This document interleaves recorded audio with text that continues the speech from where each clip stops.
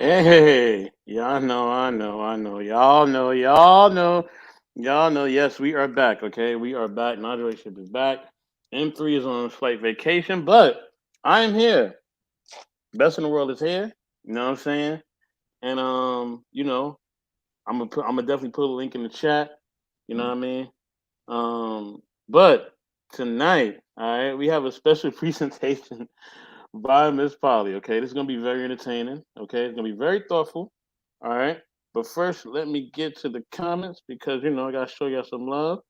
And three from the vacation saying salute K and our team. Salute in three. Good to see you, brother. Good to see you. You know what I'm saying? So, without further ado, let me bring up my peoples. Oh, my bad. Bring in Miss Polly. Bring in Marcus. You know what I'm saying? What's going on? What's going on, family? What's up? What's the deal? What up? What up? Hi, hi, hi, hi. How's everybody? All right, Good, so Miss good. How are Polly, you're you? exposing the male agenda. We doing good. You're exposing the male agenda. What's up? Talk to us. What's going on? Yes, yes. So if some don't know or do know, so we had a show, I think it was last week, and we were kind of talking about a young lady and her experience just out of the town, and her experience was, a young man had, came to her, approached her, and during the conversation, some people thought that maybe she was being kind of rude. Maybe she kind of shut him down, and I think that it is a good question that we always, kind of show these little things where, oh, she did this wrong and she did this wrong, and my question is, what do we do in a real situation when we get inbox certain things? And if the young gentleman in this room or older gentleman can kind of give us some guidance, I would like to do a little test run. So I am going to, we're going to make sure we understand this. I'm going to allow for us to go through some of the inboxes I have on my dating app that I use. I'm not going to use anyone's name because we want people to feel, it's still safe out there. And we're going to use, no Facebook or Instagram inbox because, I want to use the actual dating inbox. So we're sure it's not going to be for professional use. And make sure it's people who their intent is to try to talk to me and then see what you guys think my response should be. And then I'm actually going to follow through and respond uh, to those emails or not respond if you think that it should be something I shouldn't respond to. And let's see what happens. I think this would be interesting and see the kind of responses I get back in real time, maybe even. Okay, okay, okay. All right, we got more family in the check-in. Miss Nebraska on the check said, "Hey, Miss Polly, my Nebraska Hey, queen. Hey." Said, "Non relationship salute, salute to Miss Nebraska. You know, what I mean? She's yes, definitely part of the family." Let me put this link up in the chat. Let me drop the link in the chat. You know what I okay. mean? So Marcus, what do you think about this? What do you think about Miss Polly doing this? Like, what do you think, bro?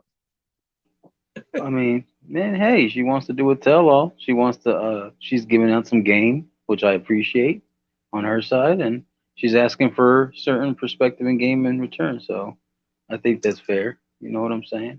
So it's gonna be interesting. Gonna be spicy. I want to know the juicy details, though. Yeah, yeah. It's definitely is okay. So I'm not gonna hold back. I looked at some of them. Most of them I did not look at. So this is just straight off the inbox. We are current up to 8:04 p.m. today. I have lots of inboxes from the dating app that I use. I use Tagged as a dating app. I use a couple other ones that I post on, but this one definitely use it. So before we get in it though, because we want to be fair out there, right? A lot of you guys know that I am poly. So to be fair, because most guys say, "Oh, well, what did you write in your bio?" Right? They want to know. So I'm actually I'm gonna read it, and it is real. So I have a phone. I'm gonna read it to you. Now And before you read this, Miss Polly, let yes, me ask dear, you a question. Have absolutely. you ever hopped in the DMs? You know what? I have one. You know what? But it was always sparked by someone talking to me first. I usually don't. Mm, I'll be honest. If okay. I see you in a space like Tag where there's streamers, if I jumped in the stream, I would talk to you right then and there, and I'd be like, "Hey, how are you?" And I would jump in. I wouldn't be aggressive, but I would let you know I'm available. Like I'm here. Hi. If that makes. I make myself seem available, but not. like too over it. But I was like, hey, how are you? I like your conversation. I start very, very friendship like that one time. And then I might say, oh, I'll inbox you to see, talk about something like your conversation. I've done that. Does that count? That's fair. Can I ask you something? Have you ever done the thing on Facebook where they poke the person back? Like you poked first? No, I don't do that. I don't even know what that is. I feel like that's a violation virtually. No. Yeah, I think at Facebook, it's a thing where it's kind of like, hey, trying to show interest and say what's up in a way. But it's like a button you push and you want to get to know somebody there. Like instead of, yeah. Should I use that? That's the advice we're gonna give. Should I use that? If I'm interested, just poke, no comment. Well, poke to start, maybe to say, hey, the choosing signal, like you're interested, not to go fully invested, but just say, hey, I'm interested. I like what I see. Now it's up to me to find out more about who you are. Oh, okay, that's fair. Okay, I'll keep that in consideration. Before you read, Miss Polly, got to give a shout out to the homie Wally. Yeah. Wally, thanks for tuning in, man. Salute. So go ahead, Miss Polly. You can start exposing the male agenda. Yes, we're gonna try to be helpful, right? We want to be helpful, and for ladies and men, what is the right thing to say back? What is the right thing to post? So we'll just start with our profile. It's about me. Okay, I have 12 photos up. They're all crazy. There are there's one body photo. Okay, I will give you that one body photo, but I am clothed, no bathing suit, nothing like that. Okay.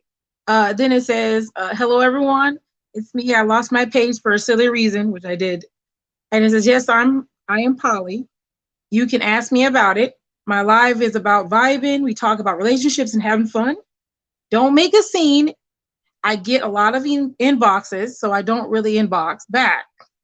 Go to my live to talk to me. It's the best way. MzPoly is my name, and all the media is under MzPoly. There we go. That's it. That's not enough. Okay. So it's real simple, and I direct them to my live. And this is my backup page. I use my backup page because I lost my other page, as I clearly said. But that is just real. That's all it says. It says I am Polly, so you have to ask me all those other questions. Okay, so just because I want to analyze this part just a little bit, I didn't add what kind of Polly I was because I want someone to, talk to me, and that's like leaves conversation. If you give too much, I think, in your intro, I think it makes it too hard for people to start conversation, because that right there opens the door for people to be like, oh, well, what's Polly?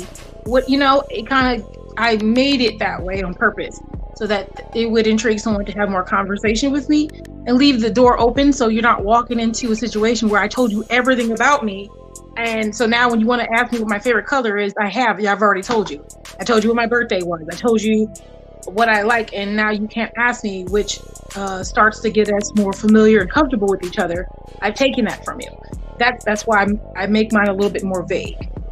So I will put that. So that is why I do that. Because someone might ask that. But before we continue, gotta give a shout out to Princess K. Hey family. Say hey y'all. Hey family. What's going on?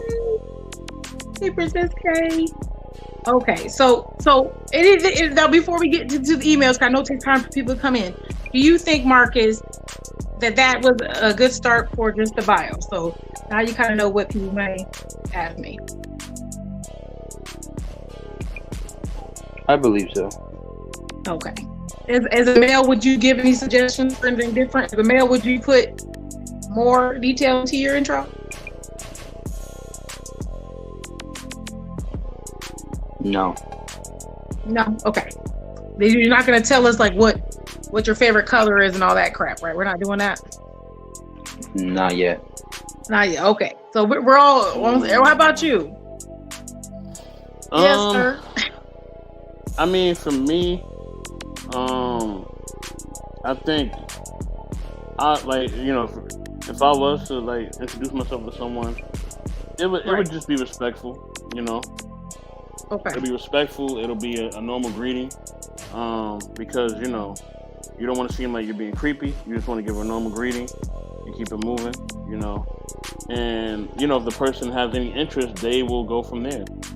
You know what I'm saying? And if they don't, then they're not gonna say anything. You know what I'm saying? And then the ones who don't want to communicate and who are not in that type of vibe, it'll save me so much time not communicating with them. You know what I'm saying? So yeah, keep it short and sweet. Yep. You know what I mean? Okay. Because the thing is that, you know, that's what us getting to know each other is about. You know what I'm saying? So and that's really it. You know what I mean? So a lot of times we think like, oh, I got to do this and do that because we see somebody, and it could be either somebody on the street. We see him and we think we got to have this magnificent introduction, and it's like, no, like, you know, just keep it respectful, smile, right? Be pleasant, and the rest will happen. You know what I'm saying? And if they're not feeling you, they're just not feeling you. Like, that's just it. Like listen, the less time you waste on somebody that's not feeling you, the better your life will be. Trust me, people. Trust me. Okay, that's fair. Okay, so we're gonna jump right into this email now. I haven't gone live on this particular app probably in about a week. So anyone, this one is current from Thursday. It's been, yeah, probably. So they haven't seen me talk or anything and ask questions. So this gentleman here is from California, supposedly, and his name is Queen Maker. Okay, he doesn't have a freaky name. He says, "Hey, maybe you can help. Hey, maybe you can help me out. But from a woman's perspective, is there any real difference between love and being loved? And which one would you prefer, love or loyalty?" He didn't ask me anything else. He just asked me that. My profile has nothing about me giving out advice or anything. So would this be a good conversation starter? Should I mean, I would give him the answer, but what? Well, I mean, yes, I think it will be a good conversation starter. You know what I'm saying? And I think he's asking you. I mean, that's kind of a very in-depth question for a greeting.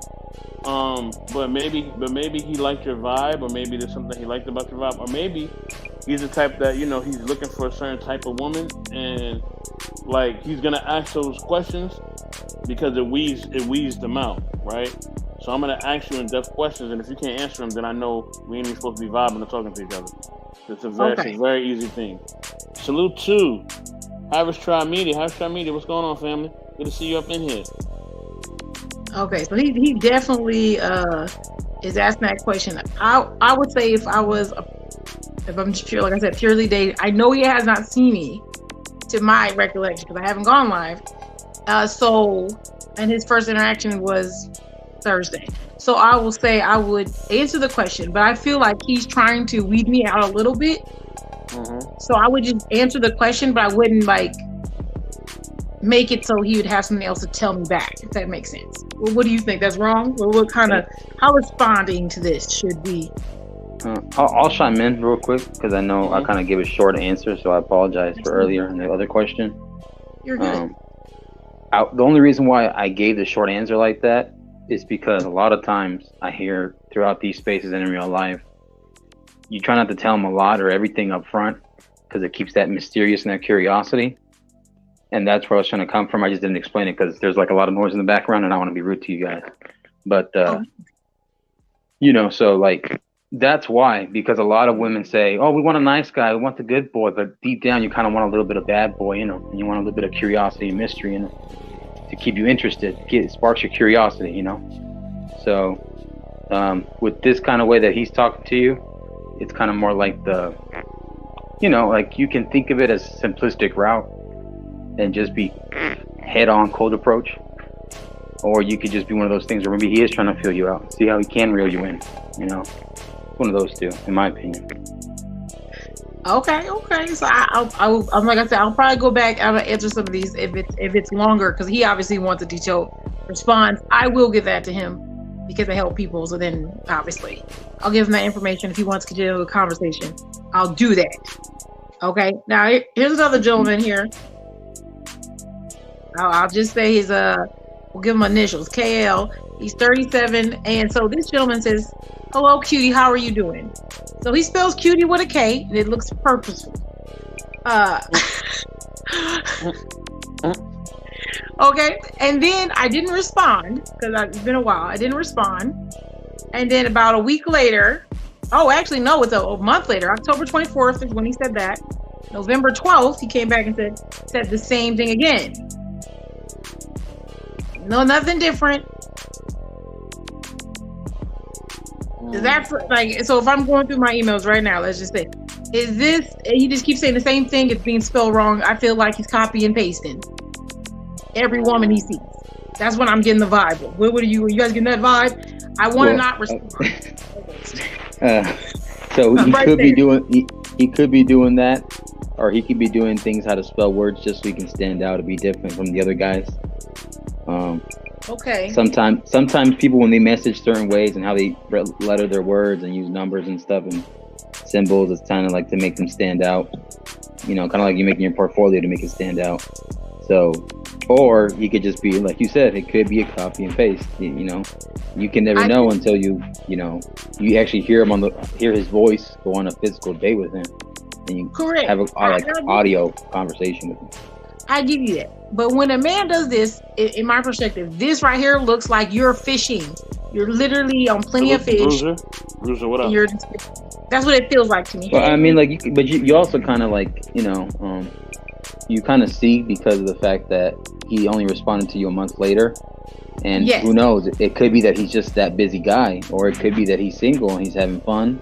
He's playing the field, or he just could be that he's playing it kind of a little too smooth and too slow, and maybe he just, hey, if she hits me back, she hits me back. If she doesn't, it is what it is, and then I'll hit her a month later, so it doesn't seem like maybe the person is begging too much or sounds and looks too needy. Because a lot of women say too, when the guy texts too much, and especially when the guy sending more text messages than the woman, it shows that she's not interested. So in this way, I don't know if you responded back to him. Maybe it was just very short answers, and it seemed like maybe he felt it out. I did not. This is no response. Now, if I respond, I will tell you guys I respond. There was no response, so it's clear that I haven't said anything. So October 24th, and then in November 12th. These are the 2 dates. I haven't responded. Hadn't said anything. And they can tell when I go live, so I can understand maybe he's freestalled that I went live recently. He wanted to, try again. Clearly, because what my thing says that I'm not in the inbox all the time. So, how should I respond to that from you, Marcus? What do you think would be a response that doesn't sound rude? I mean, he's not. I mean, I'm looking at his photos. I'll be honest, I don't really get too deep into that. But he only has one photo, and it's of his face like to this much. He's literally looking like this, and that's all. Shout out to Home Improvement. That's all I got.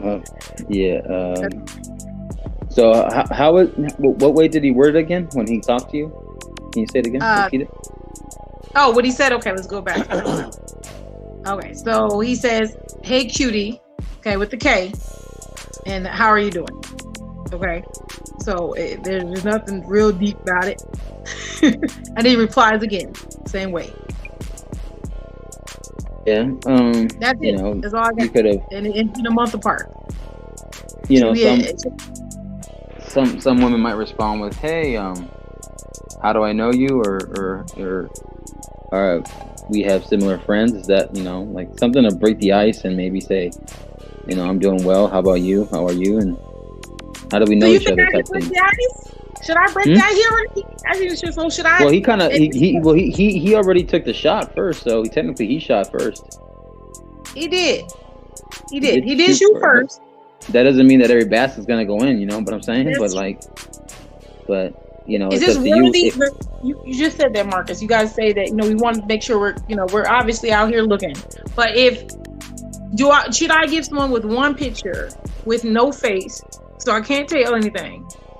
There's the other move you can do is you can have a video call with him, so you can video call him. That way, hey, I want to know how you look, and then I'll feel you out, because part of it we are visual. Okay. Yeah, it's like visual creatures. So if you want to hear his voice and you want to see who he looks like, you want to tell him what is he about, and you tell him what you're about, stuff like that. I feel like I'm not intrigued enough, and this is why I was doing this, because I feel like if you're a man and you're on this app, if you have one photo and it's only of this much of your face, and you're obvious. Like I said, it appears you're fishing for somebody to get a hook. You throw as much as you can out there, which I understand. I don't have an issue with that. But the conversation doesn't have much, right? Is this someone I should say, hey, I could just say, hey, back and just see what happens? Is that what you're saying? Or I'm going to initiate even more by a video call? Yeah, like you can start off by messaging first and then say, hey, I kind of want to set up a video call with you. Like you start out with a conversation if you want. I'm not saying you have to. This is like a cheat code of all cheat codes, but it's one of few options you can do it, like a route, Like you can go this route, you can go the other route. You can go say, hey. Do you think he's worthy of that, though, at this point, with just the basis that we know? Do you think it's to that point I should take another step to virtually have a conversation? But when it comes to you say being worthy, that comes along with vetting and stuff, and being like opting out. Like you can't just like say, oh, all of a sudden, I don't like his picture, he's not worthy. I mean, you could on a visual basis, but when it comes down to the foundation, you could be missing out. I don't know, And it's like I said, you're the one that's going to be going out with them. You're the one that's going to probably be maybe sleeping with them. You're the one that's going to be taking trips with them. You're the one that's going to be maybe spending some holidays with them. Depends how serious it gets, Okay. Going to some Con convention. You think I should push a little further based on just this information that we're given? Well, only because you said he only has one picture, and then, like I said, like just say, hey, okay. How have you been on this app for a while? Like, tell me a little bit about yourself. Like, you asking the guy, are you a local or are you out of town, out of state or something? Okay. And then just say, hey, do you have other pictures of yourself, or can we schedule like a video call? And if he says no, then you go on to the next guy. Okay. Well, what do you think, sir? You can you can still keep it respectful and still say, I move on from this shit. Okay. Okay. What do you think, sir? With SoapBox. Oh, he might be doing some background. No, I'm here. Okay. Hold on, I'm putting my mic in. I think that is right. Like, you gotta decide, what's best for you as far as like the situation. So, if you're intrigued by the information that's given, then go for it. If you feel like it's not worth your time and you don't like what you're reading or what you're perceiving from him, then hey, you got your answer right there. These things are a lot more simple than they are hard. You know what I mean? I think you're right. Mm-hmm.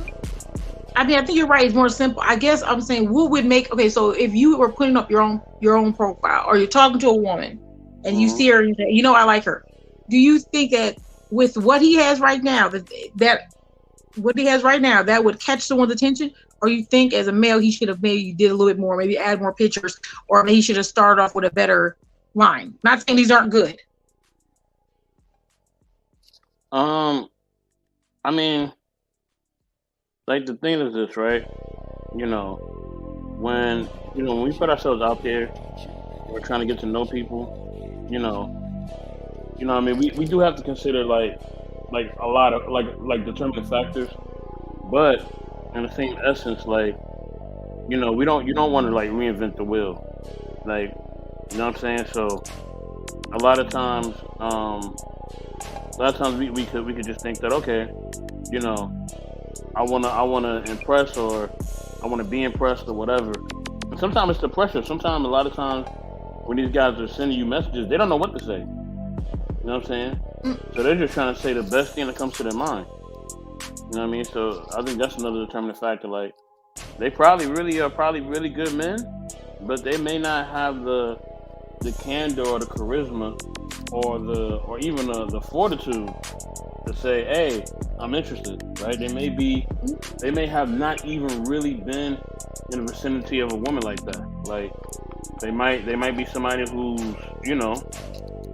who maybe is a workaholic, or maybe they don't just have a lot of experience, right? In all fields. So, you never, because we live in America and social media is so wide and rampant, you don't know what you're going to get. You're literally, It's like putting your hand It's in like a a mixed gamble. bag. It's like putting your hand in a mixed bag of candy.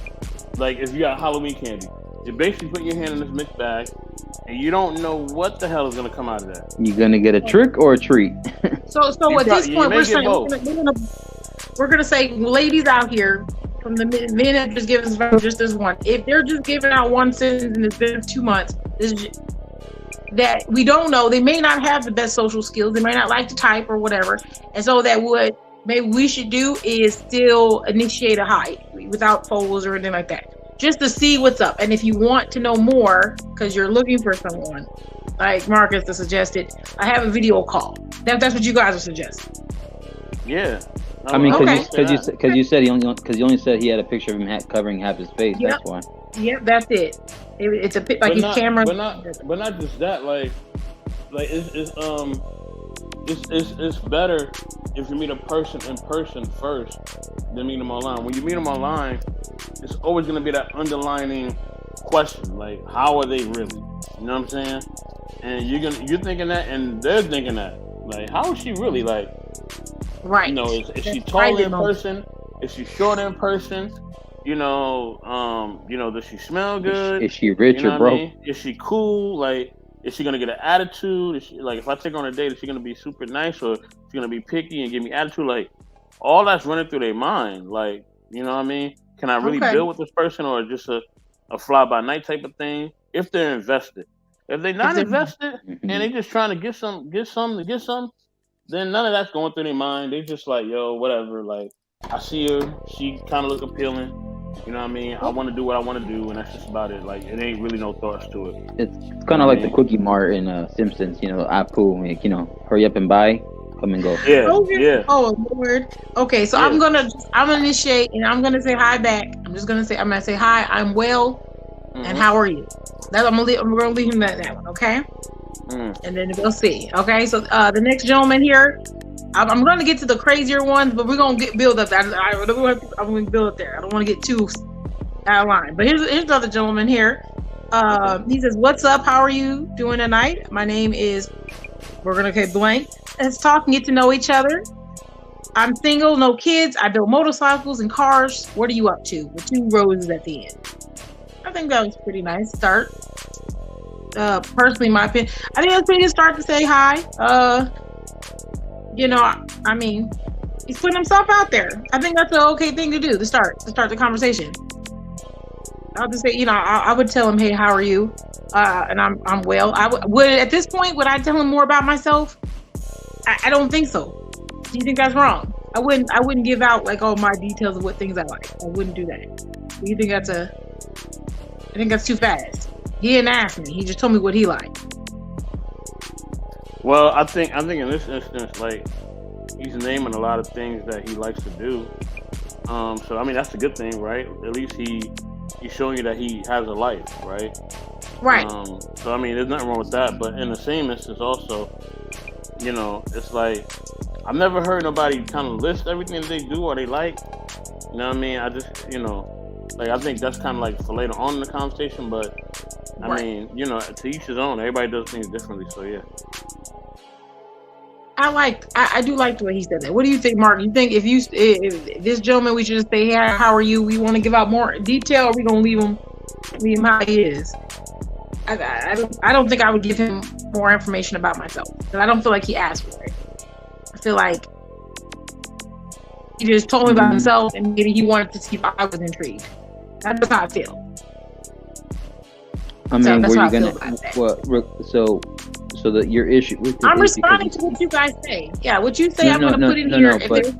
But I want to make sure because I caught what you just said. Because of him opening up about himself and describing himself, you thought it was too rushed or too fast how he did it. No, I feel like I wouldn't respond back with things like I wouldn't list things I like as a response. Like, I would just say, "Oh, you know, that's nice. I'm well." Kind of, and you know. So would you rather ask him first and then he tell you, or him lay it out in front? Yeah, I would. Okay. I would like to ask first. The reason why I say that is because discovery trumps disclosure. I do. I feel like when it's online. since it's just like you're waiting to see if I'm going to respond, I feel like it's too. If you're giving out all your information, you're not going through the process of getting to know me. You're just throwing all this stuff at me, and I feel like you're just saying, "Hey, here's all this stuff. Do you like it? Yeah, no, okay," and then run. I feel like you're just trying to find anybody. Any woman will do. And I feel like that makes me feel like you're not really trying to get with me. You're just trying to find a woman. And that for me personally, I don't like that. I want to know that he sounds too available. Is that what you're trying to say? Yeah. Notice how everything you said, I was able to simplify with one word. Yeah. Believe me, well, I know. To get details, Marcus. What people want to know? Like I said, I've been around. I've been around plenty of women, so I like I said, I know. So I do want to say that I gotta get detailed, because if the ladies are in here, hopefully it helps someone who's online dating. If a man's putting up their profile, hopefully that helps them too. And then some of these men, like I said, the next one I'm going to read to you, I would not respond to at all. Unless I was in some kind of special mood. I'm not. The second guy, you disqualified him because he disclosed too quickly too much information without you asking the discovery of everything from finding it out on your own. No, he's not disqualified. I would initiate conversation with him still. But you just said that you just say he lot of times seems available, but you don't know that. I can't be 100% sure. It could just be that he's used to the dating scene where everyone just wants all this information and he's tired of answering it. So he just likes to throw some things out there. So I have to consider that. So I have to say, it seems like he's available, but let me make sure. Are you physically attracted to him? Is he fit? I really didn't look too much. I'm gonna be honest. I really didn't look too much. I can look now. Like I know I usually don't look. I know that sounds crazy. People think I'm crazy for doing that. I do it so much. It sounds like you're really not that interested, and you kind of already disqualified him. In my opinion, that's what it looks like. Everything you just told me. Okay, you're right. Because I don't look at that stuff anymore. I really meant that. I think people thought I was joking when I said that. I don't really look at that anymore because I don't think it's. The only thing that would disqualify you physically would be something like maybe that was so, grotesque to me that I couldn't stomach it without staring at you and making you feel uncomfortable. That's the only way I would say I would disqualify someone at this point in my life. I can't disqualify somebody for being short. I can't disqualify somebody for, I don't know. If you had a chipped tooth, I would probably still talk to you. I'm gonna be real honest. But some people don't believe that about me. So a lot of times when it's a first situation like this interaction, I really don't look at your photos that hard. I will not. Only time I look at it is to kind of just figure out who you are. So if I saw you again, I would recognize. Gotcha. Is that wrong? No. I mean, hey, they're shooting their shot. You want to know who they are and stuff. Yeah, that's it. It's just for identifying. Okay. And then that's it. And from there, you'll deflect the ones that you don't want, and then you disqualify the ones you don't want, and the ones you do want. You qualify. Depending on certain things. Okay. Yeah, I mean, not really much. The reason why I ask certain questions like these is because you get down to the nitty gritty of it, the bottom of it. You find out you weren't really interested in that person like that at all. That's true. Now, I will be honest. When it comes to age, I don't mess. I try to stay below 44 when it comes to age. Just because they seem to have a harder time with poly. They have a harder time with poly stuff, and that's just personal. But, so what's the lowest age? Probably 30, 31. Okay. Yeah, that's right. Okay. No, we're staying out the 20s. They don't belong with me. I don't belong with them. That's okay. Man, ageism. I am ageism on that part. I do. I am ageism on that part. Okay, that's very true. I am a little bit on that part. I'll give you that. Hey, at least you admit it. At least you admit you respect that. I have to. I have to say no for a couple reasons, but yeah. Now this next gentleman says, first sentence. Okay. He's going to communicate me one time. He says, "Will you laugh at my tiny dick, please?" Whoa. That's where we are. But he wants you to laugh at his speckle. He wants me to. It's a request. So he bought the Vienna sausage cans from Walmart and he wants you to laugh at it. Okay. Yeah, that's exactly where I'm getting. Yeah, well, I mean, some people are into the whole what's that called when certain sensual lifestyles of like you submissive dominance and like okay. the So he could be stuff. He could be the abusive submissive guy that wants to be abused verbally and stuff. Okay. Now, if I'm not interested in the guy, should I just say don't talk to them at all, or should I be responding to this? Because at least responding, they will know the information. Or should I just leave him dry? You can either leave him dry, block him, or you can just say, hey, respectfully, I'm just not interested. Thank you. I hope you find what you're looking for, and that's it. Well, I want to pick one, Marcus. I want to use it right now. You want me to? Do I say not for me respectfully, or should I just ignore it? You can just say not for me respectfully. I hope you find what you're looking for, and but I'm not interested. Thank you. Okay. He said, I'd rather want a hot link than a Vienna sausage. Come on. That's what you're going to tell. Right. Yeah, I'm just kidding. Okay. This one is, I think he read my bio, so I'll allow this one. He says, Bae, you into women by any chance? That's all he wrote. So, can you repeat that last part again? Repeat it. Bae, into women by any chance? And I'm saying it incorrectly like he wrote it. So, are you... So, he's probably... It's either one of two or three things. He's asking you if you want to be in a two or threesome with other women, maybe in a certain type of relationship triangle, including another woman. Maybe it's three. It's 3 women in total, and he just gets to watch, or he gets in on the action. That's what it kind of sounds like. It sounds very sexual. It sounds very highly sexual. Are you interested? I'm not. Okay. Well then just say, hey, I stay away from chicken of the sea. I stay away from chicken of the sea. I'm more into the bison and the cow and the beef. Just that's the way I roll. Say I'm not vegetarian. I am a meat eater. Just tell them that I'm a carnivore. That's what we're going. Okay. I'm not into tuna packets, so I'm good. Oh, geez. No, not okay. Nah, I think just say the same thing again. No thanks. Okay. So we're very pleasant. Respectfully, no thank you. I'm not into I don't go that route, or I'm not into that lifestyle. I'm into the more hot dog, taco shell, Okay. Oh jeez. Okay, so at this point, I mean, we're doing good. We haven't got. Okay, we got some good ones. That's good responses. So now no one's getting offended. Can I come have you for dessert?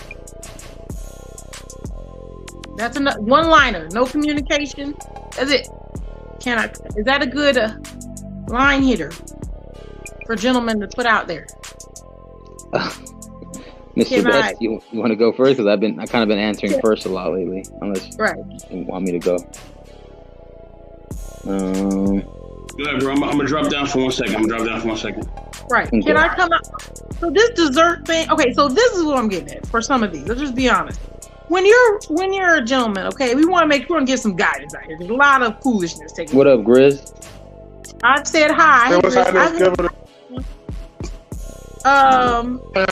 And hi. And we've got deep. Okay. So I will say that's a lot. Can I have you for dessert? I think that's too much, especially if now I don't know his intentions. So at this point, I'm not even sure. So clearly, you know what he wants. So I mean, most guys want to have sex with the female partners they get with. So I can't assume that he doesn't like me for my intellect. Or are you saying I should just assume that because of the statement? Well, usually when guys do that, when they say that line directly, they just want to do one thing. Usually, that's Okay. But it's like I said, it's not the best. I personally wouldn't go that route because it sounds too corny. Like the line was already corny in itself, and it's just come on, like you're just not even trying like that. I get it. You want to be honest with the chick, but you got to ease it up a little bit because then the woman will smell that as okay. He wants it too bad, too much. So But go for it, Gris. Alright, so especially growing up, I've heard a lot of my friends have like pickup lines. Like, you know, guys somebody asked me what's my pickup line because they just started to tell a lot of people. I have no pickup line. I just talk to them. I try to. Hey, Gris, you're kind of going in and out, bro. Yeah, you're going in and out, Gris. What about hear me now? You might have to go back. You might have to reload and come back again. Shit. Yeah, you might have to reload All it. right, I'll be back. You good, bro? I'll Okay. be back. So I did hear a little bit of what he said. He said some people already have a pickup line set up. They throw it out there just to see what happens. And I get that. So my question is here. See, this is the issue. If you're coming to a woman online, though, Marcus, okay, this is what I'm trying to say. The male agenda to me when it's online and in person, because in person I get some of these comments too. If this is the case, a lot of it, if it sounds too sexual, it comes off as that's all you want. And there are a lot of guys who maybe that's all they want. Like that's why I had stated how my pictures were. You know, my pictures usually headshots because I have one body photo, and that's it. So when it's like this, would you give men advice to continue with the one-liner, or is like throw whatever out there and see what you get? Who cares? No, I mean, if their one-liners keep failing, then no. Why would you keep using the same one-liner? It's like a messed up product. So you don't go with the same cheesy line. You switch it up and you feel it out. And it's mostly about confidence, how you approach the woman, how you look. You feel good, you look good, you sound competent. You don't sound like a mumbling idiot. And then like just a lot of times it's kind of tough because we see women in public spaces and they're not alone. They're with women. Usually, you know, for the most part. Every now and then, like you could see women that are by themselves at a bar, sitting down or at a table. But sometimes those women can sometimes be very reserved, or maybe sometimes they're too open or too available sometimes. And so that's why they end up going with groups of friends, because they know that they can push off the guys. They can push off the guys, and they can also have like a wall of defense. And then they can also get the guys that are willing to pay for the drinks, you know? So that's where the girlfriends have their friends too. And then you got like that one pretty chick in the group, and they'll have like some of the girls that aren't look as good as her. And you know, she'll be the main, she'll be the main prize, right? Like the quote unquote prize in the group, right? But the other girls will end up being like the side chicks, and sometimes because those girls are kind of like they're not the primary choice. Though some guys will distract the secondary choices just to get to the primary choice. You know what I'm saying? Your wingman needs to help you. Your wingman needs to assist you. The wingman need to take away the kryptonite. Take away the kryptonite. They'll extract it and they'll deal with Supergirl. You know. Oh, and then there you go. But then sometimes, you know, usually pretty women hang out with other pretty women because they know too that they'll get the hookups from the simps. They'll get the simps to pay for their drinks. They get the simps to pay for their cars, to get for their rides, to get for their food. And then sometimes they might hook up with the hot guy, sometimes. But it's usually for overall good time, good night, type stuff like that. And then they get the attention from the guys. They get the other jealous women in the group. Oh, look at this bitch. She's wearing high heels. She can pull it off. Oh, this chick is getting the nice dress. She's pulling it off. Oh, this chick has her hair better than mine. Oh, I see her. Okay. Sometimes the women are competitive that way. Sometimes, you know. Everyone's sometimes. Yeah. Okay, now this gentleman name is Mr. Donkey Cowboy. We're going to start with just the name. Okay. He only wrote to me. He wrote to me twice, but it was the same day. He said, OMG, you are so awesome. Beautiful. Thanks for your beauty. I just wanted to eat your beautiful P.S.Y. from the back to you nut. Good. Yeah, he likes seafood. Let's go. I see, you know,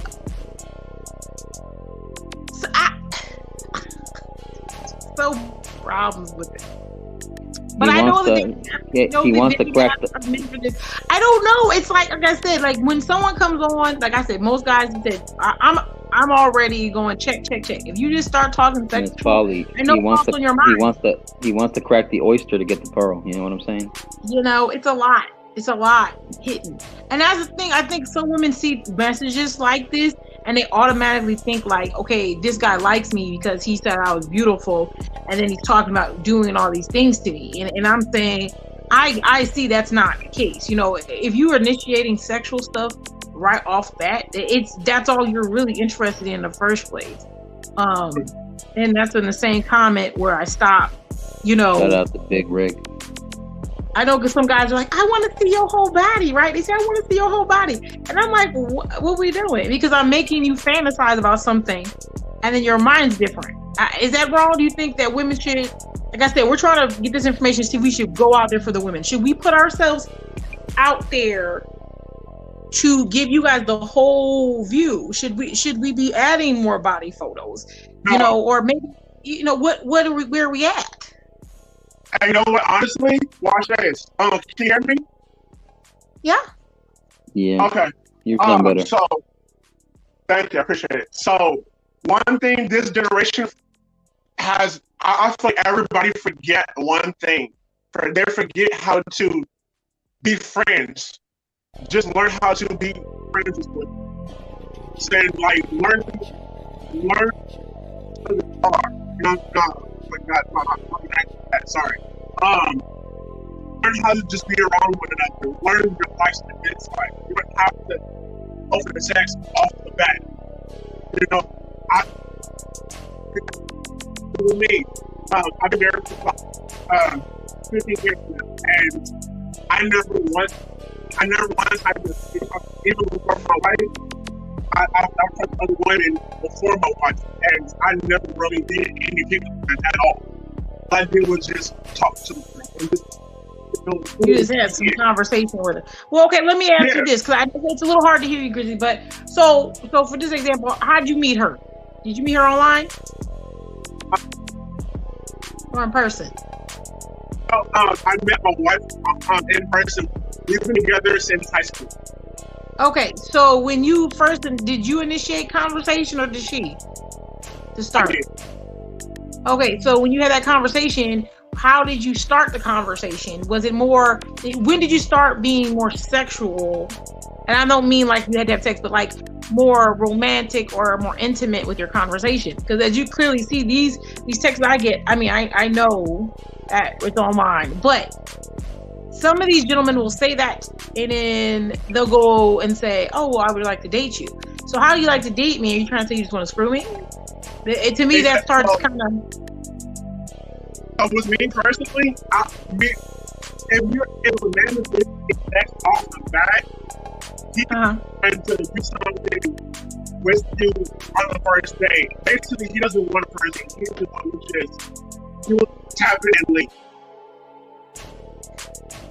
Basically. That's just my thoughts. Because like I said, I'm different. I want to know what are your likes, what are your dislikes, like my essence. If I was still a girl, hypothetically, if I was single, I was a girl, you know what? To make the movie, I do photography. I'm poetry. I love going to plays, operas now. And you know, some women may like that, some women may not like that. So, like, you're weird. Okay. Like, do you show you because basically I would show women who I am, and if you like everything that I'm into, I'm not gonna. So basically, me personally, I'm not gonna just be like, hey, you know what? If I have sex right now, I'm gonna wait until maybe the third, fourth date. Like, this is just me. I'm gonna wait until she initiates it or I know it's going that way. Okay. And this is what I was saying, because like last show we had, we were talking to someone about an incident they had in person, and they thought they were being kind of harsh. Now, I think it does make a difference if you're interested in certain things, and you can exclude some people depending on what you are interested in. For example, I don't know what Marcus, do you have a particular thing about a woman that, like, if she didn't have that, you couldn't mess with her at all? do you mean if she didn't have something like in a checkbox, like a checklist? Yeah, if you, like anything. So I didn't want to be too descriptive, but anything about a woman that is like, as soon as you see her or you have a conversation with her, if she does this, it's a no-go for you. Yeah, I do. I got a couple. So like, if the woman starts out with saying, "I'm a strong, independent woman," I'm a PhD. You know, I'm gonna look at you as a deep down. I'm gonna either laugh it in or I'm gonna laugh it out loud. And that's what most guys will think of it as a joke if we hear you talk like that, because we already know a lot, especially in these YouTube talking spaces, and then like in the out world. This is one of two things: we won't take you seriously, and there's really no need to ever talk to you again, or we won't take you seriously, we'll smash you, and there's really no even need to even talk to you again after we smash you. You know, that's just how we're gonna play it. We're gonna play it off like, oh, okay, you know what? We went on a one date or two. It really wasn't my thing with her. But that's how you never want to start it off, especially with a guy that knows, that's on his shit, that looks good, that feels good, that's confident. He's not gonna want to deal with that kind of stuff. And he knows like, oh, okay, I got her. So I know what exactly to tell her to feed her certain ego to a certain point without kissing her ass, but maybe get in her pants. Okay. We know what to do. We know what to do usually.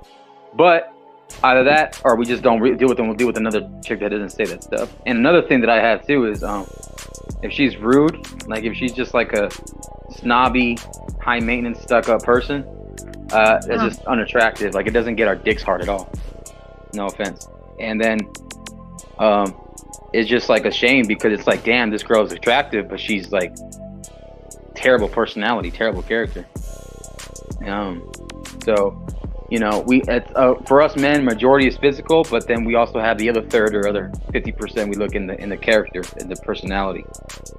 And then also, last but not least, don't expect us to tell you what you want to hear or kiss your ass, because it's usually those girls that have their usually egos inflated because a lot of other simps that did it before in the past. Like, you know, don't expect me to take you to an expensive date. Don't expect me to take you to an expensive restaurant or something like that. You know, chill. Like, sometimes the simple things is what's more important in a date. And then if she's not acting like a lady, don't expect me to act like a gentleman, you know? So you think if you find out that you're not interested at some point when you're having the conversations with this person, you yourself, not saying you as a person, but the conversation for a man can turn to, okay, I'm just gonna hit and quit. So they have made that up in their mind, and then they will still continue to have conversations, initiate or keep going on as if there is something more when there may not be it in fact at all. Only sometimes we'll just string them along just to have like the sex, maybe go out on a food date here or there, but not really take them to meet our parents, not really to meet our friends, you know. So how will they know that they messed up and now you've changed it to just sexual? Some guys won't tell you though. Some guys won't. Some guys, if they're honest enough and they have the balls to tell you, because certain people say that, hey, they want the truth. And that's since we're sticking it to women, a lot of times the cold truth is too harsh for them to handle sometimes. So that's why sometimes we soft it up and we tell you, oh, it's not this, it's that, it's not you, it's me, you know, type thing. You ever heard that before? It's not you, it's me. When in reality, it's mostly you. I've never heard it in person, but I've heard people say they've heard that before. Yeah, and then like some guys, it's gone to a point where it's gone to a point where I've been on a date with a woman. She was attractive, but it's just who she was, I couldn't rock with how she was acting, and so I just got up and I said like I was going to the bathroom. I left, and she was stuck with the bill. Damn. Yeah, I didn't care though, because because she was just, you know, being a little too extra. I can already tell like her personality, her character was just, and it was a shame because that's what sucks is the fact that they're attractive women, but you got to have the balls to walk away. Wow. You left it there and. What you say, QueBee? I know what, honestly, I'm gonna say like I know with me, I'm playing this like because like I'm gonna run to the restroom while you guys are talking. One second. Okay. Keep going. Keep talking. I'm gonna go. Because I know I know I've been with from my wife. I was with her. I would show women how she messed up by, you know what? have a good evening, have a good life. And now, there's been like one or two that's like trolling me on Facebook that they see that I'm doing photography. I'm a videographer. I'm in class. I'm in school, and they're like, oh wow, that's great. And it's basically, I just feel the nice guy in me because I know I do believe in karma. This is just me. I would just show them, like, you know what, I'm gonna pay for the bill, but you can find your way home though.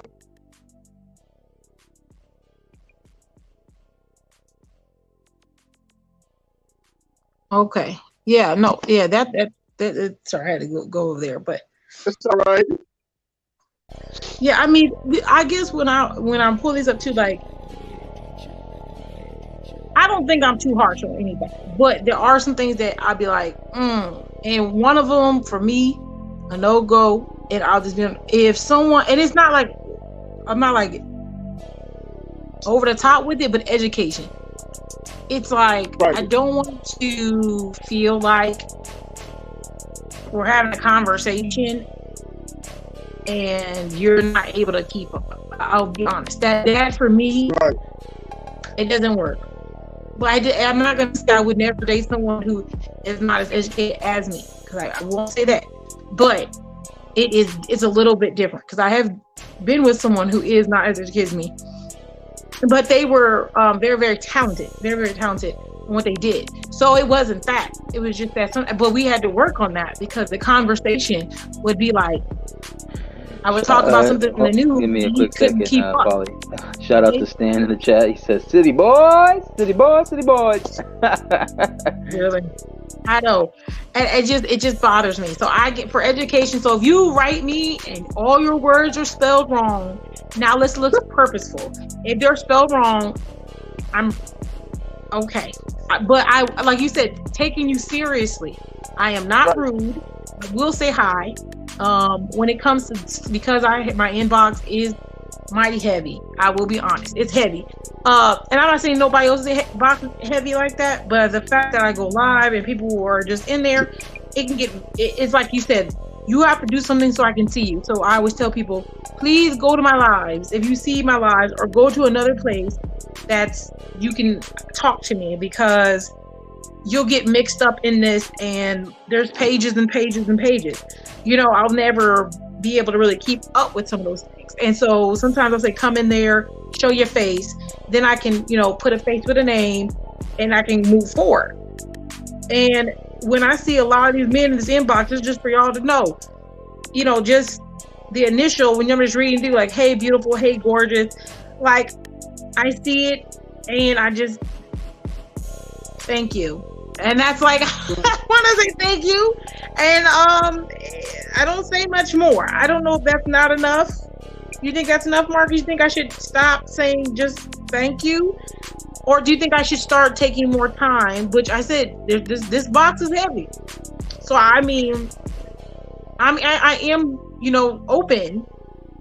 But like you said, I'm not thirsty, but I'm open. So if I do go through here, just the, every once in a while, I go in here and I look through. How should I be trying to move in these situations? Because Instagram girls and girls who are half dressed, half time, they have inboxes that are really, really large. How do they decipher? For you to tell me as a male, how do I decipher who is out here for maybe a real relationship? Is the hey enough for me to engage, or is the guy who writes a paragraph the one who I should be looking into? That's a good question. Hey, no, honestly, I'll say it like this. Hold on. I'll go. I'll say it like this. It depends on every person is going to be different, right, that you deal with. But like you said, it's what you're looking for. So it's going to depend on how the conversation goes, how the chemistry's there. Whether it's just talking, messaging, video chatting, and then meeting in person.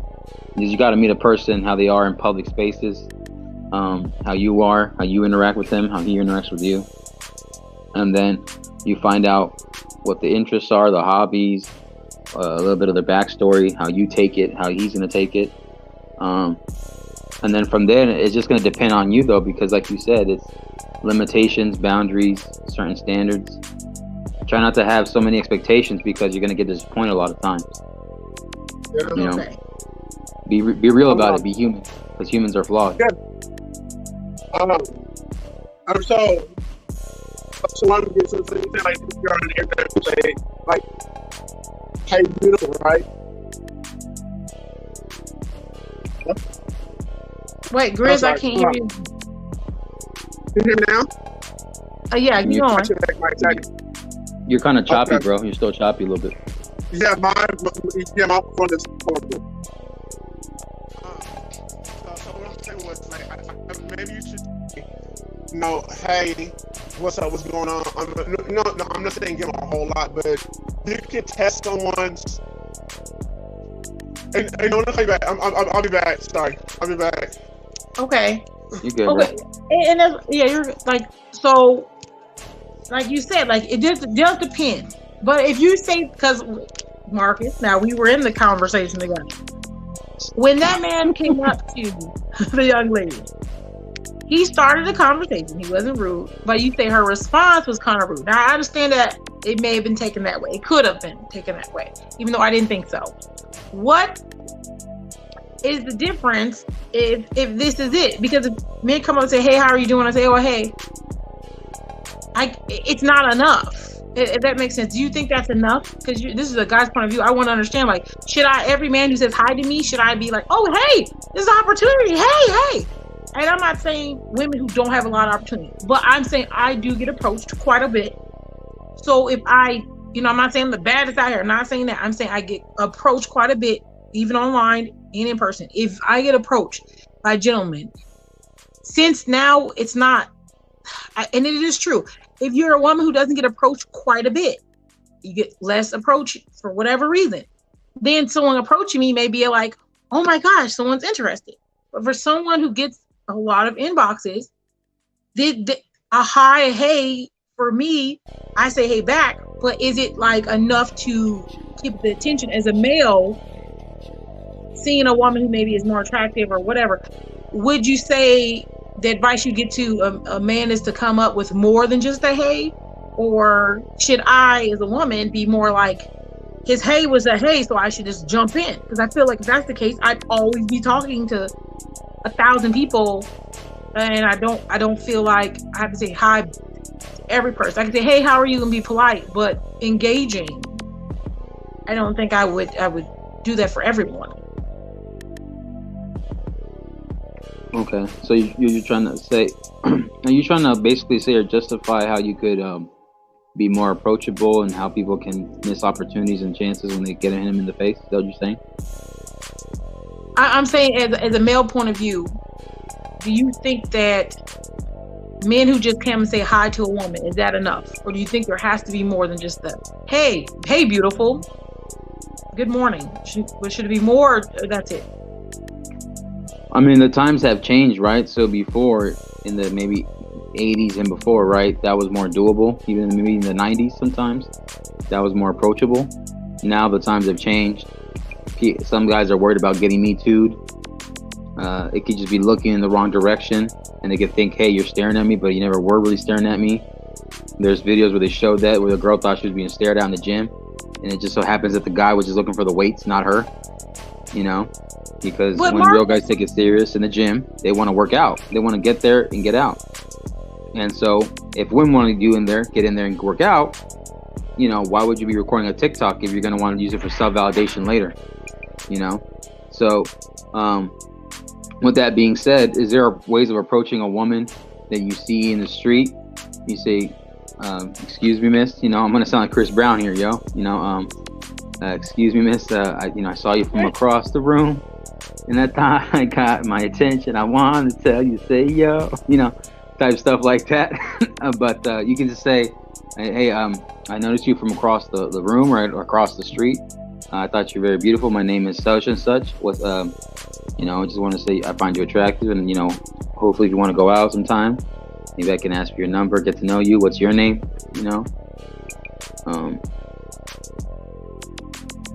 Sometimes that could work.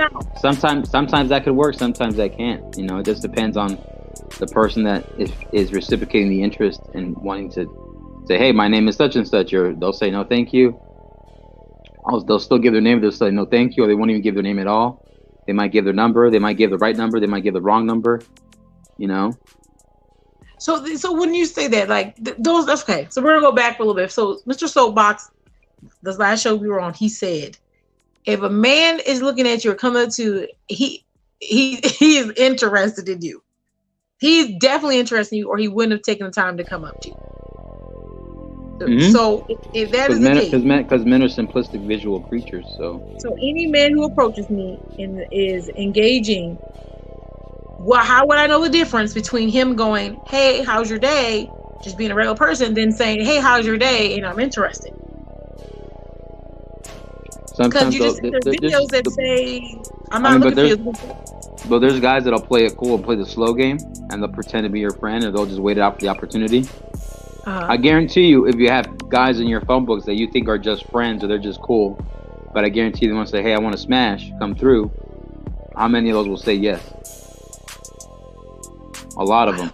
A lot of them will say yes. A lot of them will say yes. I want to say 8 out of 10, if not 9 out of 10. So it can't you say, could you admit that it could be confusing for women who, like I said, if a man comes up to them, we don't know if you're playing it cool. How do I identify you playing it cool? Are you not interested? Are you interested? Like, how do I decipher? Say that again. Say that again. How do I decipher between you playing it cool and you're interested, or you not interested at all? You're just being nice. Well, they'll just keep the conversation short and move on, or they'll just be like, hey, from a distance and stuff. And they won't say a lot of compliments. They won't say, hey, I want to hang out later, or would you like to, exchange numbers and we can go out sometimes. That's the obvious way of choosing signals, without saying, hey, let's go out. Let's, hopefully I can make you my girlfriend, or we can smash. So yeah, that's what. So okay, so because a lot of times, if a guy isn't that interested in the woman, he'll literally just keep it short, cordial, respectful, and move on. Okay. Or he'll just maybe have a conversation. That's it. But he won't really, So that's what I'm saying. Now, when you say that, because you said that, right? I understand. Like, this conversation is going to be short. But if you're just interested in a person, I feel like some men are saying that, okay, I'm engaging in this conversation. I found something interesting. She looked cool. She looked like she was from this place that I've been to, and I'm gonna have a conversation. You go up here and have that conversation, and she's like, okay, you're asking a lot of questions. It seems like you're interested in me. And he could be or could not. He could just be interested in your opinion about something because he saw something that you may have related to. So it could be confusing. But that's only after you get to know them more, though. That's only when you get more in depth. You're saying from an intro. You said it from an intro. Yeah, intro only. Yes. Yeah, but you just described one that's more in depth after they got to know each other. So, well, let's say like I walked up to you and I said, "Hey, how are you doing today?" And you said, "I'm the guy." Sorry. No. Try it from a woman. You're the woman approaching a guy. Try it. You're the woman approaching me. Okay. And then, why would I want you to approach me? No. But let's switch the tables. Let's say that you're the woman approaching me. What do you think most guys are going to think about if a woman has the guts to approach a guy? I don't know. I'll be honest. Depending. It'll most likely say in the guy's mind. For the most part, they'll think, oh, she probably finds an interest in me. She may want to smash. She may want a boyfriend. But you don't know. Exactly. But for the most part, because like I said, men are simplistic visual creatures, carnal creatures. Very sexual, high drive creatures. So you're gonna go with that one. The more sexual interests are gonna pop up for you. Carnal. It's usually carnal. Okay. For the most part, because regardless if you're in a relationship or you're just smashing your friends with benefits or marriage, there's a guaranteed promise in a way. Sometimes, certain marriages, like 1 in 4 marriages, I think are sexless. Okay. So for if you're going to be approached by a gentleman, be open to the fact that you're not sure until you maybe have a little bit more deeper conversation. Deeper conversation usually means they're interested. Could we agree to that? What you're saying? Say that again. But that if a man approaches you and he starts speaking to you, that most likely the situation is that he's interested. Could you agree to that? And that if he continues the conversation at that point, he's decided something upon you, but you don't know if he likes you and you're like who you are or something like that. He might want to date you, but you don't know what category he puts you in yet. Because that depends on you, especially after you have sex. Because he already won the mission, like Mario, when you win the castle and you save Princess Peach or whatever her name is. Yeah, that's her name. What if you? So you're saying if women do not have sex, if women aren't having sex, a man comes up to them, talks to them, says, "Hey, I'm interested in taking you out." You still, when he takes you out, as long as you hold out on sex, if you hold out on sex, could you then verify if he wants something more in a long term or short term? What's up, Jedi? Hey, man, thanks for joining us.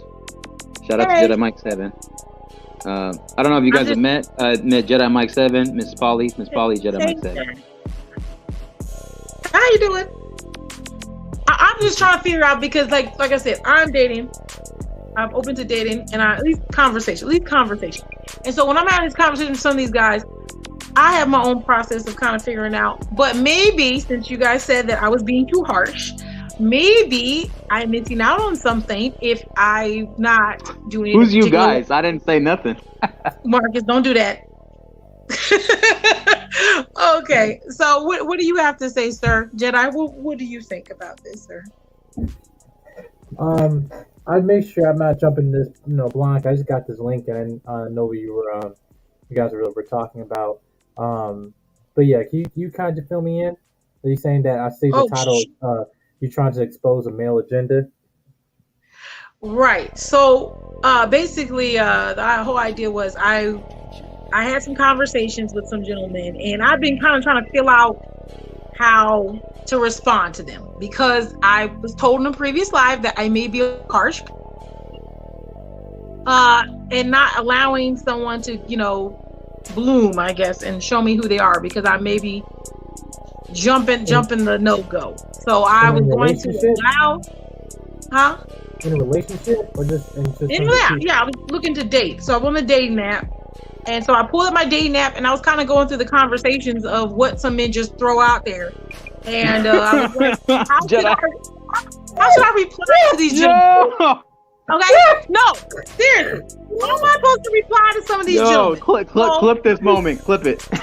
You can.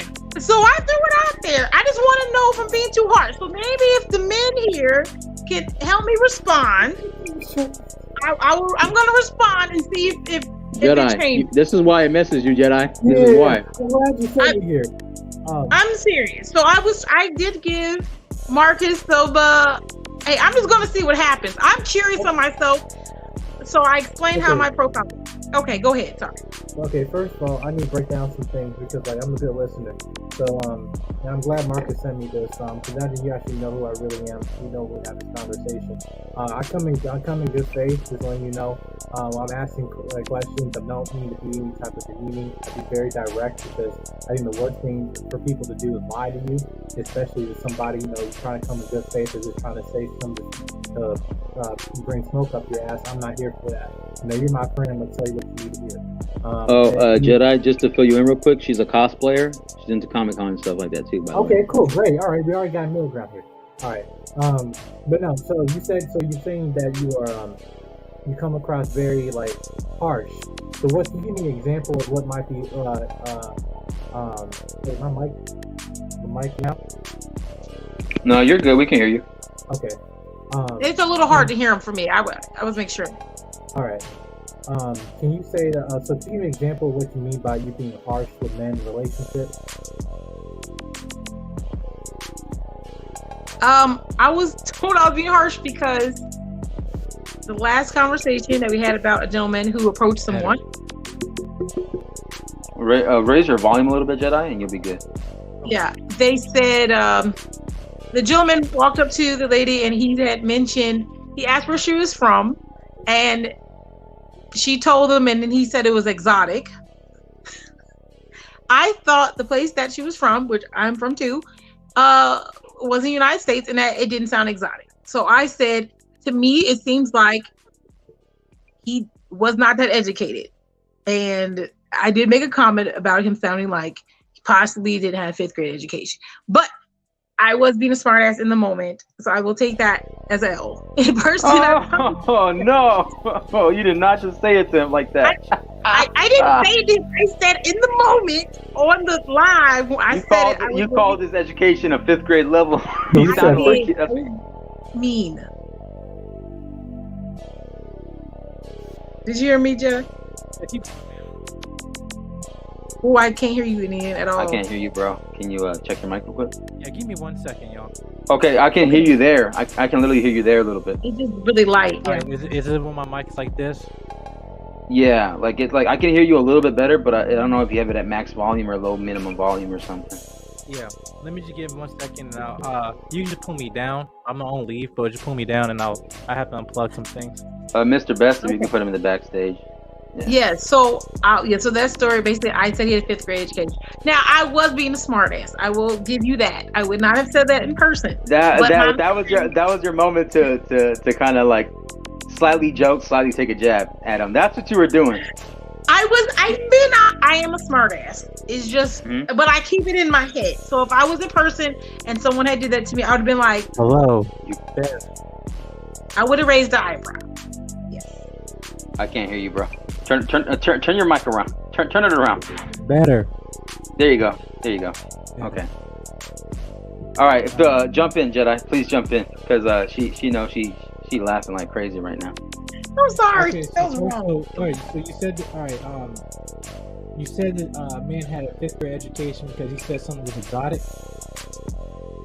She said, okay, so she told him I'm from Nebraska, and he goes, wow, he's like, that's exotic. And she was like, that's in America. And he was like, oh, I didn't, like, you didn't know. And then I said, that's not like he was from 5th grade education. I admit that that was hard. That conversation was, but obviously that was just a joke that didn't land. A cheesy one-liner. It was cheesy, yeah, it was cheesy, but also some women they can play off like, hey, you gotta try harder than that or something, like not. Yeah, there you go. Thank you. Like that, so that kind of disqualified you immediately in my books, but. I didn't say it out loud. I said it in my heart. Is that fair? I didn't say it out loud. Wait a minute. I thought you did say it. That was the whole point. You didn't say it out loud. No. Say it with your heart. No, the conversation. I was listening to someone tell the conversation about what happened to them. So in my head, I said out loud during the stream, I said, "You sound like he has a 5th grade education." He didn't ever heard me say that to him. And I said, if I was in person, I would never say it out loud. But if I was in person, I would have said it in my head. But the fact that I said it in my head and maybe made a face, Why? I said, would that seem like I'm being harsh? Well, I mean, at first that was like your fight or flight response. So usually, we're kind of emotional creatures, and we kind of react, to our first, eye of thinking and everything. So, either way you can say that you wouldn't have said that in person, but it will slip out in one form or another. So my question to you is saying that. What makes him think he had a 5th grade education? And honestly, it's a very small thing because there's bigger things I need to unpack here. But just with that, just like, why was your first reaction to that? It was. I think I just said that because 5th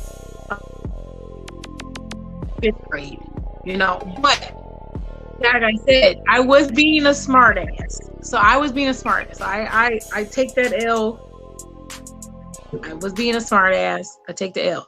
But I'd say if someone was to approach me, a male, like I said in these emails I have, when someone's like, hey, and they don't know something, I'll probably just educate them. But if I was educating them, am I calling them stupid? Do you have a desire to correct people? I would, yes, I do. I do. Okay. Depending on the situation, but right. Yes. Okay, put a note on that. All right, so I don't want to cut me, Marcus, when you cut you off when you're your full spiel. I just want to, let you let it all out. I'm just jumping this blind, so just explain your whole spiel. No, I would. Oh wait, say again. I'm sorry. Just go. Continue on with your whole spiel and everything because I need because I don't want to cut you off. Yo, M3. Like, yeah, I no, want to hear your story so I can better understand you. So I mean, I know we just unpack that small little thing as an example. I just want to know if my preference. That better? Or yeah, you sound better. Can you hear me now? Yeah. Okay. So I guess because it seemed as if I was being too short with gentlemen before I got to know them a little bit more in depth. If I start a conversation off with somebody and, they say, hey, how are you? And I say, hey, back. And that's why I had my emails out because I have some emails. So I got my date app out. I went to my date box emails and I pulled up some of the things the guys say to me at first. And I said, well, how should I respond to these gentlemen so that let's see if I get a better response that I think I'm going to get. And a lot of times I don't look at pictures when I first see someone. I don't really look at pictures too much, but I'll have the conversation. So like this, we just said a gentleman told me he liked motorcycles and something else. And I said, I would say hi back to him, but I wouldn't like give him anything about myself because I feel like he didn't ask me. He just told me stuff about himself, but it wasn't a question to me. It was just, hey, this is the stuff I like. And I'm like, okay, like, is that too harsh? I don't think that's harsh, but I don't know. No. But yeah, but keep going. I mean, I don't know. That's what I was asking. So I was going to get someone else's opinion. So I said, let you guys give me the answers, and I'm gonna send it to these gentlemen and see how this goes. Maybe I'm gonna change it up. I'm gonna change it up and let men help me guide me through this walk. So basically, Jedi, the way she's opening up is all the people that she's been hit up on an app, and she's disclosed all the private information of the conversations they had before, and she kind of wants guidance. And when guys give out certain responses, if they're too short answers, too short questions, the description, how they start off the conversation, and then she kind of wants to know from a man's perspective, if what guys usually want. Is it usually sex? Is it they genuinely want to know you? They genuinely liked you the whole time, they had a crush on you, depending on what the history is, etc. But for her, she wants to add context and she wants to hear from us as guys to her. Okay. So first of all, that's the territory you get, coming from going to these dating apps. That's your first thing. You already start off with they want hi, how are you, whatever first response, which is why I don't really agree with having most of your conversation through text. But yeah, but I'm asking first of all, what's your intentions though? Like what type of outlook and relationship you want? I look for something serious, whatever, I read my profile. So my profile is real kind of vague, but it just says, if you want to get to know me, come to my live streams. If you want to come to my live streams, or hit me up on any social media inbox and hit her Cash App. No, I didn't say anything about Cash App at all. No Cash Apps on there. I don't have over the top sexual pictures. I just have all face. I have no. Say that again, Jedi. Let me revise. Wait, I have to revise. I made an OnlyFans, but I didn't do anything on the OnlyFans. So you can't make this up. I made one. I made one because I wasn't sure. Because you cannot only on non relationships, baby. I'll be honest. No, I'm there. You can look it up. Nothing on it. Like. He put anything on it, but I made one. So if you look up my name, I don't want you to call me a liar. Do you have the Cash App, PayPal, Venmo I was going to use it for Miss Polly. Do you have the Cash App, PayPal? No, you don't. No. Okay. No, I do not. I didn't even. That's what I said. I said that was a no for me. I did not do it. I'm just being honest. I didn't do it. I thought because that would hurt. That would hurt who I was, trying to reach out to. I did not do that. I did not do that. No. Okay. Okay, Miss Polly, before we even get to OnlyFans, I gotta give a warm shout out to Jedi Mike, man. The return of the Jedi. I see you with the long man beard, man. So salute to my brother. You know, Marcus. Salute to you too. And hello, Miss Polly. Yes, sir. Yes, sir. And shouts to all the people in the chat. Hey. Wait, okay, so Miss Polly, Yes. dang. All right.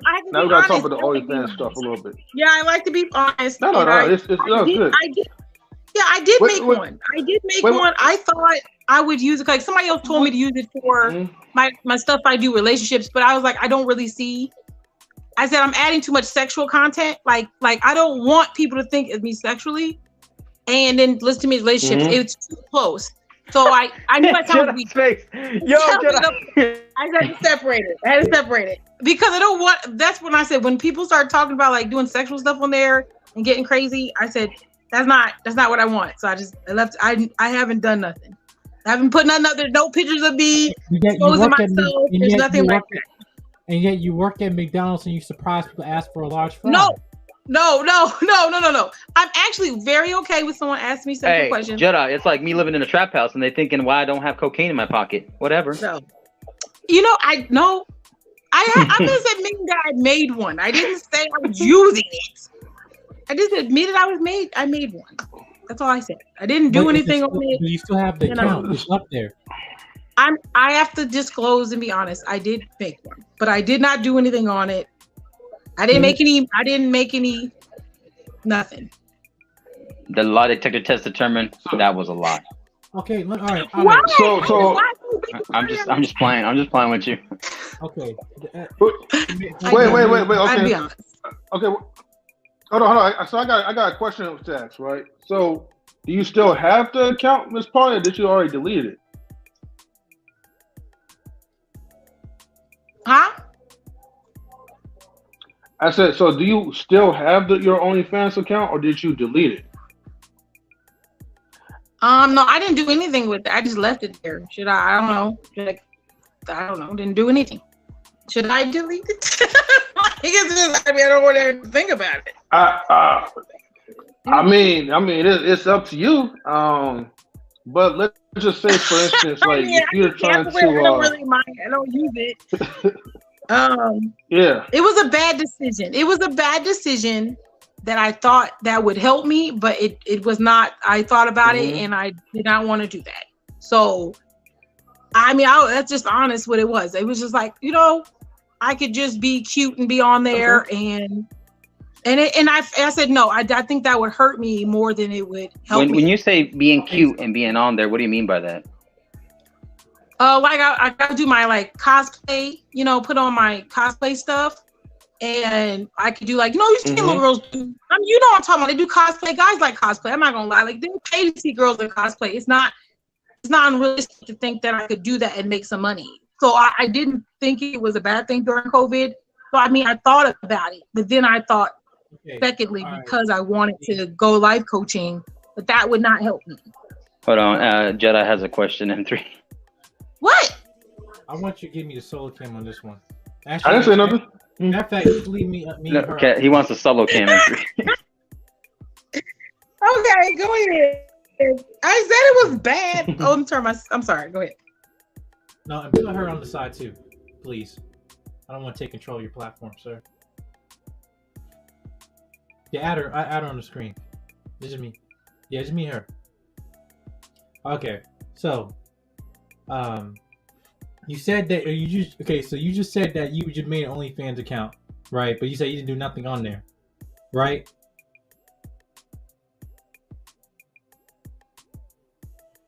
You're muted. You're muted, sweetheart. Go ahead, Okay. Sweetheart. I started the process. I started the process, open it up. As I was trying to set it up and get it together, and I wanted to do it, and then I said that's just not for me. But you didn't post. I also But you didn't post anything. I think I put some like pictures up, like of me, like this. How many?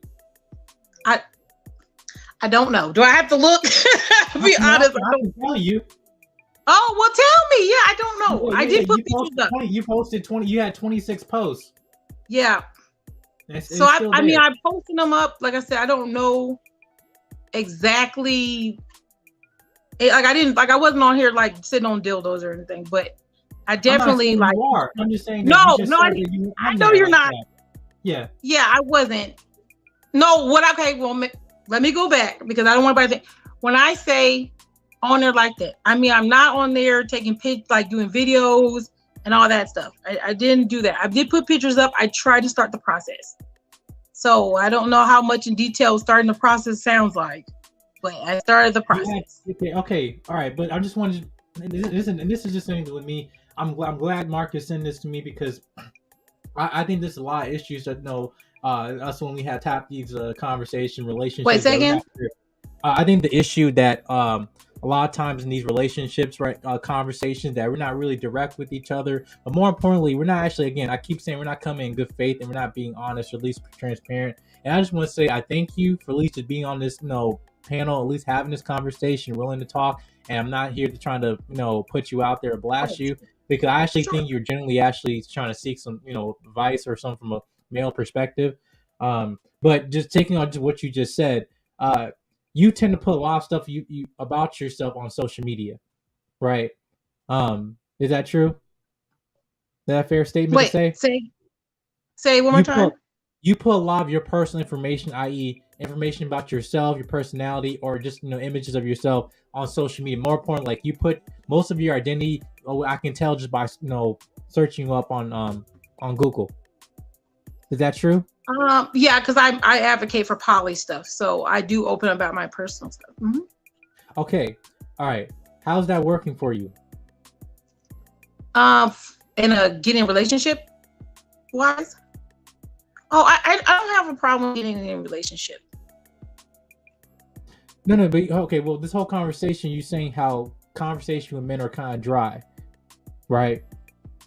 And they're not actually. You saying you want something to have a serious relationship.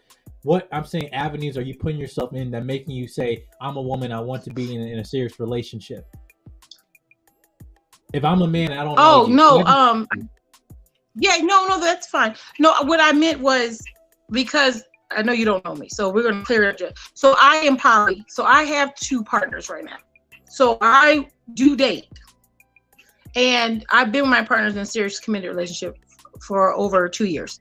So I do date still, though. So when I'm dating right now, I'm open to it being long-term or short-term. I'm okay with that. But I would like to get to know someone and make a connection. But if I don't want to be the person cutting people off short, if that's what I'm doing, to find someone. And I was also trying to give advice to some other young ladies who maybe are being too short and we don't realize it. So I was just using myself as an example. In my inbox, what comes in here, how should someone who should respond as a female, or what does it look like when you respond a certain way to the male? So, okay. All right. Now, adding context. So now, okay. So the word poly means you're in a polyamorous relationship, right? Okay, that makes sense. Yeah. All right. Oh, okay. All right. Because I was just like, okay, I just thought, this name, whatever. Okay. So now, that changes everything. All right. So now, okay. So you, so you want to be, so you're in a polyamorous relationship, right? And you already have 2 partners. Hmm. Okay. So what's the issue? No, I don't have an issue. I just asked if I was being too rough or too short with some of these men who are trying to get with me. There are men who are trying to date me. Are you trying to get more? I'm open to another partner. Yes. But how many? Just probably 3. 3. Yeah. Okay. So I'm just saying. Shout out to the 3 Musketeers, baby. I mean, right? You already got 2. I think you already halfway there. I mean, I'm not. If it doesn't happen, it's not like the end of the world. It's not that way. I'm just saying there are men who've come to me and asked me out, and I'm open to going out and getting to know people. Okay. I'm kind of lost for words right now. No, not because of what she's saying. It's just because like I'm kind of like I did not. Again, I just jumped in this blind. I didn't know you were in a poly relationship. So now it's like, well, hey, I'm not in one, so I was like, I can't really advise you on that. But on those, No, advise me as if I wasn't. Can you do that? I can try. So okay, that's okay. Like I have to take the other two out because like you are. Yeah, I take them know out. how serious- Take them out. All 'Cause right, we're okay. trying to help other ladies. We're trying to help other ladies. That's our goal. Yeah. So like. You can't say shit. Hey, I'm gonna just hey Jedi, can I add on to what you're about to say? If you're gonna say something real quick, let me add on real quick. Yeah. So this third potential prospect sounds like a Miami Heat trade deal for LeBron James back in 2011. But let me just add this real quick. So this third guy, he knows you're into this lifestyle as well. Are they aware? MzPoly? Going once? Going twice? Yeah, everybody's aware. Okay. Yes. And yes.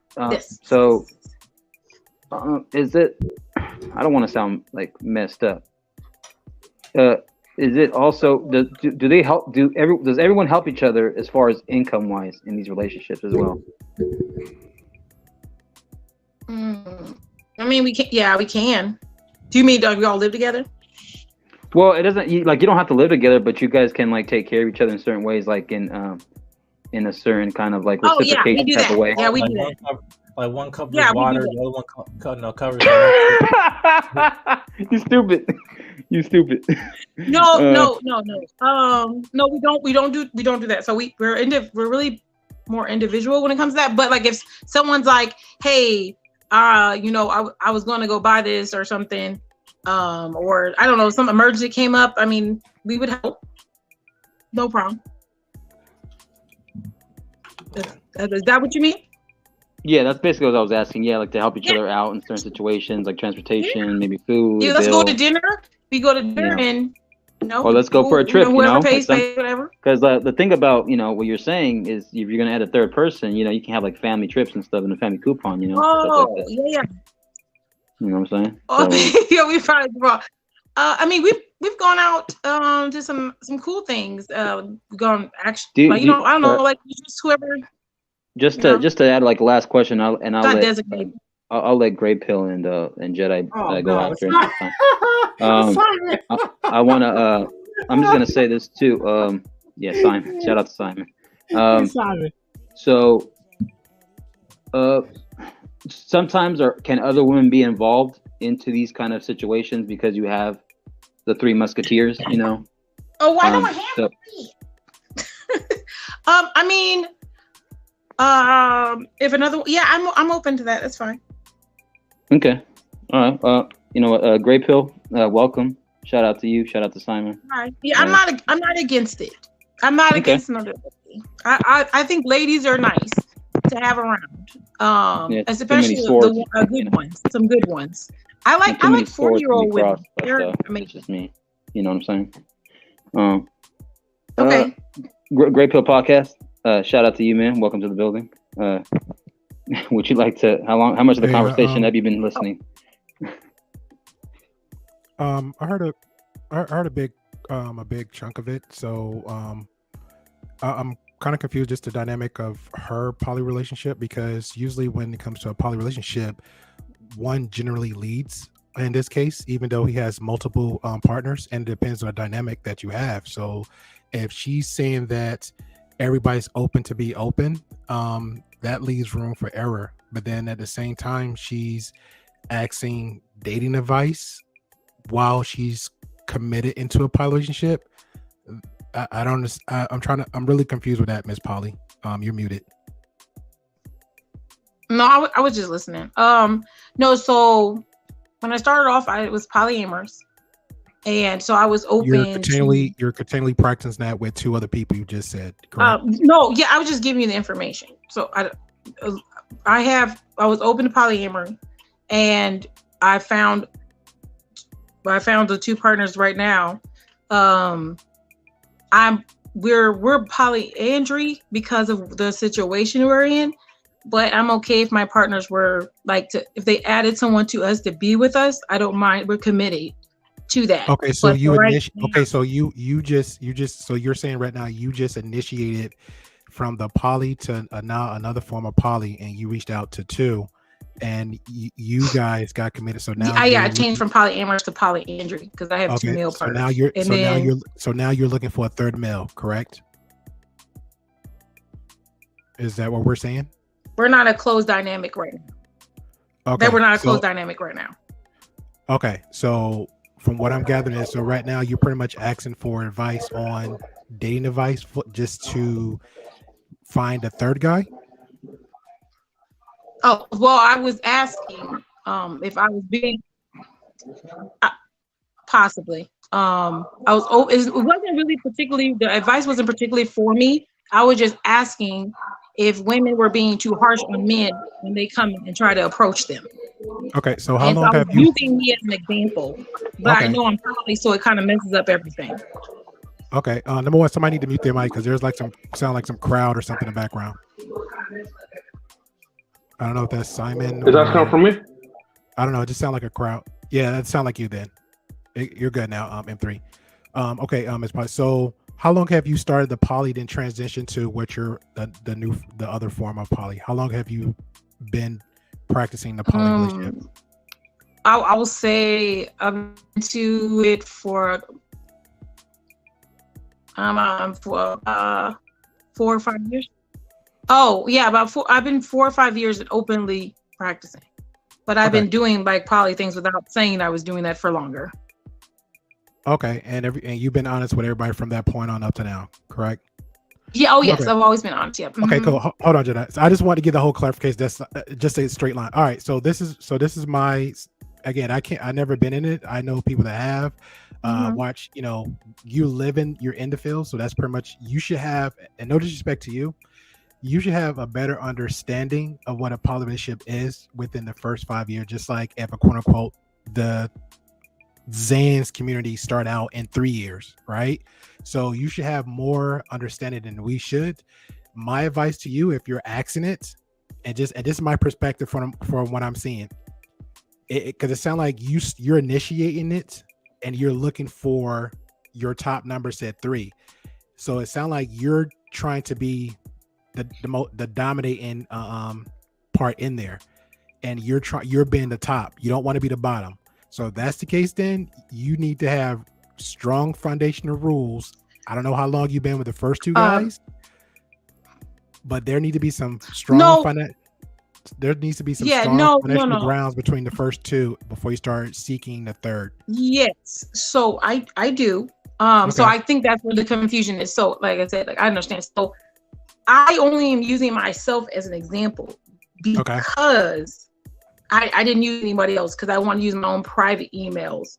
So I just use myself. So if you're trying to break me down with no, like break down like, hey, which day, I know who to date. I know how to do the process. But I'm saying for women who are maybe single, yes, who are looking for men, are they cutting them off too short? Or when someone says hi to you, hey to you, how do you figure out if there's the hey is I just wanted to say hi to you today because you're just a lady and I say hi? Or what's the difference between that?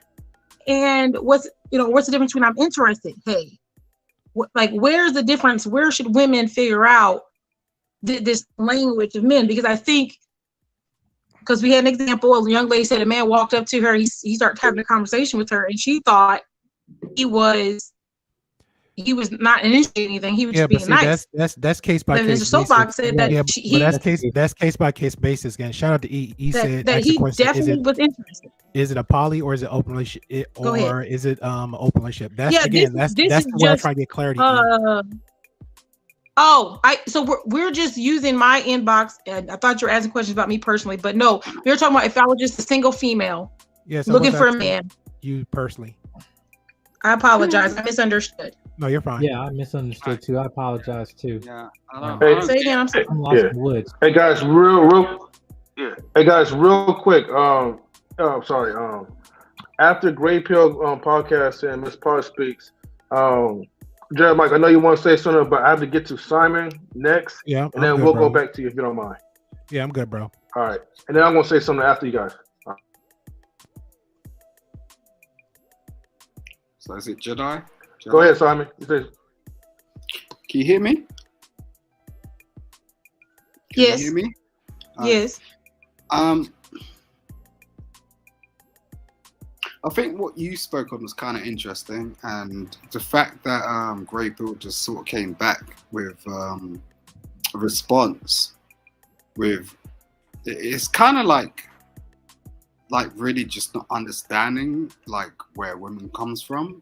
Like we always have these conversations, and I think the first thing like we do as black men in particular, like, is to respond to black women like they have no substance. I think what she was talking about was totally sort of like relevant. So I don't think there was any point of grey pill or blue pill or black pill like responding in the way he did, apart from actually just being a bit open and just like listening and seeing what she was talking about, because what she actually said was like she was in a type of relationship, and I think we can actually all gain from that. She's still in that relationship, Simon. Yeah, exactly, Marcus. So you need to listen. Yeah, I mean the response is always defensive. So I took account from what she was talking about, and from my perspective I was like, look, I had a whole conversation with someone earlier on, and it was the same thing. Like they had been in a relationship and it's kind of abusive. They take men in a certain type of way, and that's just how it is. And us as men, we're not sort of like being the real providers anymore, because all we want to do is come up on these platforms and chat shit, because like apparently our women don't have any value when they do. They provide us with our sons and our daughters, and we need to get past all this nonsense, and try and work hand in hand with our sisters. And I understand like you guys have platforms and the rest of it. Maybe I don't give a shit like that. And many people will go, okay, well, you're just talking and whatnot. I have a mother. You have a mother. I think it's kind of relevant, especially like with black women that hop on to panels where it's predominantly black males that actually will actually talk. I mean, I think that's justifying, and we're moving into a new age, and it's going to be something that you guys need to really pay attention to, because if you continue to dismiss our black females, we're going to have a real problem, because when the metaverse kicks in and all that shit, we're not even going to have a voice. Yo, I'm gonna say this, This is the best thing I ever heard Diamond say. You know what I mean? Diamond, you made a lot of sense just now, brother. Like, yo, I don't know what happened today. Hey, what's up, E? Shout out to E. You made sense. Who's Diamond? You know what I mean? Hello. Today you made sense. Diamond and Simon. Salute to our sister E. Thank you for coming up for the first time. We appreciate you coming up. You know what I'm saying? Lady E, share what you think about this. Seemed like you had a question in the chat. Tell us, are you part of the poly movement too? You know what I mean? Like you down with No, I was just trying. I actually didn't catch the whole thing, but I caught the part where MzPoly was speaking on the relationships, how everybody lives separate, but they go out and do whatever. Yeah, And for me, it comes off as more like openly dating, because really, for me, I guess there's no benefit. Like, we're not in the same household. I don't know if is the goal to come into the same household or just live separately and enjoy your life vicariously through one another and other people and all of this stuff. I'm just trying to understand that aspect. Correct. Exactly. Thank you, E. Okay, I'm sorry. I didn't mean to confuse everybody, but every time I say I'm poly, it just like it confuses everybody. I was No, trying it to. doesn't confuse I us. Probably was it's the trying rules to that you be set. The rules you okay. set. So we're gonna go back. Maybe The whole Simon. Maybe Simon. Yeah, no, we were saying that if I was a single woman, because I wanted to be treated as if I did not have other partners in this instant. How could I decipher particular comments that men were saying to me and making sure that I was answering them and not being rude or cutting them off short before getting to know them more, or if they were just really trying to just throw it out there and catch anything that comes by. But when it comes to me personally in poly, my dynamic is not free, open, and everybody's running around. We don't do that, but that's another day conversation. So I don't mind giving that out. I do that. I have my own YouTube channel. I do that. If you guys want to look at that, feel free. But this was just about if I was single, as a single woman looking for prospects, and what they were saying in my inbox, how could I respond to them and make sure I'm not being rude or cutting someone off or not giving them enough opportunity to show me who they are? Or are they just trying to, everybody in there trying to, and like I said, it depends. And so I get Sorry, no. What you say? It depends who you have in your life, my love.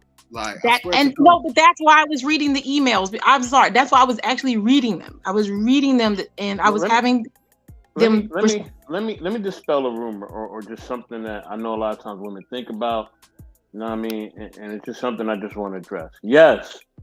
Okay, when men are talking to you, yes, we are all trying to get it in with you, okay? All right? Like, that is on our minds, okay? Like, we're not... If we ain't trying to get it in with you and we don't want to, like, knock you down, then you need to be questioning whether we are undercover brother or not. Like, that needs to cross your mind. Like, if a man ain't thinking about that, if he ain't thinking about knocking you down, then you need to be worried. So every time I'm not flirting with E, I'm gay. That's what we're saying.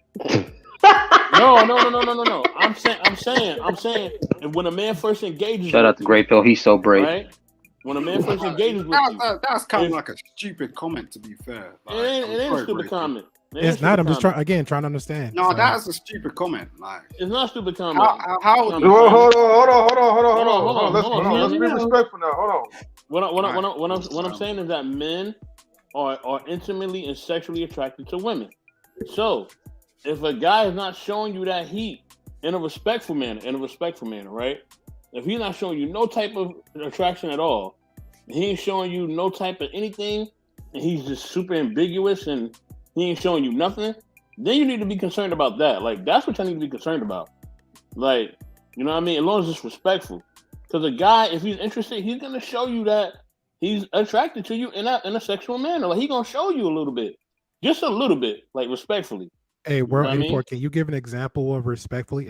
I'll paint a scenario for you. Me and E working at the same company, right? We might be cubicle across each other. You better not be doing that. I know at the job. All right, okay, so that's one. Okay, so we'll knock that out.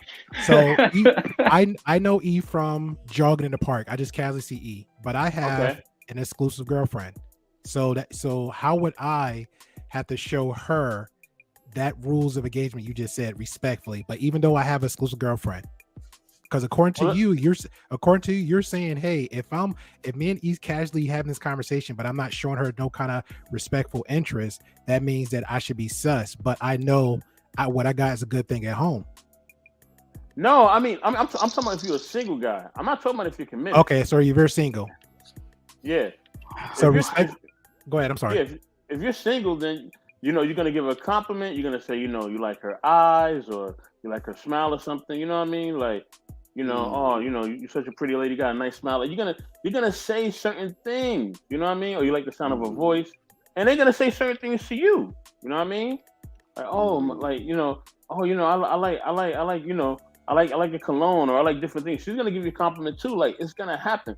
So you're gonna compliment each other, and that kind of shows an interest. That shows like, okay, like this person is actually interested. Like, they actually really. Would it be fair to say, and I'm just going by my experience, would it be fair to say a guy might have to say, you know what, I got a rough relationship. I'm actually going to focus on me for like bare minimum 3 months because women is just not the stick. Because women just might get me in trouble. You know what I'm saying? Then I happen to, again, sorry, E, I'm 3 on the bus. I happen to come across E and she's jogging, but I don't give her that type of respectful play. Does that still mean that that person is, you know, sus? That's kind of boring. Not necessarily. Like that don't mean it's sus. As a man, you should know what the hell you want to do. Like, yeah, that's what I'm saying. That I just want. But that's also part of the personality too. Some people are just in general just shy and they don't know how to approach that person the first time or the second time or the third time. They have to build it, and sometimes it's just something as little as eye contact. And if you make eye contact, maybe the second time around, you say, "Hello, how you doing? Good morning." It's just every person is different, especially like the short guy. You know how you have a lot of short men that are insecure, so they don't know how to approach a woman that he think may be beautiful and might actually go for the guy that's like 6'3" or whatever. So it's like each person is different. It's just how are they gonna make their way in? Yeah, I mean, the thing is, it's like there's price about. Oh, I'm sorry. Wait, hold on, Simon. You might be surprised about that, Eve, because I feel like most of like the people, right, that know that they have a disadvantage, they would literally try to make up something for that. Most short men that I've seen, you know, would most likely like approach a woman as opposed to a guy who's probably 6 feet tall or whatever. Some of these type of men, right, they surprisingly rely on other women to approach them. Maybe maybe they have been approached many times before, or they're used to it, or maybe those are the shy ones. I mean, who knows? But I agree with World. Real quick, Jedi. M3, Ray Pill? No, I'm agreeing with you because I'm talking to M3. No, I'm agreeing with you, World, because I have homeboy. When she said that, I instantly thought of one of my homeboys. He's overseas and demon time all day. You know, this my homeboy, right? Every time I turn around, it's like, Dad, you got more baddies than I do, or they look way better than I do. He just that type of dude, you know what I'm saying? So a lot of short guys, for me, from what I've seen, a lot of shorter men, they have more confidence because I think that's what they need to do up front versus the taller guys like, well, I'm 6'1", I'm 6'2", I'm 6'4", so instantly I'm gonna get that gratification. I mean, I had a cousin that was like 6'2". Yeah, we can agree to disagree. I'm just saying what I see on my end when it comes to I had a cousin that was like 6'2", and like he was insecure. And like he had like that model look. Like he like one of them brothers that look like, you know, like you see him like, oh man, like he look like he just get girls on a random, but he was insecure. Strangest thing ever.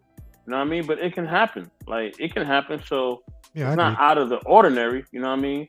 You know what I'm saying? Probably, did that help with answering your question a little bit? Oh, who, me? No, Miss Polly. You talking about for E? No, because Miss Polly asked a question and pretty much we was I'm sorry, go ahead. Asking it. Now I'm just making sure that everything that we just said kind of help answer your question a little bit because you generally asked about the emails and the DMs or whatever. I guess what I was saying, I'm glad there's a woman here. Hello, E. But it to me, if someone, like I said, if it's a general, sometimes if I say like he's not, you know, she's a lovely lady. If someone just comes up to you and says hi to you, and they might see you every day at a certain spot, they always say hi to you. Are you automatically gonna think they're interested? Or are you just thinking they're being nice? How is a lady supposed to kind of figure that out, or is it up to the man to make make some changes so then I can verify if he's interested, or he just the man saying hi?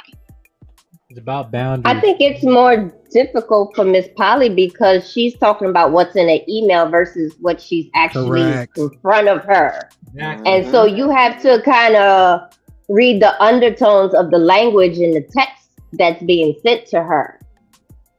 And that is difficult. It's difficult to read a letter or read a text message versus reading someone's body language. So I can understand where she's having difficulty seeing through that. Why is it difficult to read a text message? Hey, real. It's not difficult to read. For one more interruption. So, wait, I'm sorry. Hold on for 1 second. I know Jedi might have wanted to go for a minute. I just want to check in on him real quick. Jedi Mike, you still here? Yeah, I am. No, it's just the point that Missy, what she made is like she's right. Like I said it in the beginning when I was talking to her, it's like, well, it's different from you saying what's in the text than what is actually in person, which is why I don't like having long conversations through text or or anything like that. Because again, there's a barrier where I cannot assess who your intentions. If it's a certain way you're looking at me, a certain way that the tone in your voice, your manner, also physical touch, whatever it might be. It might just be a handshake, whatever all those things you're talking about. I think as a woman, if you could just kind of increase in discernment, knowing, understanding a man, not only really understanding his intentions, because people can switch your intentions, like the left and right, but it also you have to understand, if you have boundaries and they cross those boundaries, you say, hey, I'm not, I'm not, in that or whatever like that, then you can understand they are trying to get some, or they just say, oh, I just think, hey, I'm just saying being respectful. I mean, because with Great Pill, what he was talking about earlier, that I think M3 and Sign was getting pushed back, was just saying that me just saying, hello E, how are you doing today? And that's a nice dress you have on, today, or I love what you did with your hair. That's not me saying, hey, I want to sleep with you. And I mean, and I don't have to be in a relationship just to say that. I can just be respectful, say, hey, you look good today. But again, obviously, when women in this modern day, that like questioning men's intentions, people can be very smooth talkers and then deceive you, wolf in sheep's clothing. You know what I mean? So I think again, it just to that question when Polly's asking, is like you have to discern. It just turns like mannerisms, anything you talk about email, you don't have enough information to determine that unless they're saying very, very explicit things, i.e. look at some of the chats, when we have women on panels, there's your answer. Right. I mean, plus if they doing like over compliments, like if it's like a compliment, and then like with the compliment, they're like, well, man, I would like to, I would like to get to know somebody like you. Like they'll just say different things, and you would kind of know if that person's interested. Like it's not really hard. Eye contact, different things. Yeah. But through an actual message, and even through a message, like they're going to make it known, like they want to get to know you. Well, that's what I was trying to get at, because most people now are using dating app, right? Let's just be honest. Like most people use a dating app, to even meet up people. So when you're reading these, it's not just for me. Like I said, I was kind of just trying to open it up to see how people's point of view is. However they see it. I don't even like the text. I hate it. If you message me after I message you and you seem like we vibing, we getting a phone call. We got to talk, and I got to, video call or something. But for the people who don't do that right away, that's why. That's why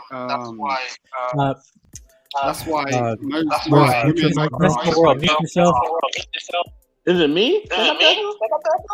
You mute yourself. All right, speak. Probably have to. Yeah, I don't got it. I got it. Both of y'all mute yourself and speak. Am I good? Do I still got an echo? I'm good. Are we okay? No, you're good. You're good. It was just MzPoly. Go ahead. Okay. Right. No, I was just saying, there's most women have taken to dating apps. Most men that really can provide you with like a real relationship, they don't get on dating apps. Like, there's no way in hell I'm getting on a dating app. Thank you. So like you talk about this struggle in your sort of relationship and stuff, but you're not trying to really connect with people that you really want to connect with, or real people that can actually have a real relationship with you. So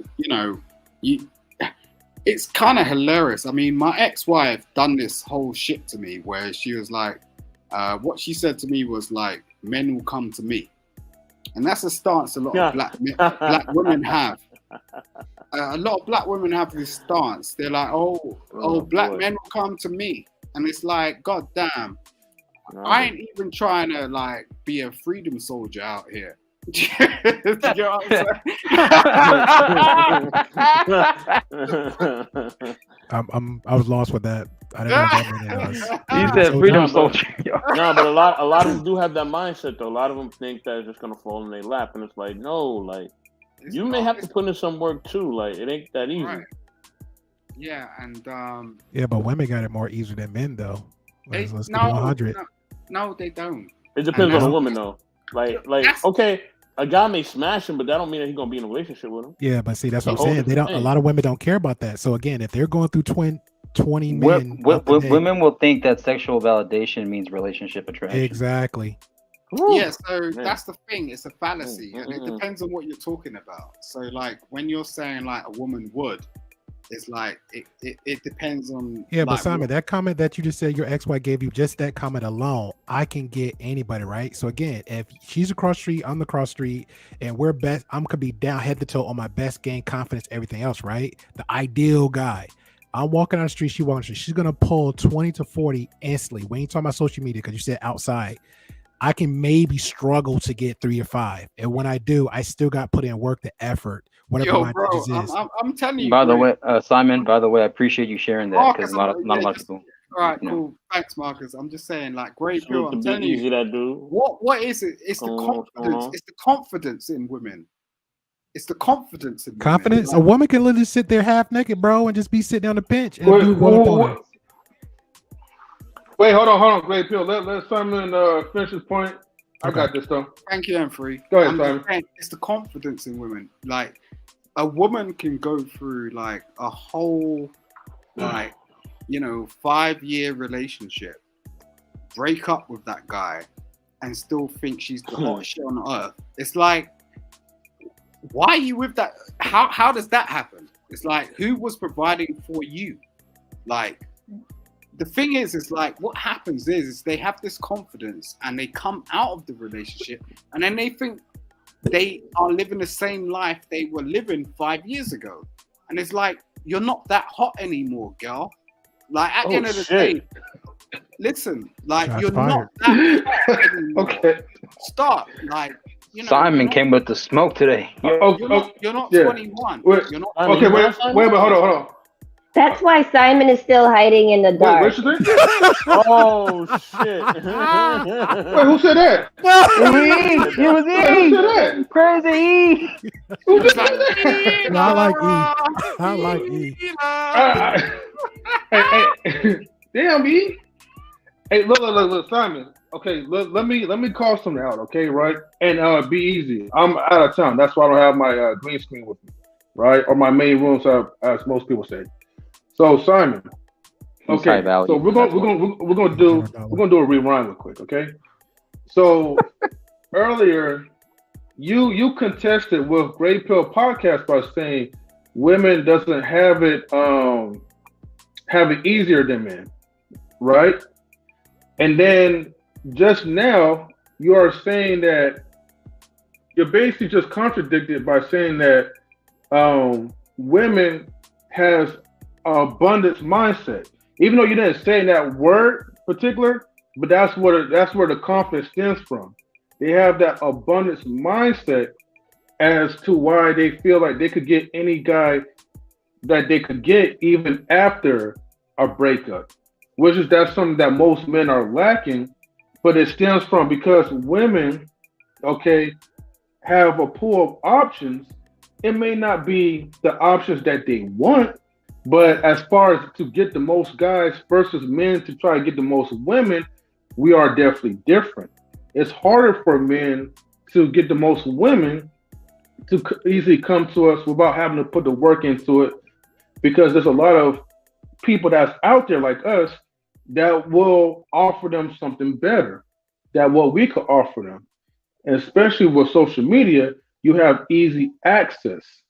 So when you have easy access to pick guys, right, that's just gonna want you for you. Well, not per se. They're gonna want you for your body yaddy, you know what I mean? But they'll pretend that they want you for you.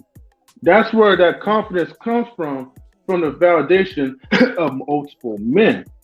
While we're in here trying to, we know what we have to do. We have to look good, talk good, smell good, be tall. You know what I mean? Something that we can't even really control, Even though in real life, like in person, I mean, you could nullify those things once the person actually gets to know you a little bit. But it depends on how you operate. So there's a lot of variables that we have to build ourselves up. That's why it's harder. It's women has it more easier to get a potential mate faster than the average man. And you pretty much just contradict that. I don't think it's that complicated. I gotta challenge that narrative. Like, I think Okay. men gotta get out that. We gotta get that scarcity mindset, man, for real.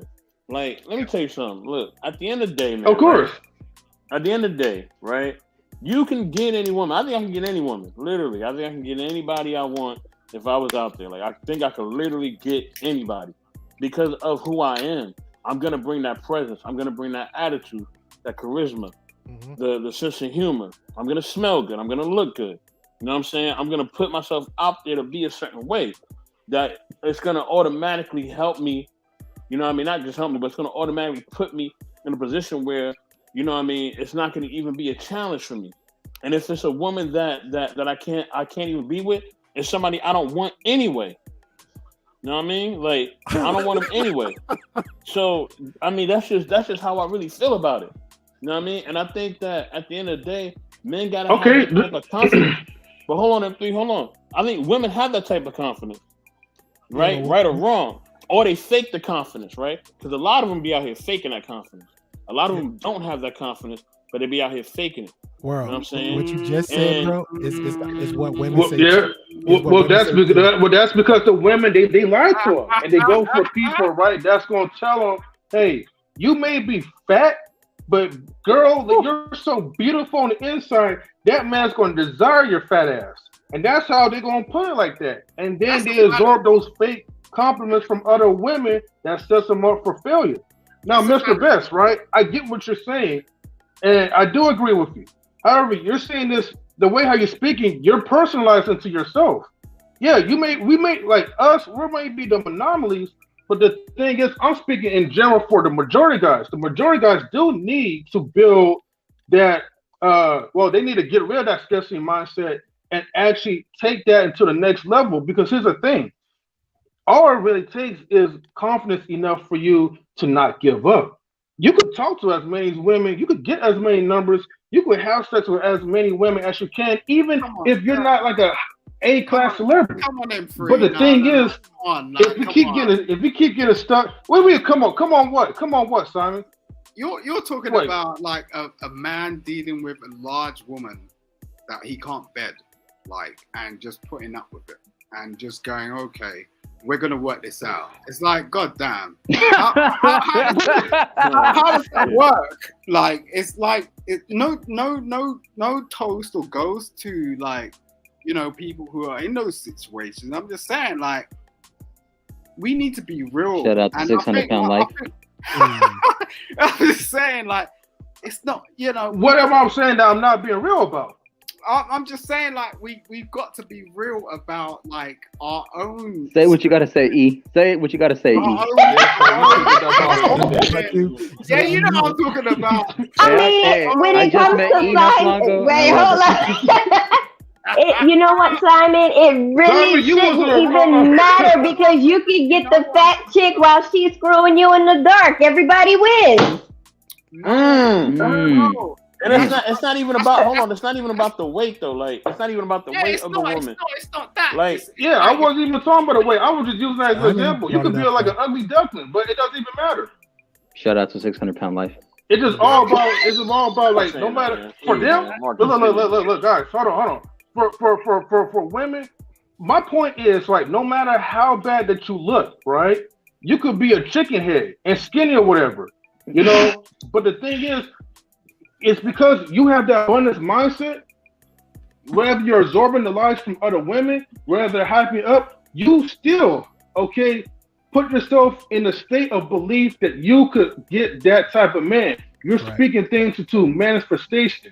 It's like the laws of attraction. You know, they apply it a lot more than what the majority guys apply it to. And we, as men, have to find a way, a solution to help build other men up. That's my point. I could say, I could get this girl, that girl, whatever, as a married guy. But I don't do that, of course, obviously. Or if I was single, if I put myself in that belief, I could get that. But I'm just speaking about the problem is the majority of men they still don't get it and they still don't have it because they're scared. And I mean, there's a lot of contributing factors. We can talk about Me Too. We can talk about how batshit crazy women be acting sometimes. But the confidence level is not there. That's what's missing. Nah, they're not scared, and they're not ever. They're scared of the cholesterol. They're not just. Look, let's be real. Let's be real. They're just not gonna be able to be that thing. You know, like there are certain women and there are certain men in certain spaces, and we are who we are. Why are we trying to always compare ourselves to these people? I mean, yeah, it makes a great conversation, but the fact of the matter is it's not gonna happen. Like, it's just not. Like, there are certain women that want to be with men, and there are certain men that want to be with women, and they understand what they know what that is. It's that, you know, and we are maybe the 10% out of the 90. You know, the gross. Simon, can I ask a question, bro? Can I ask a question to you? Okay. You're scary. You're scary. This from a person in the dark. You're real scary. This person dark. No, I have a general question though. Based on what you're saying, you good, Simon? What? All right. Based on what you're saying, right? So, he picked up that bottle, bro. Yeah. Matter of fact, bro, that's not out the window. Throw it out the window. Based on what you're saying, and Mr. Based logic, because that's again is confidence, right? So let's just say Mr. Best used that logic every day of his life, which he seemed like he does, and he come across a 106-figure income woman, head to toe baddie, but he's making 50, but he ended up pulling her. Is generally that ideal of there's somebody for somebody, only the base of the not scarcity mindset that M3 was saying. You know, so if he's walking down them streets saying, you know what, I don't give a F, I'm gonna ask you out regardless, I'm gonna still give you the compliments. 9 out of 10, that woman is gonna pop and say, you know what, I'll give him a chance. And then once he put his best foot forward continuously, that chick gonna move the way she's gonna need to be moving for him too. Mm-hmm. Let me tell you something. That generally happens. I'm gonna put y'all on. You just described the alpha high value woman. Let me put y'all on game. Right? Most of these women, they're not even really experiencing no real love making anyway. Like, yeah, they're not even experiencing that. So like, if you really show that you could do something in that type of level, they on you. Like, I'm telling you, if you show that you know how to pull out a chair, you show that you know how to wear some flowers, you show that you can be chivalrous, and you know a difference between a rose and a tulip. Like, they gonna show you that love and that energy. That's why I love clapping. this girl. You know What's what I'm her name? saying? E? Yes. I love her. Yeah, like they gonna show you that energy, and you gotta have conversation for them. Like, you gotta have real conversation for them. You gotta talk about a plan. You gotta have a plan. You gotta tell them what your career goals are. You got to tell them what you're trying to do with a family, or if you plan to have a family. You got to bring that as a man. Y'all be out here lazy.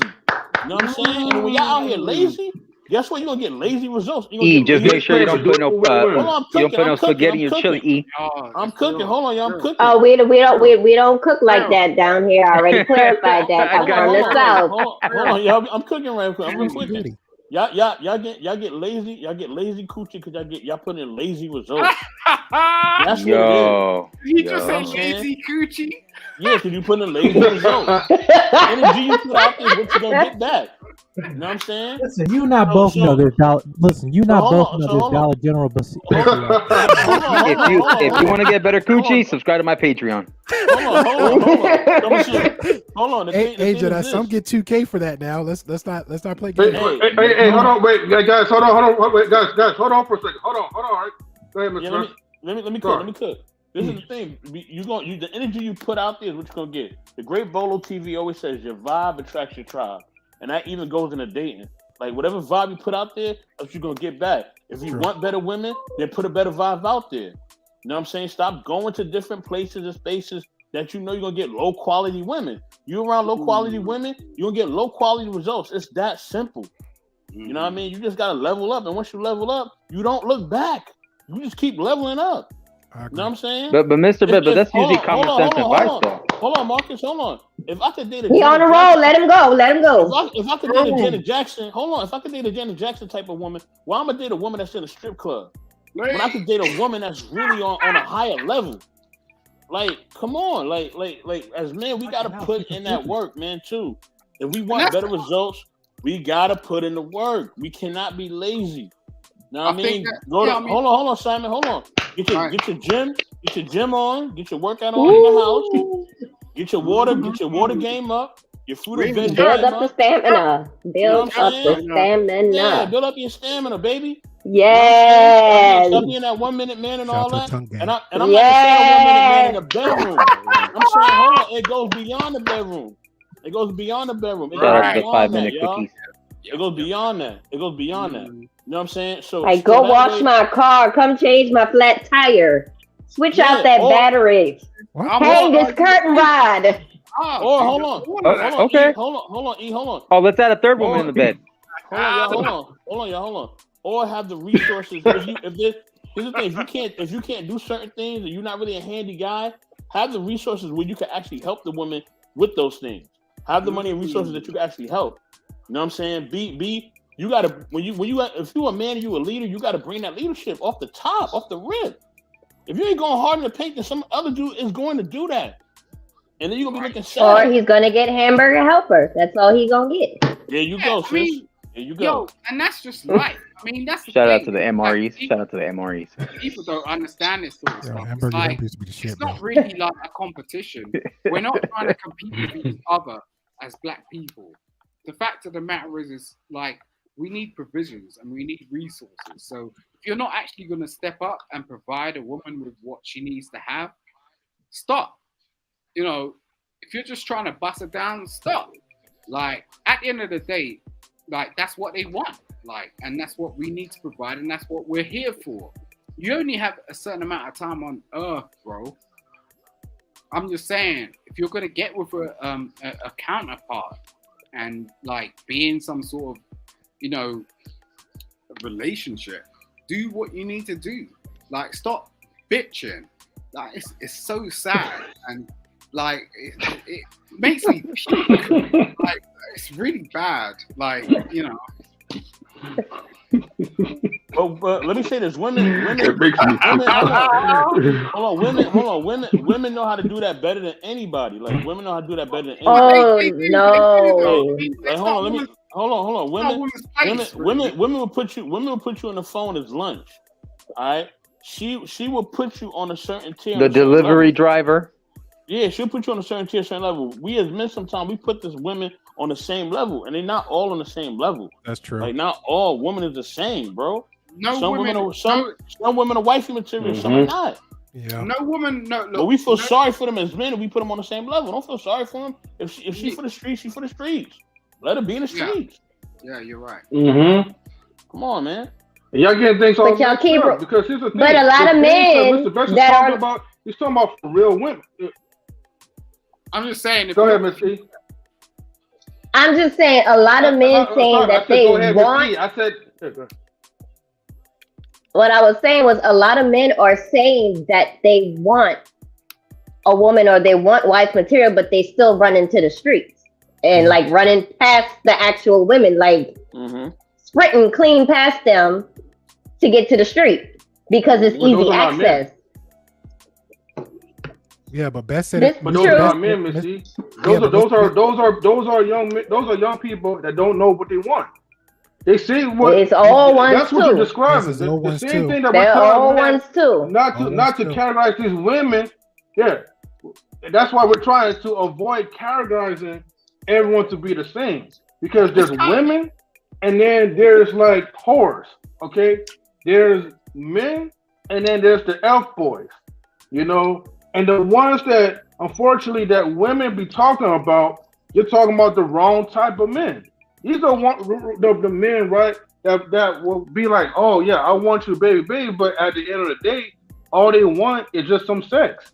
You know, like hobo sex rules. Basically, and a plate of food. Basically, Motel 6 or Marriott Hyatt. That's which one gets which? You know what I'm saying?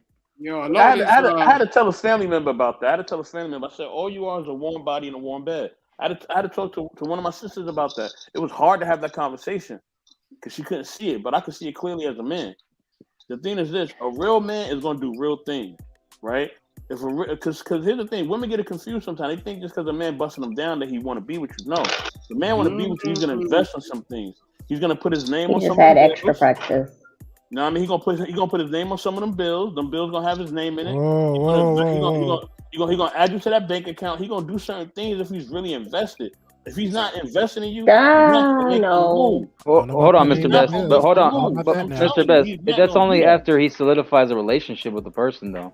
Correct. No, that's what I'm saying. Solidify as in a ring on the finger. Like even putting something in your name and you're not committed to that person, as like we're engaged and we're in the process of working on our marriage. I wouldn't put anything in anybody's name. But I'm saying, as a man, I'm not gonna put something in my name unless I'm really gonna be with you.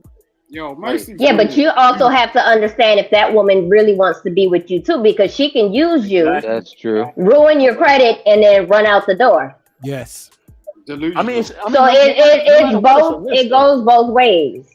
No matter what, it's a risk though. Like you can't avoid the risk. Like no matter what, it's gonna be a risk.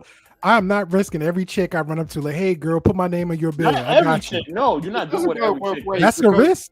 You need to be led by a man. I mean, like, what are you talking about? Both ways. Men do that too, but guess what? Also, a man is not dumb enough to say, "Hey, I'm gonna put my name on every chick's bill." No, I'm not telling you put your name on every chick bill. No, I know, You know but what I'm just saying, I'm just going by what example used, but it got to be another way than just like every girl. So, like Eve said, for example, and this is my thing. What I say to both parties, it got to be your intentions. Like we already know, 9 in 10 times, a lot of men is not going to be honest. We're not, because like you just said, we'll get the easy way versus what Mr. Best said. Those type of men that Mr. Best is describing, they'll take the time out to say, you know what, let me take the 3 months to 6 months break. Let me focus not on the getting the P. Let me focus on me. And then once they get there, everything else will start everything else start falling into place. You know? Are you talking about men? I'm speaking on both sides, but I'm on the second part. I'm talking about men. Hold on, Simon. Stop reacting to react. Right? I'm speaking on both sides, but at the end of it, I'm speaking on men. All right, so you just said men react in a certain type of way, right? No, I said you reacting to respond. Then I clarified what I just said. Yeah, prior to that. So let's go to the second point. So prior to what you was talking about, where you said men react to a certain thing in a certain type of way. That's why I didn't say that. All right, you didn't say that at all, Simon. You didn't say that at all. All right, cool. Replay the tape. Hold on. Let me just ask something real quick. Let me just ask something real quick. Wait, Marcus, before you ask one question. You got a lag N3. I think you got a lag N3. Oh shoot! Don't listen to Marcus. Marcus is chatting shit. You don't have a lag. Look, it's Simon. I'm trying to be honest with this guy. God damn. You chat all day long. I was really big. I was gonna ask too, because original conversation was MzPoly and her lifestyle, and using her lifestyle as an example. Because I forget how we got down this rabbit hole in the first place. Marcus, where the fuck were you, sir? This shit went left a long time ago. I know. Okay? I'm just saying. It had nothing to do with I tried to bring it back. MzPoly and said, "Hey, does this answer your question?" And no. That's the beginning of this show was not about my personal thing. We were just using me as a helpful tool. It wasn't me for me personally. That was it. I was just using my inbox as an example. But apparently we thought it was about me, and that's okay. But I'm just saying, no, it wasn't. Marcus is right. It's gone down a whole nother path. And continue on. Continue on. MzPoly, can I get in your life? And this conversation is good too, though, by the way. I appreciate it. I mean, it's just a whole different topic, but it's okay. It's good to hear. It's good to hear. I like to hear how gentlemen feel about women and how they're going out. So I think it's good for people to just be like happy, and just. Well, MzPoly, right? Well, this is much echo. Oh, it's echo from you, MzPoly. It's me. Well, I was gonna say, MzPoly, you could take it. Yeah. I was gonna say like, well, Miss Polly, you could continue like with the topic that you was trying to like address because I know you were still reading like a lot of emails, so I wasn't for sure like were you finished or not. But I know you still had your camera off, so we couldn't really tell if you fell asleep or not. Yeah, you look like you took a nap, huh? I see you. I see She you. was divesting from this bullshit. No, that's not what happened. I was leaning back. I was enjoying the conversation with my partner. We were listening and we were chatting as we listened to you gentlemen. So we were just taking it in. It was nothing. I mean, appreciate you basically, resting in your femininity, probably. I was. Oh shit. I was okay, but I definitely was confused. The reason I said I was confused. The only thing I was confused on was that I felt that when that topic came up, that I was cutting off maybe gentlemen too early when they came off to me a particular way. That I was probably wrong. If I found out something in a man to me just doesn't strike right, like he sounds like he has a 5th grade education to me, I might turn off a little bit. I didn't. Yeah, I mean, I thought Her Wi-Fi turned off. The whole thing was like. So I mean, if exposes Miss Polly exposes the male agenda. That's it. Do all you guys want to do is bang? If you're online, is it mostly just the bang? Shout out to the dial-up Sounds like speed answers internet. because you just said you can't find a real man online because all of us wanna. Your real man's gonna find you in person. Why do women show so much cleavage? Where? Simon, you're going left, bro. Wait, what was the question? It was an ignorant question, E. It was an ignorant question. I'm joking. I just wanted to. Miss Paul, you still have your echo. You might have to mute yourself. Shout out to the Cricket Wireless. Bro.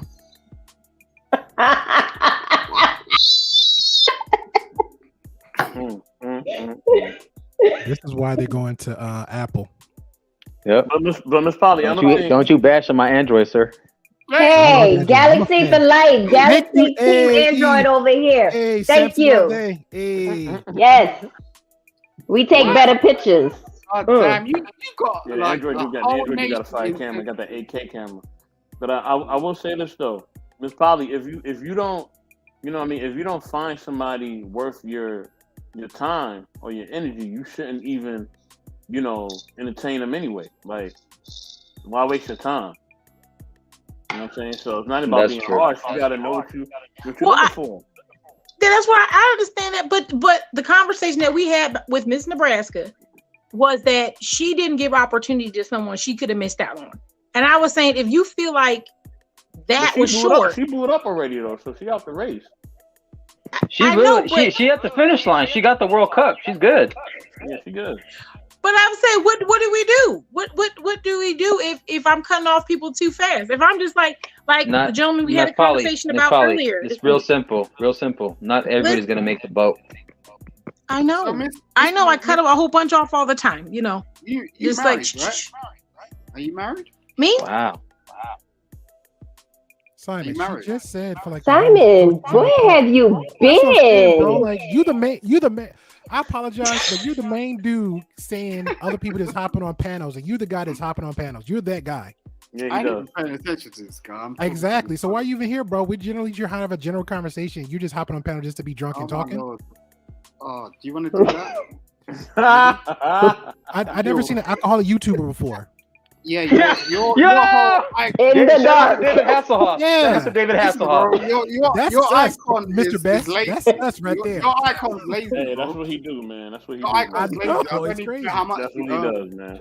You don't even know what you're dealing with. Don't talk to me like that because I'll mess you up in a second. Don't do that. I was talking to Miss Polly and I was saying like, is she married? I was just asking her a question. Why are you hopping on? Shout out to Idris Elba. Stop that. Like, don't do that, bro. I like your platform. Don't let me discriminate it. I'll track that shit. Why not? You do it about black people all the time. You might as well hit the Mexicans too. All right, so you want to do this? Do you want to do this? I'll mess you up, bro. No problem. Just go ahead and tag the Mexicans. Go ahead. Go down the line. Someone else. You think okay, I apologize. I mean, go ahead. I apologize, Simon. Yeah, you're damn right. Apologize. Stop that shit. You're probably in some basement, living some sort of sad life. Like, I'm cool. Like, I've got chicks around me. I've got my life. I've got my children and my family, and everything's cool. Don't mess with me, bro. Okay. By your grace, Simon. By your grace. Go back to your grey pill bullshit. Like, I ain't even playing with your crap. Right. By your grace, Simon. Listen, I'll take you down. I apologize 5 times and you still got it. Yo! You just came at me. I'll fuck you up, bro. Okay, I apologize. Don't fuck me. Simon, this isn't even worth it, Simon. It's the internet, bro. Marcus, you know what I'm about. You get what I'm saying? Tell this stuff to go. I feel you, but it's not even worth it. Simon. Listen, it's not even worth it. I'm gonna give you a countdown, Simon. I've been watching this dude for a minute, and he's got I'm really gonna give you a countdown. All right, we'll hug it out, Simon. Come on, bring it in, Simon. Go there. Virtual Y'all hug, don't want me Simon. to go there. Virtual hug, Simon. Go fuck a prostitute, bro. Virtual hug. Fuck you. Can we pass the peace pipe? 3. Yes. All right, no. Back to MzPoly. 2. I was saying what she was about, right? She was cool, and I was just trying to work out where she was coming from and like what her relationship was, and like, you know, she seemed to have something to offer to the world in terms of like where she came from and what she was dealing with. So that's all I was trying to sort of understand, really, in terms of the subject matter. And I appreciate you having me up here. So, you know, how do you manage your relationship?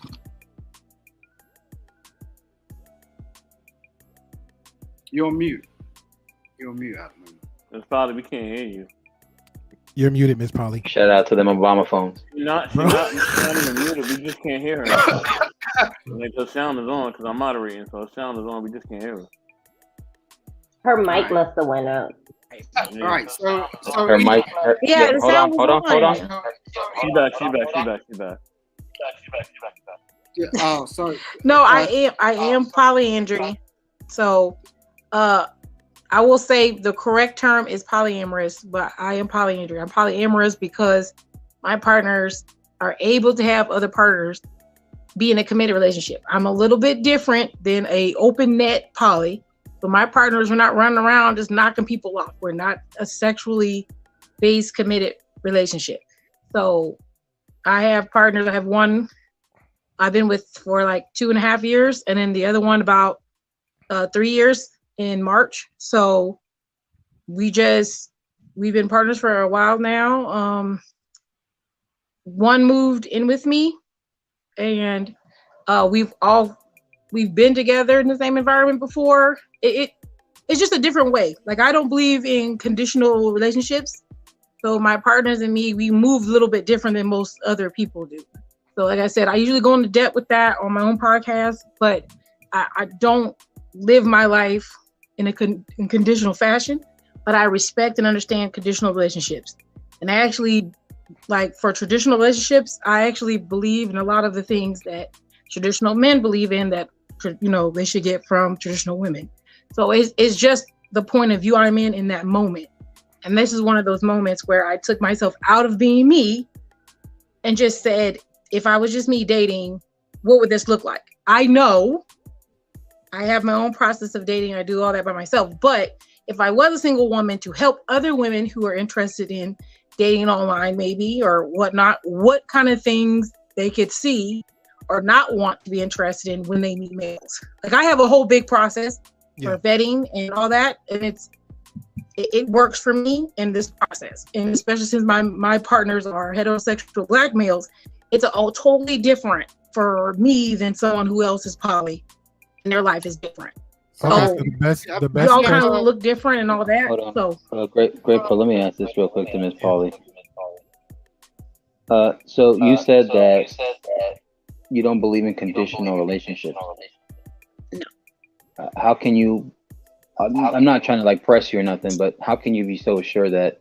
Well, I mean, I guess I know people say your relationships have a give and take, and I do hear that when it comes to emotional things like that.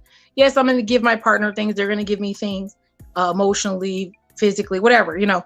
That's not what I'm saying. I'm saying based on things that I don't deem important, I'm not going to just say F you.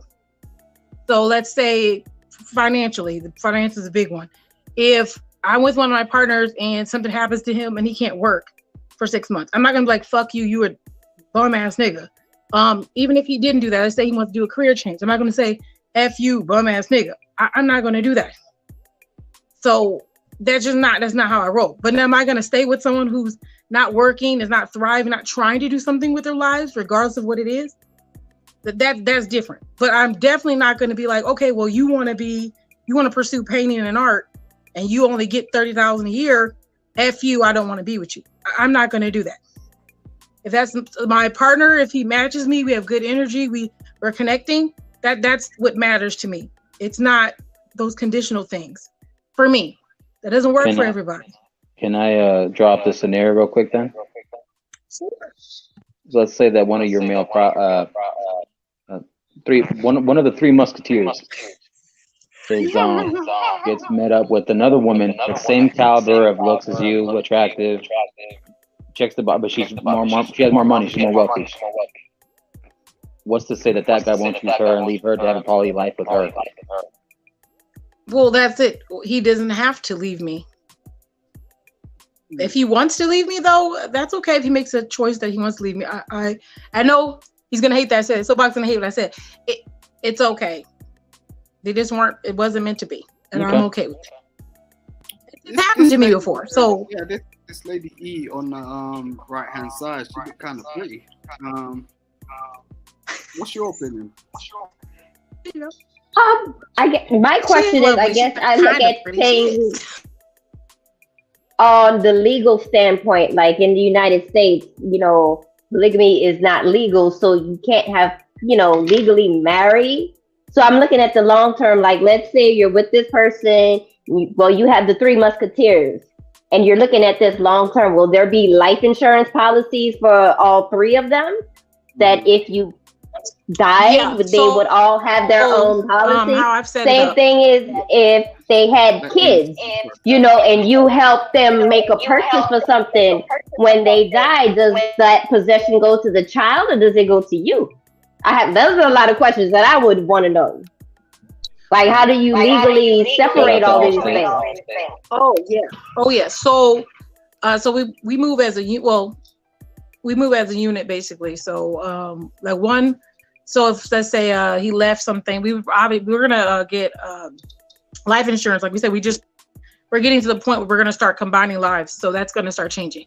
So when we're combining lives, yeah, we'll get insurance policies. When it comes to like the children, things like that, obviously best interest of the child. That's what we all kind of look for, and we can write those up specifically. So yeah, we do want to get something so that legally, you know, whoever's left behind will have those benefits and be able to continue on. Absolutely. When you say left behind, what do you mean by that? Because that's if they were to pass, that's what I mean. Like if something. Yeah, I was speaking specifically life after that. Yeah, I think that's a really significant point. Because if they were to die, I have a policy. I'll be honest. I also have because I have some children from a previous relationship, and I'm the beneficiary on his insurance for our children because you know I'm raising the children. We both do it. He like lives down, we live down the road. But if something was to happen to him, he wants to make sure his children are okay, and he knows I will make sure that they're all right. So I'm on his policy, and he doesn't have a wife or anything. But if it was a change, and he wanted his girlfriend or wife to be a beneficiary, that would be fine. It's really for the interest of the children. How do women think about men that move on and have girlfriends when they have children with them? You said, how do women think what? I'm so sorry. Say it one more time. How do women think about men that you have children with, but then they have girlfriends, and then you have to continue plural. Side chick? No, not a side chick. Just It still fits have that same thoughts. polyamorous diagram because again, it comes back on a conversation. Great pill, Okay, are thank you, are you asking if my partners have partners? Well, you could take it from a personal perspective, or not. If my partners have partners, I just want to make sure I'm saying that. No, I You've think he's got asking children. how they feel if one have a kid and one comes into a relationship. Like if I come in, I know you have kids, or I guess I come in and I have kids. I think is what Simon's saying or asking. Yep. So how would the woman feel about that? Yeah, our guy. I haven't really seen it as an issue, like them being upset or anything, because how I do it is these are children. They ain't got nothing to do with foolishness, and I'm gonna treat your child as if they were mine. So when we get to that point, like I said, these are long-term partners. So I definitely one of my partners has a child, and she's with us, and her mother. We work as a unit. I heard a grumble and no one responded. But I find that women could be kind of touchy about it. MzPoly, real quick, can you mute up? Oh, sorry, babe. Sorry. Thank you, I appreciate it. If you like had been in a whole relationship with a man and you had children, and then suddenly some next woman comes into space, and you have children that you now have to contend with this new person, how are you supposed to like sort of really just get your head around that and go, okay, I'm cool with this, without being a bit bitchy?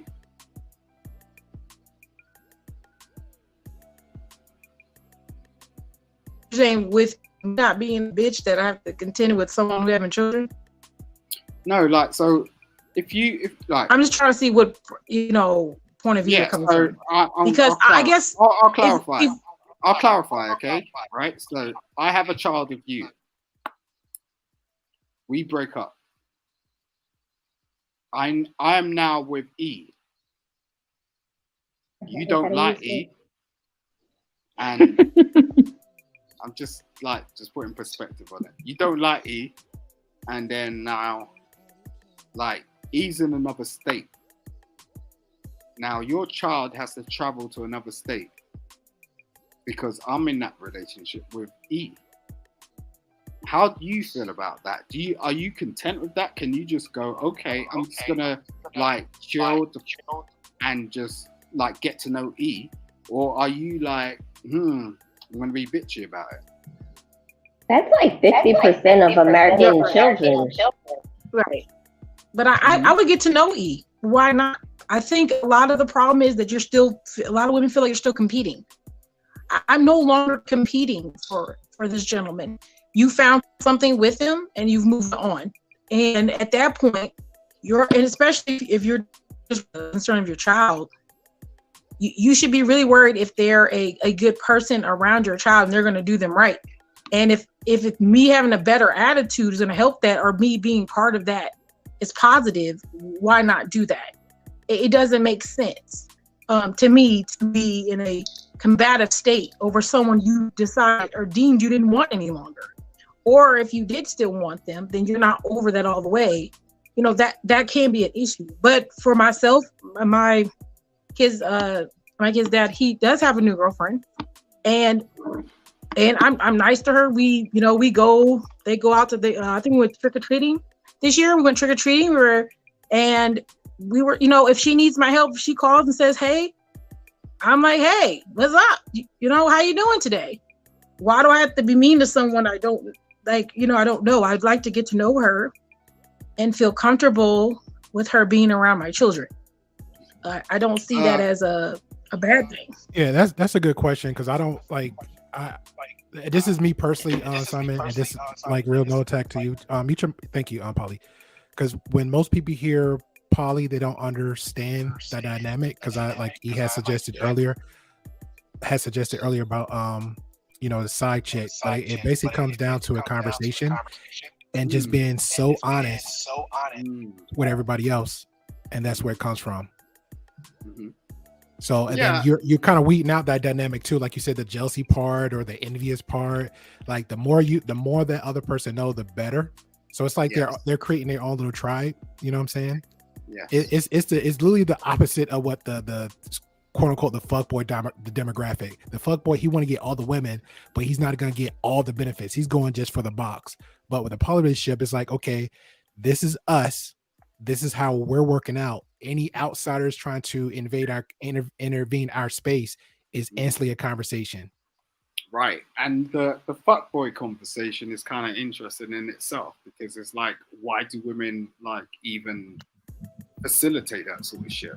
Like, why would you facilitate fuckboy? Everybody's dumb, bro. Like, everybody's dumb. It's not dumb. What it is it's like what we don't take, because we're men. Like, so the thing is like what I've learned just through having a daughter is like, women are women, and they are built in a certain type of way. And sometimes, like us as men, we grow up as children, and we grow up and we have sort of like this whole thing about just trying to rack up numbers.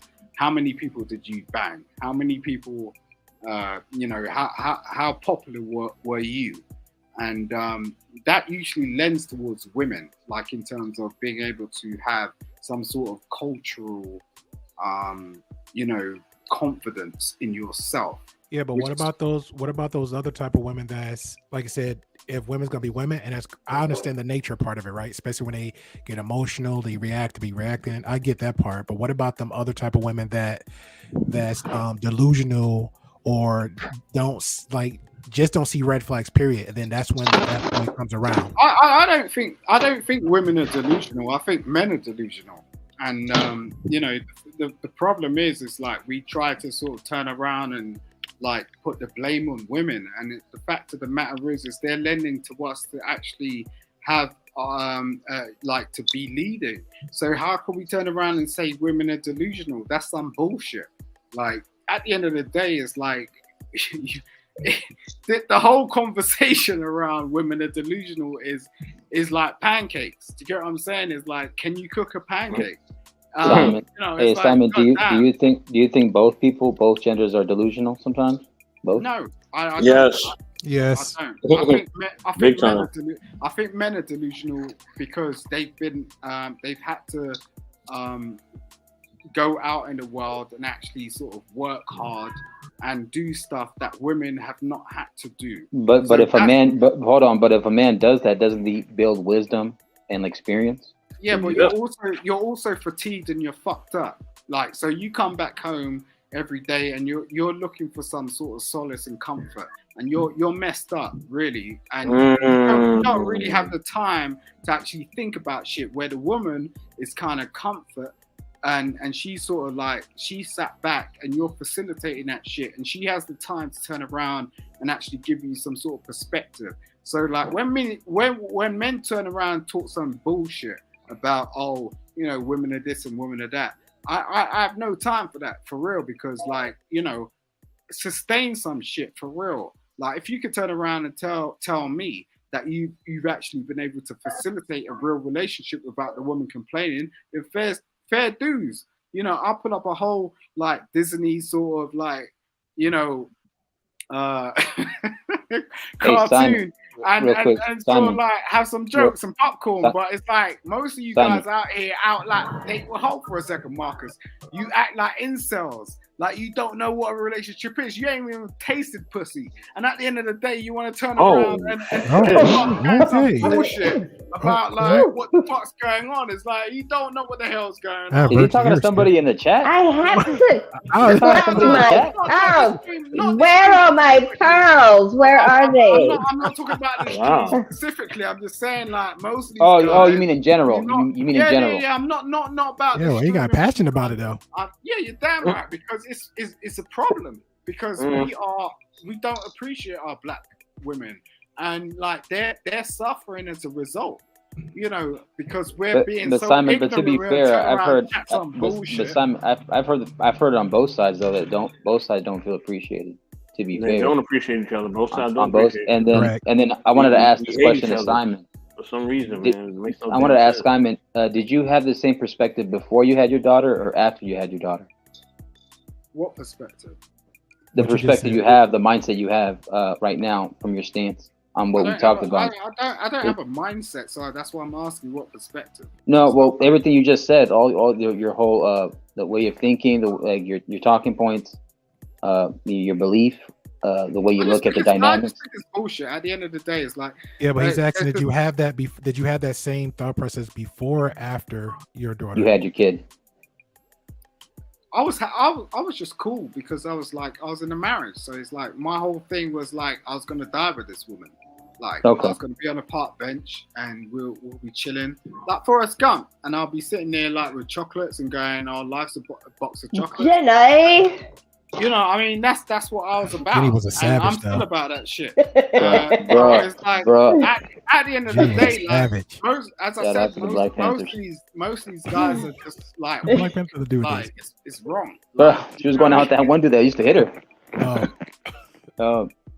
but to be fair, hold on though. So after what happened, did it kind of change your mindset a little bit after the relationship didn't work out? No, it didn't. It wasn't that it didn't work out. It wasn't her fault. And this is the thing. And this is you know, why I'm on YouTube anyway. It's like she went through a certain thing, and I'm still trying to work it out. I don't know if they fucked her up in the lab.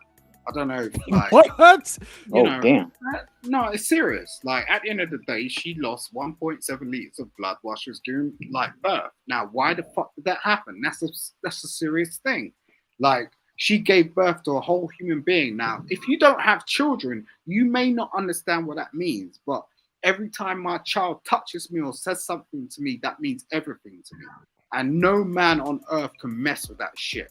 And every time I walk past a woman, I look at her face, I look at her hair, I look at the way she talks, the way she moves. And I feel like, you know, at the end of the day, you do not understand what your parents go through to put you on earth. You can have the most terrible ego, like, and chat the most abstemious shit, you know, but it doesn't really matter. At the end of the day, what it is like someone actually put you on earth. So don't come to me with this bullshit. Every time my daughter looks at me, I'm like, God damn, I'm blessed. I'm blessed. Okay, so to answer Marcus' question, so that would be a yes. You did have a different change of mindset after that. Yo, great bro. I'm gonna send bro, you. I'm sorry, man. I be trying to get you a straight answer with you, bro. You just I'm gonna send you a tin of cat food. Because it seems like that's what you appreciate. Will it be 5 out of 5 cat bags? Your mindset is off, and that's cool. Shout out to Fresh and Fit, baby. listen, y'all. I'm about to close out the stream. Okay. But before I close out, I want to get closing statements from MzPoly. Lady E, stick around after the stream. I do have a few questions for you. So stick around after the stream. All right. But MzPoly, I know you had a few statements, and if anybody else want to say something real quick before I close out, you know what I mean, go ahead. He's cool, man. She knows. Closing thoughts? Yeah, real quick. Hey, Mr. Best, I got to stay in the back too with you real quick so I can talk with you and E also. All right, cool. Definitely. I'm waiting for MzPoly to come back. I guess you had to jumped off for a second. Simon, thank you for being yourself as always. We appreciate it. I appreciate you, bro. I appreciate you opening up, Simon. Okay. Yeah, I mean, what did you say, SoapBox? I'm sorry. No, I'm saying I gave y'all an extra hour because I was supposed to do 2 hours. So I gave y'all 3. Oh yeah, because of the love. Yeah. You know, I love you guys. That's okay. Let's probably go ahead and close out with any closing statements. Yes. Anybody else got any closing statements? Go ahead. Okay. Oh yeah, shout out to OG Patrice. OG Patrice, good to see you. Hey Patrice. Yeah, basically, even though the chat got kind of off track, what's up, if you guys want to go back and watch, it would probably make a lot more sense. But for women, I think what I got from all of this, just for us to be more clear, is you don't know what anyone's real intentions are until you get to really know them. You know, and maybe just stop taking everything as personal, or maybe feel like you don't know their intent. And so until you figure that out, gives everyone a good opportunity, especially if you're somebody who's open up to dating. Because if you're on a dating app, if you're out here looking for someone and you're open to it, you should be open to people approaching you, open to the fact that they may be a little different, they may be awkward, and just to be open to more opportunities. If you're Nebraska, if you want to come through, I'll give additional 15 minutes if you want to come through, Mr. Nebraska. So I mean that's how I feel about it. I think that Mr. Nebraska, come on through. Even though we got off track. Right. Even though we got a little bit off track, a little bit, it was nice to hear some opinions. Marcus, we're just not. And I okay with anybody, like I said, if it wasn't really about poly today, it was really supposed to be just about dating, the interaction between women and men, and if men are really just coming out there to get some coochie, or they kind of trying to find relationships, and what's that agenda? And so I don't know if the answer was, or if women want to build a roster and a depth chart. I don't know. These are good questions. I don't think we answered the question, but I will tell you this: it was interesting. I'll give you that. Yeah, Marcus has not dated in a while, so don't. Hold on, y'all. Hold on. Mr. Nebraska just pulled up. You know what I mean? Everybody. Hey, what's going on, Mr. Nebraska? Hello. What's up, Mr. Nebraska? I know you've been listening to this whole show, so what's good? Talk to us, sister. What's up? I've been in and out. I've been in and out, but I did hear Simon last remarks, and yeah, like, I love you, Miss Nebraska. Oh. I love you. Blue pill right here, bro. Simon, just don't say. I'm joking. Simon, just don't say it's exotic. As long as you don't say it's exotic, we're fine. Just don't say that. Yo, this exotic thing, yo. Yo, funny, get down. Y'all women really running with this exotic thing. This brother was trying to be nice. Y'all really running with this exotic shit. For real. You know what's going on. Don't worry about it, man. It's cool. Say your piece, man. You came out there to say your piece. Miss Nebraska, we here to talk to us, sister. What's up? What do you Okay, think about? so MzPoly, when you were saying everybody got off track, exactly like what track were you? Because I kind of missed the first half of it because I had a business call. Yeah, we were talking about our incident. How the gentleman said, what he said to you, where he said you were exotic, and I thought he had a 5th grade education. And once again, that was rude. I will say it was rude to say that internally. Oh, you guys were talking about my incident from last week. Yes, but I said, the whole show was really about the whole show was really about if I'm saying that and the men on the panel think that is too much, that's me not giving someone an opportunity. I gave them an opportunity to help me go through my inbox and reply to gentlemen who were inboxing me to date me. And so we opened that up.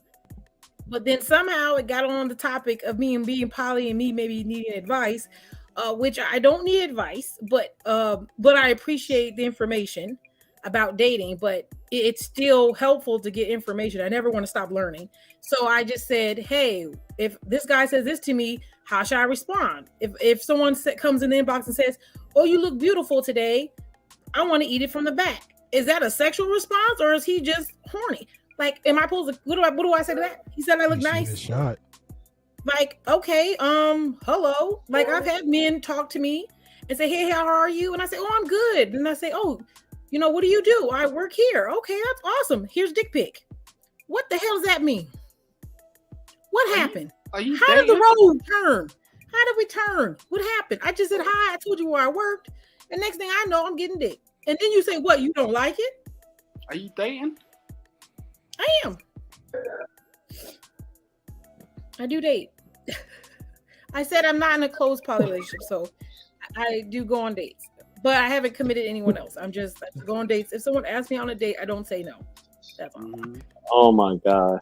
Yeah, let's get closing thoughts, man. I got more questions. Let's get closing thoughts. All right, look. I love you guys. I'm gonna give y'all about 30, 45 minutes, maybe an hour. I'm gonna let y'all rock. So go ahead. All right, let me go first. So yeah, Mr. Best, I could take over and help Mario for a bit. Yeah, so You technically gotta we are. relax. Yeah, so technically we are back on the same track then, because if Miss Nebraska, if we came back to what Miss Nebraska said to what you said, you pretty much got all the answers. So if you're saying you're in the space you're at now, but you're openly just a date, then there might be a possibility because you're going for number 3, and that's where you're going to keep it at 3.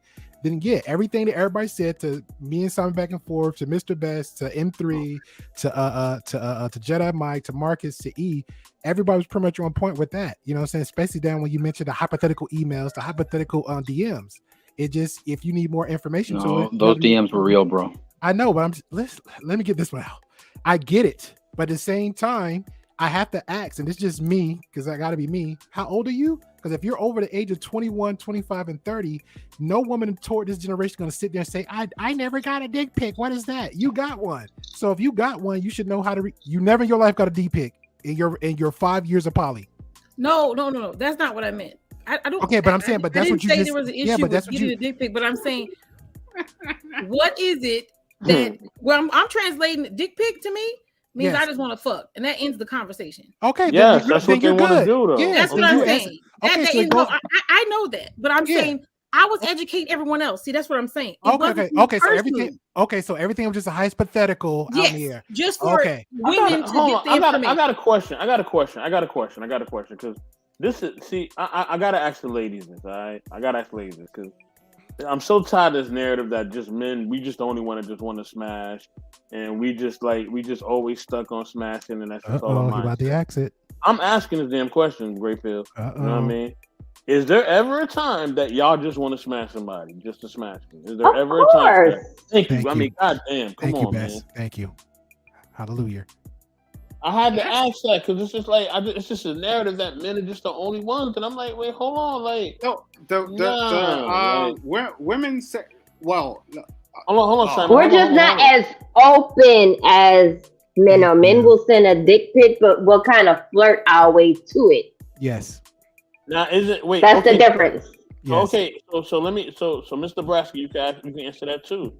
Now, I mean, all y'all can answer that. Is there a time that y'all just want to smash it? I'm gonna ask some follow-up questions with that. So everybody, you answer that. Mr. Nebraska and MzPoly, what is there a time y'all just want to smash? And I got some every follow-up day. questions. That's the answer. Oh shit, they want to smash every day. Okay, MzPoly, Mr. Nebraska, do y'all have an answer for that question? Yes, you see the sparks? Do you see that shit? Okay, did it come undone? Okay, sorry, mine's a little sore. I mean, I'm not saying I don't want to smash mentally. Like, yeah, I'd be like, oh, he's cute, but I'm not gonna do it. That's what I guess that's what I'll say. Cap. Okay. I'm not gonna do it, but there's no reason to.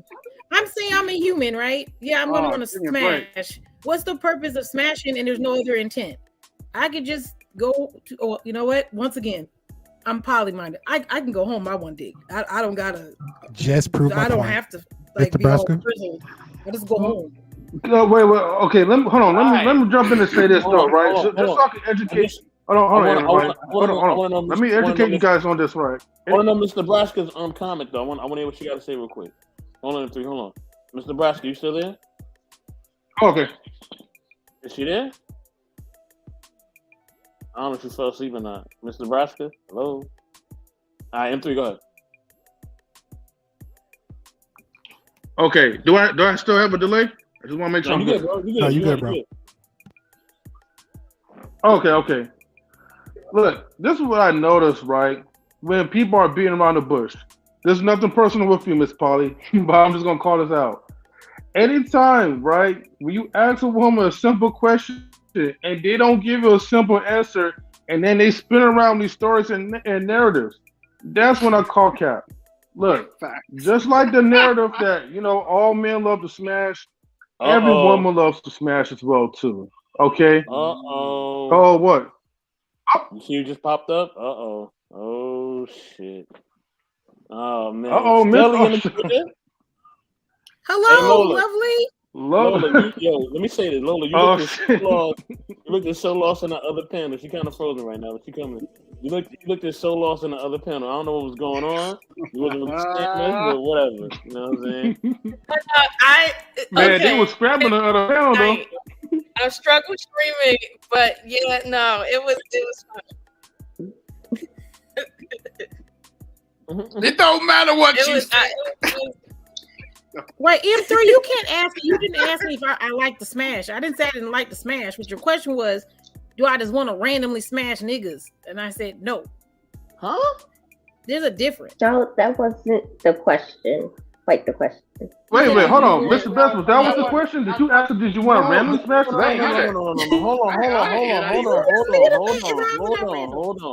Hold on. My thing is that it's not the fact that I'm not saying okay. Yes, maybe I am saying randomly, but it's not just anybody. It's a guy you see, you physically attracted to him. Are there just times that you just want to smash the guy because you're physically attracted to him? You don't know nothing about him. You don't know his hobbies, his interests. Lola drinking some wine. You know what I mean? It's like you don't know anything. You don't know anything about this dude. You don't know anything about him. Right. But you like what you see. You like the package. Right? Yeah. Is there ever a time you're like, yo, I want to get it in? That's what I'm saying. I'm saying I have sexual desire for people. I'm not saying that, but as a woman, knowing that other men don't like you to go around smashing everybody, no, I'm not gonna go smash. But do I have the thought I'm sexually attracted to someone? Absolutely. Okay, is that too much? That's all I'm asking, Miss Polly. Okay. That's all I answered. Do you want to answer this question? He was just asking if you see somebody, does I guess the thought run across your mind versus not actually going into the act. Oh yes. Well then yes. That's what I was asking. Do y'all want to get into what you do? And I think you do. You know what I mean? So Lola, do you want to answer that question? Do you know what the question was? Or? Attractive, but I'm not attracted. You kind of struggle streaming a little bit. Can you hear me? Yeah. I get you. Okay. I was saying that I can see someone that is sexually attractive without being attracted to them. That's a real thing. No. Okay. So yeah, it's just pure. You see him, like yo. If he say the right, not if he even say the right thing. Like I see him, I want him. Like it's on. Like I've had that one time. Okay. That's all I'm asking. Miss Polly went to the North Pole, the South Pole, West Coast, East Coast. She was all over the place. She just could not answer the question directly. You know what? This quick. Let me just put this out there because everyone keeps saying, "Oh, they try to run around." It's not that because the women, you guys, a lot of men. I say you guys, a lot of traditional men who want traditional women, and even the ones who don't, men who don't want their women to be promiscuous. If you were to answer that question, yes, I think about having sex with people. Sometimes if I see them, I think they're attractive. I'd want to smash. If you said that sounds like every man you look at, you might want to smash, and that may be something you do. That's an unattractive look. No. Why are women running around saying, yeah? No, if you answer the question, you have to answer it all the way. I can think about that. I like to have sex. I'm not a weirdo. I like to have sex. But if I see a man, there's going to be a thought in my head, hey, that's not something I have to do or should do.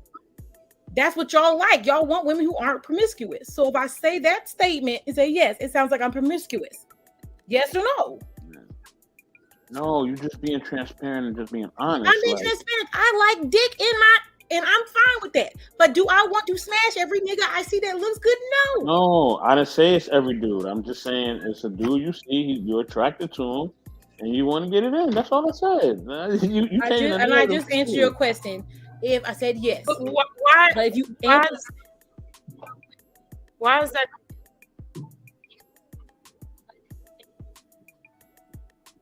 You kind of struggle streaming Lola. Oh my god! Hold on, I need to it's okay, on my other phone. Go ahead, because I'm struggle streaming. This is a problem. You came in clear. Go ahead, Lola. Go ahead. Oh, she's gonna jump on another phone. Okay. Him over the other panel. So right, you answer the question directly. Like you ain't have no problem answering the question.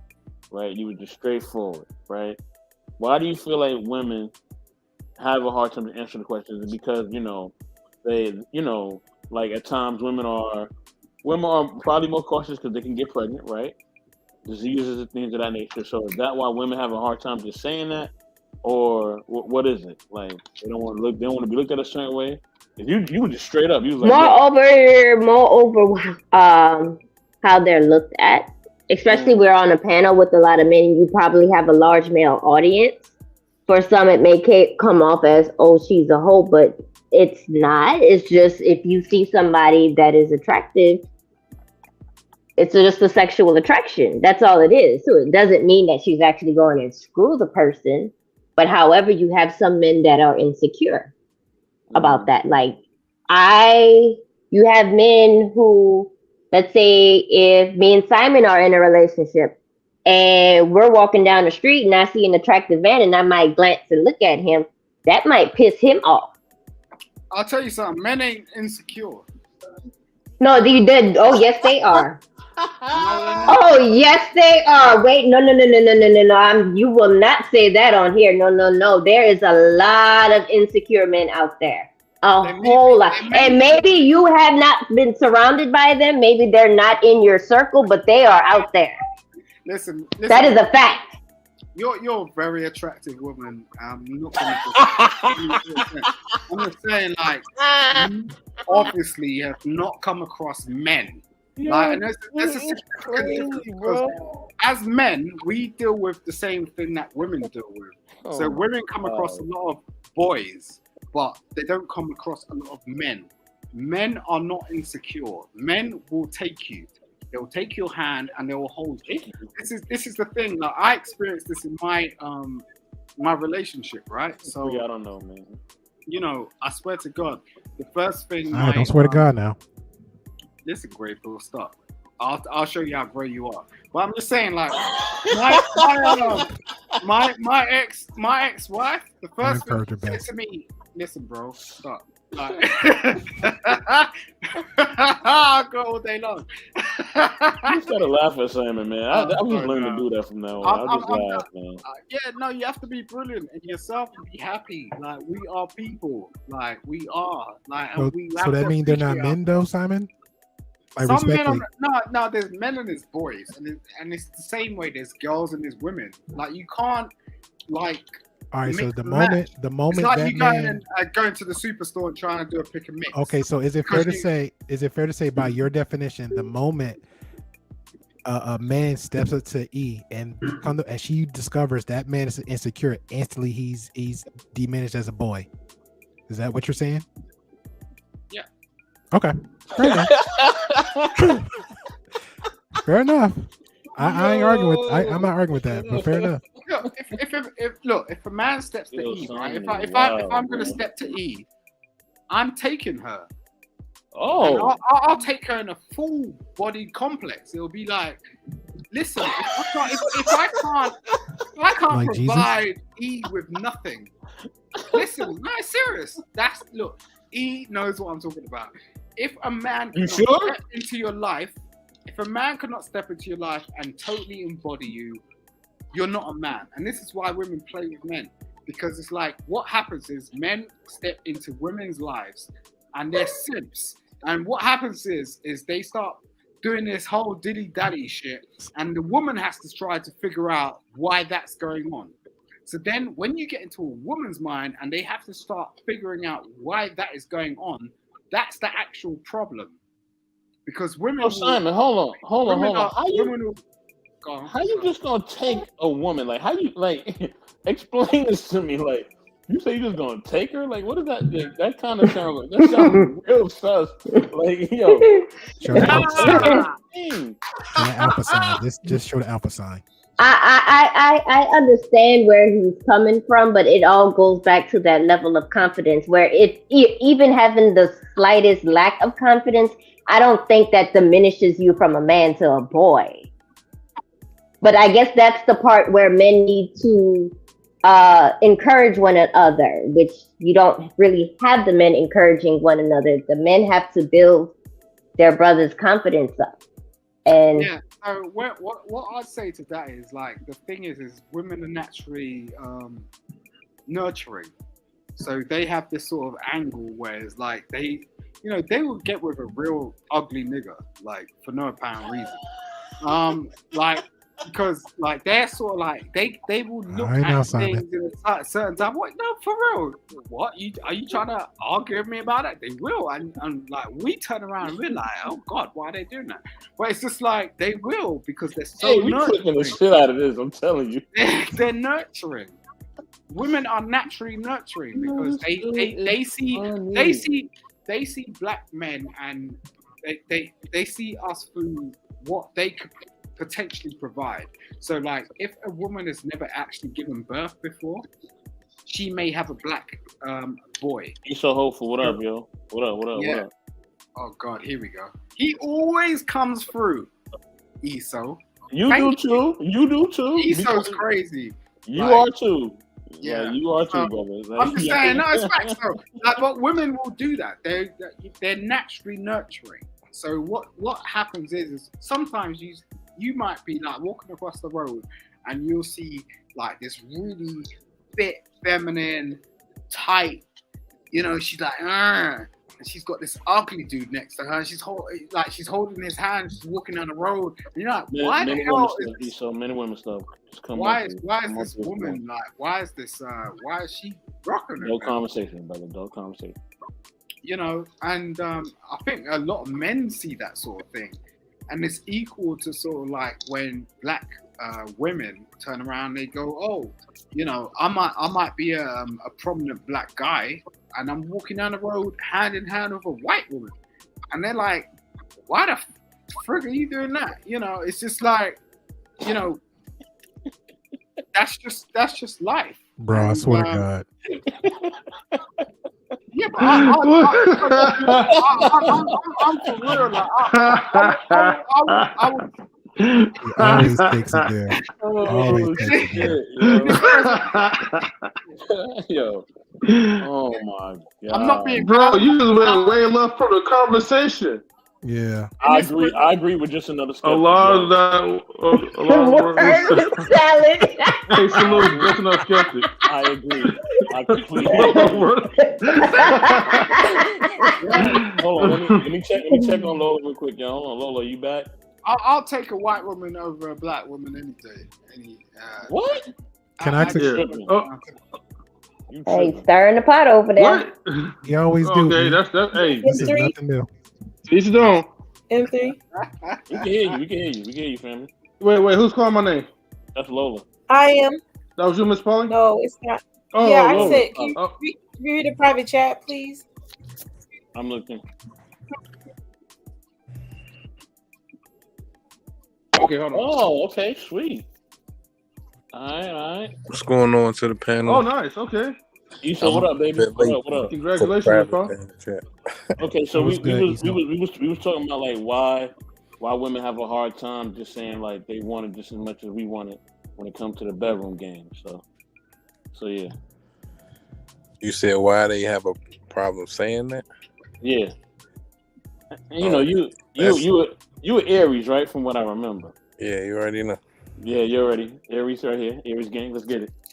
Yeah. See, in my opinion, most women who are like out front with it, they get scrutinized by other women more than they get, any type of, love and attention from men. Like the attention they get is not love, it's more, wham bam, hey, let me tell my man. You know what I'm saying? So it's like, if that's how they get treated, then being upfront with that is not going to benefit them. Y'all get what I'm saying? Or if you think I'm wrong, just don't feel free to butt in. But where'd you get that? Where'd you get that experience from? Is that your actual experience, or is that something that you've seen? Yeah, yes. I've known women who are, you know what I'm saying. I mean, brash. Like the way that they talk is like men. You know what I'm saying? Like they'll say, oh yeah, this and that. And what they did with whoever, and have no problem. So But we're not speaking on actually doing it. It's more over, are we open with being verbal that if a woman sees a man that she finds physically or sexually attractive, will she admit it? Like Not men would to do. him, no. That takes away the fun of it. Because the chase is the fun part. Like the No, trying to I guess admitting it to somebody else, like a friend or a colleague to or their whatever. girlfriends, yeah, they'll say whatever. Yeah, oh, I see you see him. Woo, woo, woo. But to that guy, no. Yo, Eso, what's the longest relationship you've been in? 10 years. God damn. Is that a relationship or a marriage? Yeah, divorce. You're divorced. Okay. Hold on. That's interesting. So like, was that a bad divorce, or did you just like, was it like you just? Nah, it was a amicable one. I mean, we kind of were mature, so it was one of them things where it's like, all right, I'm, going this way. You know what I'm saying? You want to go that way? Nah, I'm gonna go this way. All right, bet. You know, we about to split. So are you in a new relationship now? Are you dating, or what are you doing? Yeah, brand new. All right. Okay. How long's that been for? Man, you already know. Simon, to be fair now, if you start diving in his personal, just remember to come back. It's about to be. No, I was having a whole conversation. I'm gonna do a live maybe tomorrow with somebody. Because I was saying I wanted to have more conversations with people who had actual relationships, because there's been so many sort of conversation in the manosphere about doxing women and all this sort of stuff and whatnot, and it's just like, okay, cool, whatever, but there's we've had we got people out here that have actually had real relationships, been in marriages, divorces. And not like necessarily, I don't know. I mean, my experience personally was kind of strange. So I guess like that's why I'm kind of inquisitive about it. But How was your relationship you were in? Yeah, so I had a 10-year marriage, and I had to divorce the woman I was with, and it's for no reason. Like, no reason. No reason for a part that I had to secure our child, which is very important to me. And I think like a lot of men come on, like we're very red pill sometimes. And, especially myself, when I first sort of came on platforms and stuff, I was just going ham. Do you get what I'm saying? Like I was getting on platforms. I was just like, no, like, no, don't speak to me. I don't like, women are coming at me like, oh, Simon. I was just like, no, don't talk to me. I don't want to know about women. Yeah, I was going ham. And there's, these more black pill. Yeah. These last couple of years have provided me with some insight, some foresight, and some therapy. And I think these platforms are more than what you think. And I guess we'll appreciate that more as it goes on. But anyone else that wants to chime in? I just need to ask Mr. Eso Hopeful, where are you from? I'm getting a southern vibe from you. Eso, you there, bro? Mr. Eso is he's somewhat. We hear you. Where are you at, bro? Where you from? Because she hear her accent. Yeah, I had the mute on. I was muted, but I'm from DC, PG County, Maryland. Okay. Shout out to you, bro. Yeah. Where you from? New Orleans. Oh yeah, I hear that twang. Yeah, I hear that twang. I was gonna say Louisiana, but I ain't want to say New Orleans right away. Like I hear you using some southern slang. That's why I asked. Oh yeah. I'm from here all my life. But one of the places. I lived in North Carolina though. You know what I'm saying? I don't know if they rubbed off on me. Depends on how long, you know what I'm saying? But it doesn't really matter, because I know people from New York that's 26 years in straight in the South, like Georgia, and they have that strong New York accent. it makes me miss home a little bit. Especially when that snow starts coming down, because winter's coming. Yeah, I don't miss it, bro. I got friends already got thick North Face coats on. I'm just I'm in Alabama, so I'll be laughing like, yo, I got no snow. It's still like 65 now, 60. I'm good with just a sweater. Well, I'll be in Brooklyn Friday morning. Have fun. Have fun. Are you in at Starbucks, or what are you doing? What are you doing in Brooklyn at that time?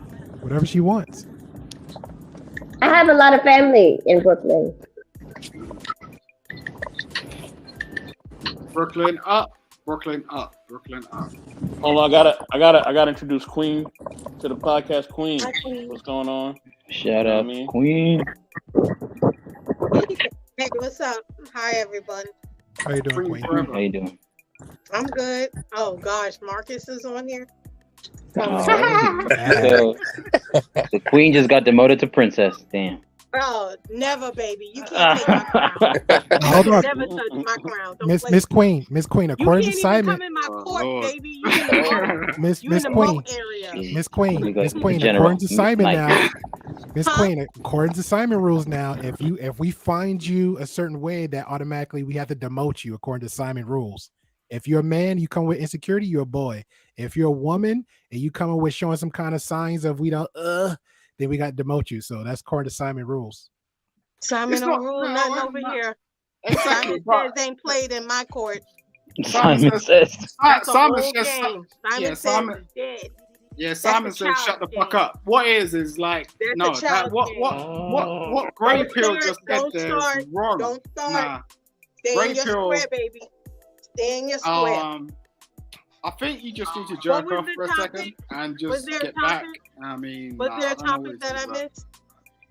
missed? Yes, Miss Queen. We were discussing with MzPoly that was very transparent with a lot of conversation just about poly relationship and was talking about I think we was, and y'all can correct me if I'm wrong, we was pretty much ended off with giving examples of dating and relationships or how to address certain things when people send you emails, D pics, DMs, stuff like that, and we just pretty much just went over with a whole bunch of relationship conversations. Facts. Oh, okay. Well, Queen, you know how you were, I think we were speaking about last week with Miss Nebraska. And you said you were a little harsh, right? I was trying to use that as an example of what could be a better response to some of the emails. And so I use my emails just for pure, just because I have access. And I was like, well, how should I respond to, this and this? And I'd read them out loud and I was wanting to see what would make someone feel, a certain way if I responded a particular way to something else. Just giving some ladies some examples of maybe being too harsh, not too harsh, or in the middle, or being open to, the conversation that someone has to put out there for them. Okay. I like what you're saying. I mean, but I don't think a lot of females actually understand what you're talking about. Maybe because they have not actually been in real relationships or whatever. And I think that's a real point, I mean, the fact is they ain't been there. So it's like, how can they relate to what you're talking about? Well, that's why I was saying me not being poly. You gotta. I think that's what's throwing people off. I know I am poly. My process of dating is entirely different. No, I'm good. I'm. That's why I was asking for clarity because I understand. I understand his rules. Yeah, Great pills up. I'm gonna say good. entire. I'm good. It's the same vetting process. Exactly. Thank you, Eso. I'm good. Yeah, thank you, Eso. He wants to be part of that. Yo, Eso, that's why I was asking all the questions. I'm like, because in nothing did she, just because I said I came in on a part that she was giving examples of it, and I think that's why I came in on. So when I was asking for clarity, and then when Miss are we so stupid that we don't understand what poly is right now? You didn't, because you was asking more questions than anybody else. Right, and I think Mr. Grey Pill, I think that's where me and you we weren't on the same. I was confused, and there was a lot of stuff going on. So yeah, we're good. Yeah, it's just me yeah. asking If just to it's clarify. poly, we're talking about. And it's poly, not about stupid. You know what I mean? It's Yeah, I Just didn't different levels of understanding. That's Yeah, all. especially when it comes Absolutely. to that type of stupid. relationship. It is Because when it stupid. comes It's to that stupid and type it's of ignorant. yeah, because when that It's type of actually okay. So I would say if it was other polys, I would accept that it sounds very, very similar. The fact that I'm even in the poly realm indifferent. I'm like a unicorn in poly right now. have you heard of Brittany Simone? Brittany Simone. Oh, is that the lady with three the husband and two boyfriends? No. She's the redheaded red hair ginger chick on she has her own channel. She pretty much she did a co-host with ABBA and Destiny, but she pretty much practices she was bi, she practiced poly, she practices an open 10-year relationship, and I think right now she's actually in an open relationship, but it's pretty much similar to what you're saying, but she's committed to one but open to dates. But she said that but right now she's choosing relationship comes first, so the doors is closed. All right, so she's a closer.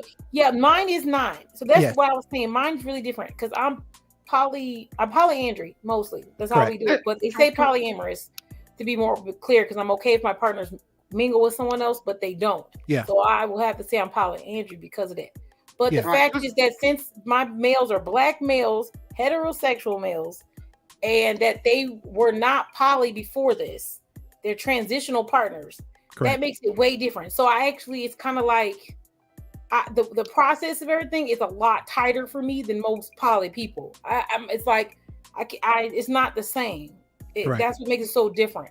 So the things that apply to other poly people who are bisexual definitely won't apply to me. I'm closer to a polygamist in any form, but maybe in an open manner because they're exactly men. Now that's why I asked a question, not just for us on panel because I can care less, but just for the viewer, so it could be clarity on that. Because when people have that conversation, and like you said, I haven't been on your channel, but I'm sure you can agree. When people have conversations, those type of questions have to be asked, so it can get explained for other people. Because if you just say poly, a negative mindset or viewer for this channel will come across that have a whole totally different mindset. So those type of questions need to be asked. I mean, they get the gist though. Poly meaning many. You know some, but you do ESO. But bro, there's some people that's on the I'm on a one-on-one male and female-ship. I don't understand that. They're trying to make it like a spectrum. Who don't know that they practicing serial monogamy. It's almost like poly for it's still a big world. I'm just trying to bring up the definition, which is polygamy is a type of open or non-monogamous relationship that follows certain guidelines. Are you saying poly? I'm just reading it. Okay. Specifically refers to people who have multiple romantic relationships at the same time. It does not mean any type of open relationship that may include more casual. Which we went over for a whole hour. Right. The relationship part is the difference versus just swinging. Like, you know what I mean? Like, all right, let's not bring that word. That's a whole nother conversation. It's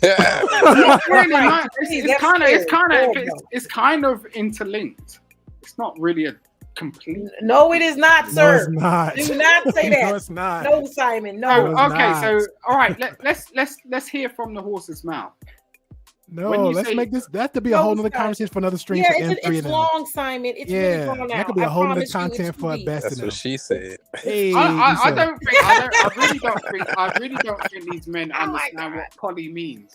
So we discussed it for like 2 hours. Simon, no, you don't understand. A link, okay?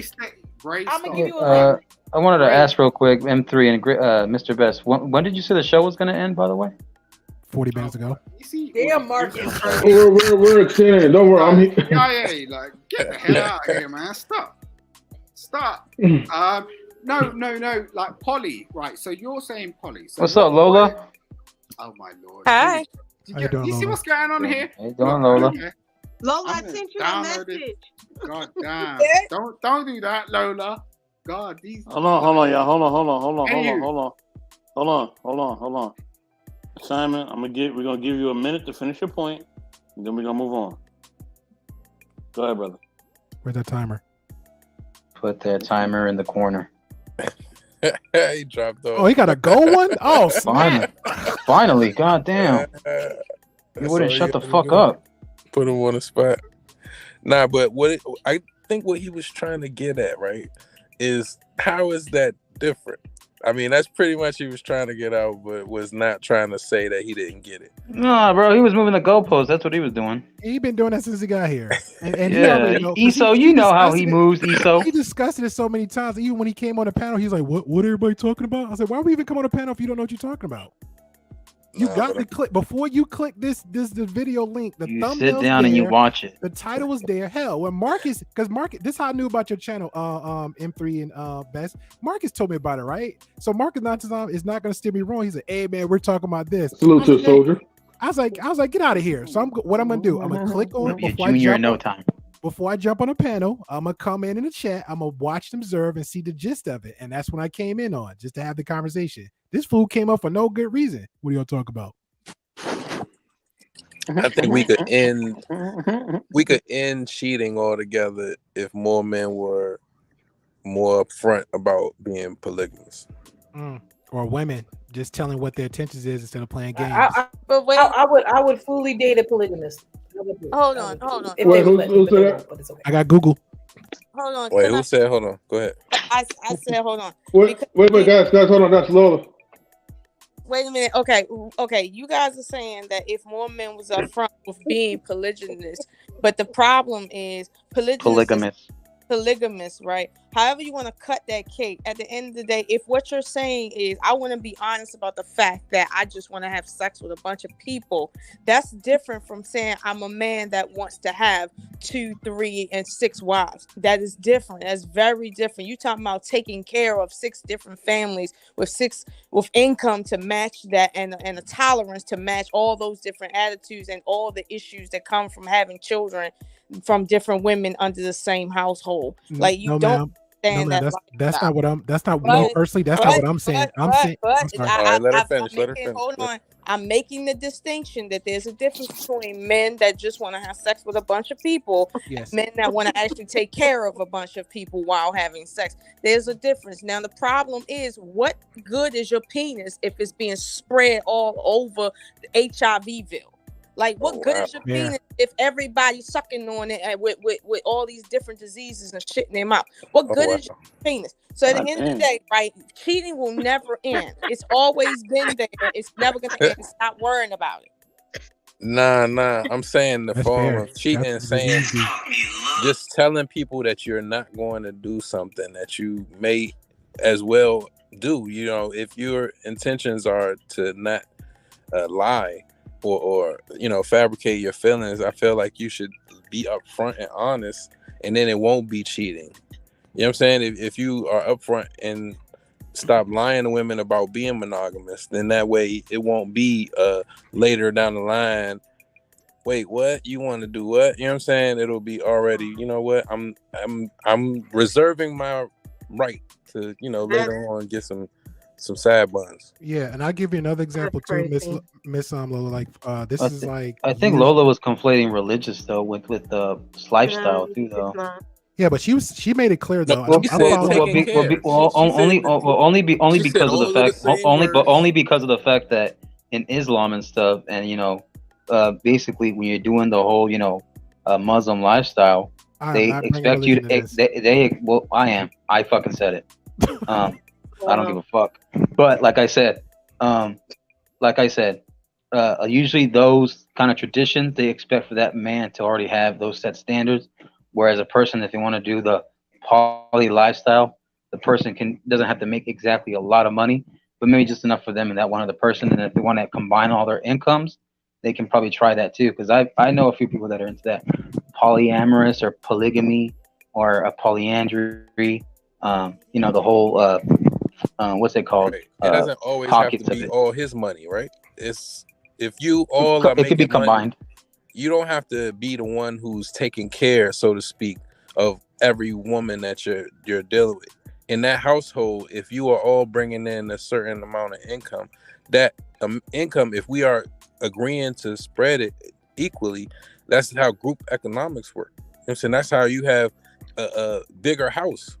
You know what I mean? That's how you know, are able to afford more things, because you are able to pool your money and pool your resources. And I think if more men are understanding of that, that in itself is pretty attractive. Yeah, but I'm still on the part with I agree with both of you, especially what you're saying. If every party agree with that, but back to Miss Lola, I don't want to pronounce your name wrong. If what she's saying, I agree with, but I think it's both sides. More so should be, well, you know what? It's both parties, but from my experience, just to be more women with their intent, because in the beginning phases, majority of women will not be upfront with their intentions. Like I think somebody mentioned earlier, like, hey, would you sleep with that guy? And somebody just did the whole hokey pokey around the circle about it, right? But if that's what you're saying, hey, I'll sleep with you. Some guys would say, you know what? I wouldn't stress that deed and everything you mentioned. Some men won't stretch themselves out their thin, especially if they know they're getting it consistently from that person that was up front from the beginning. You know what I'm saying? Because I was in that relationship once before. Like, me and one chick, she was like, hey, I'm single and ready to mingle. Oh yeah, me too. We just went friends. So we had that conversation. So then like a year later, she was like, oh well, I want to change it up. That's fine, she can do that. But then my response to that was like, no, I'm still ready. I'm still good with where I'm at.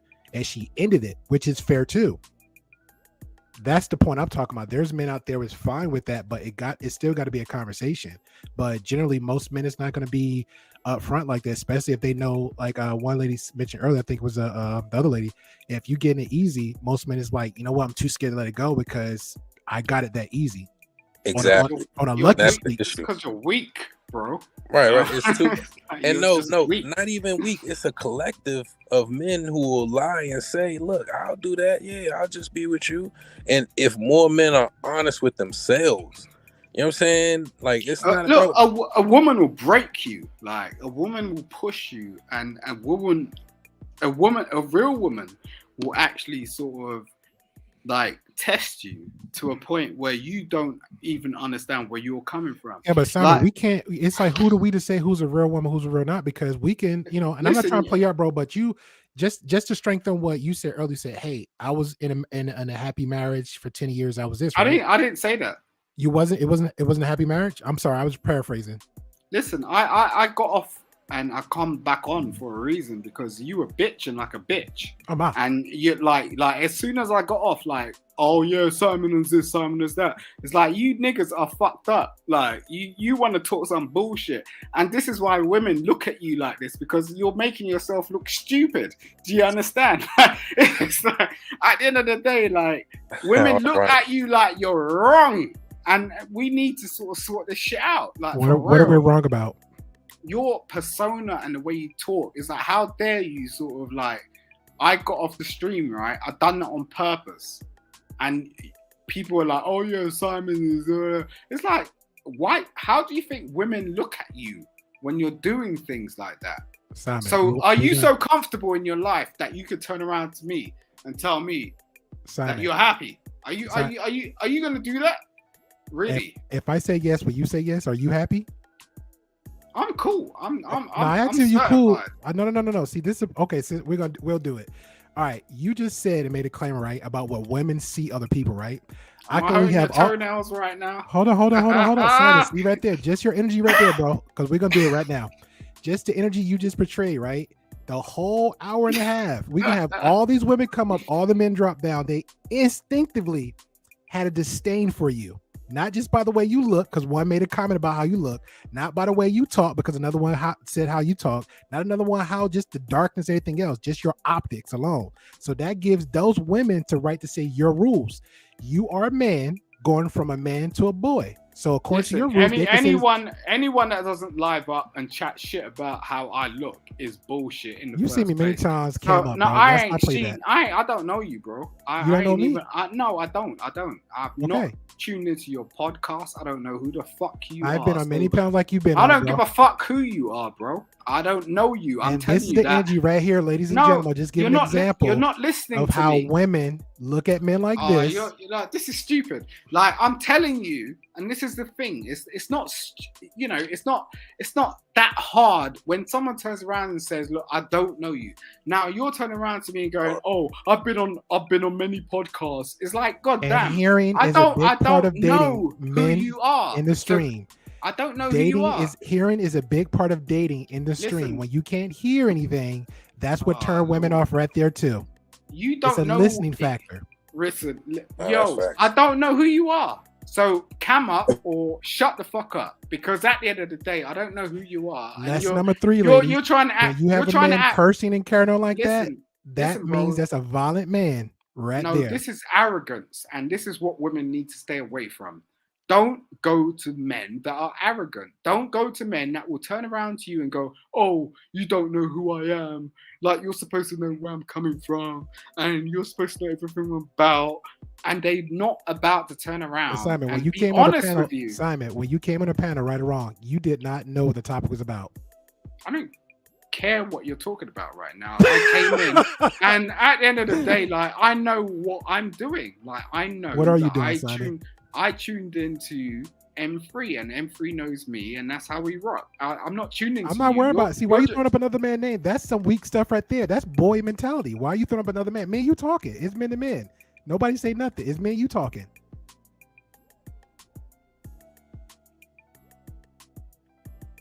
Exactly.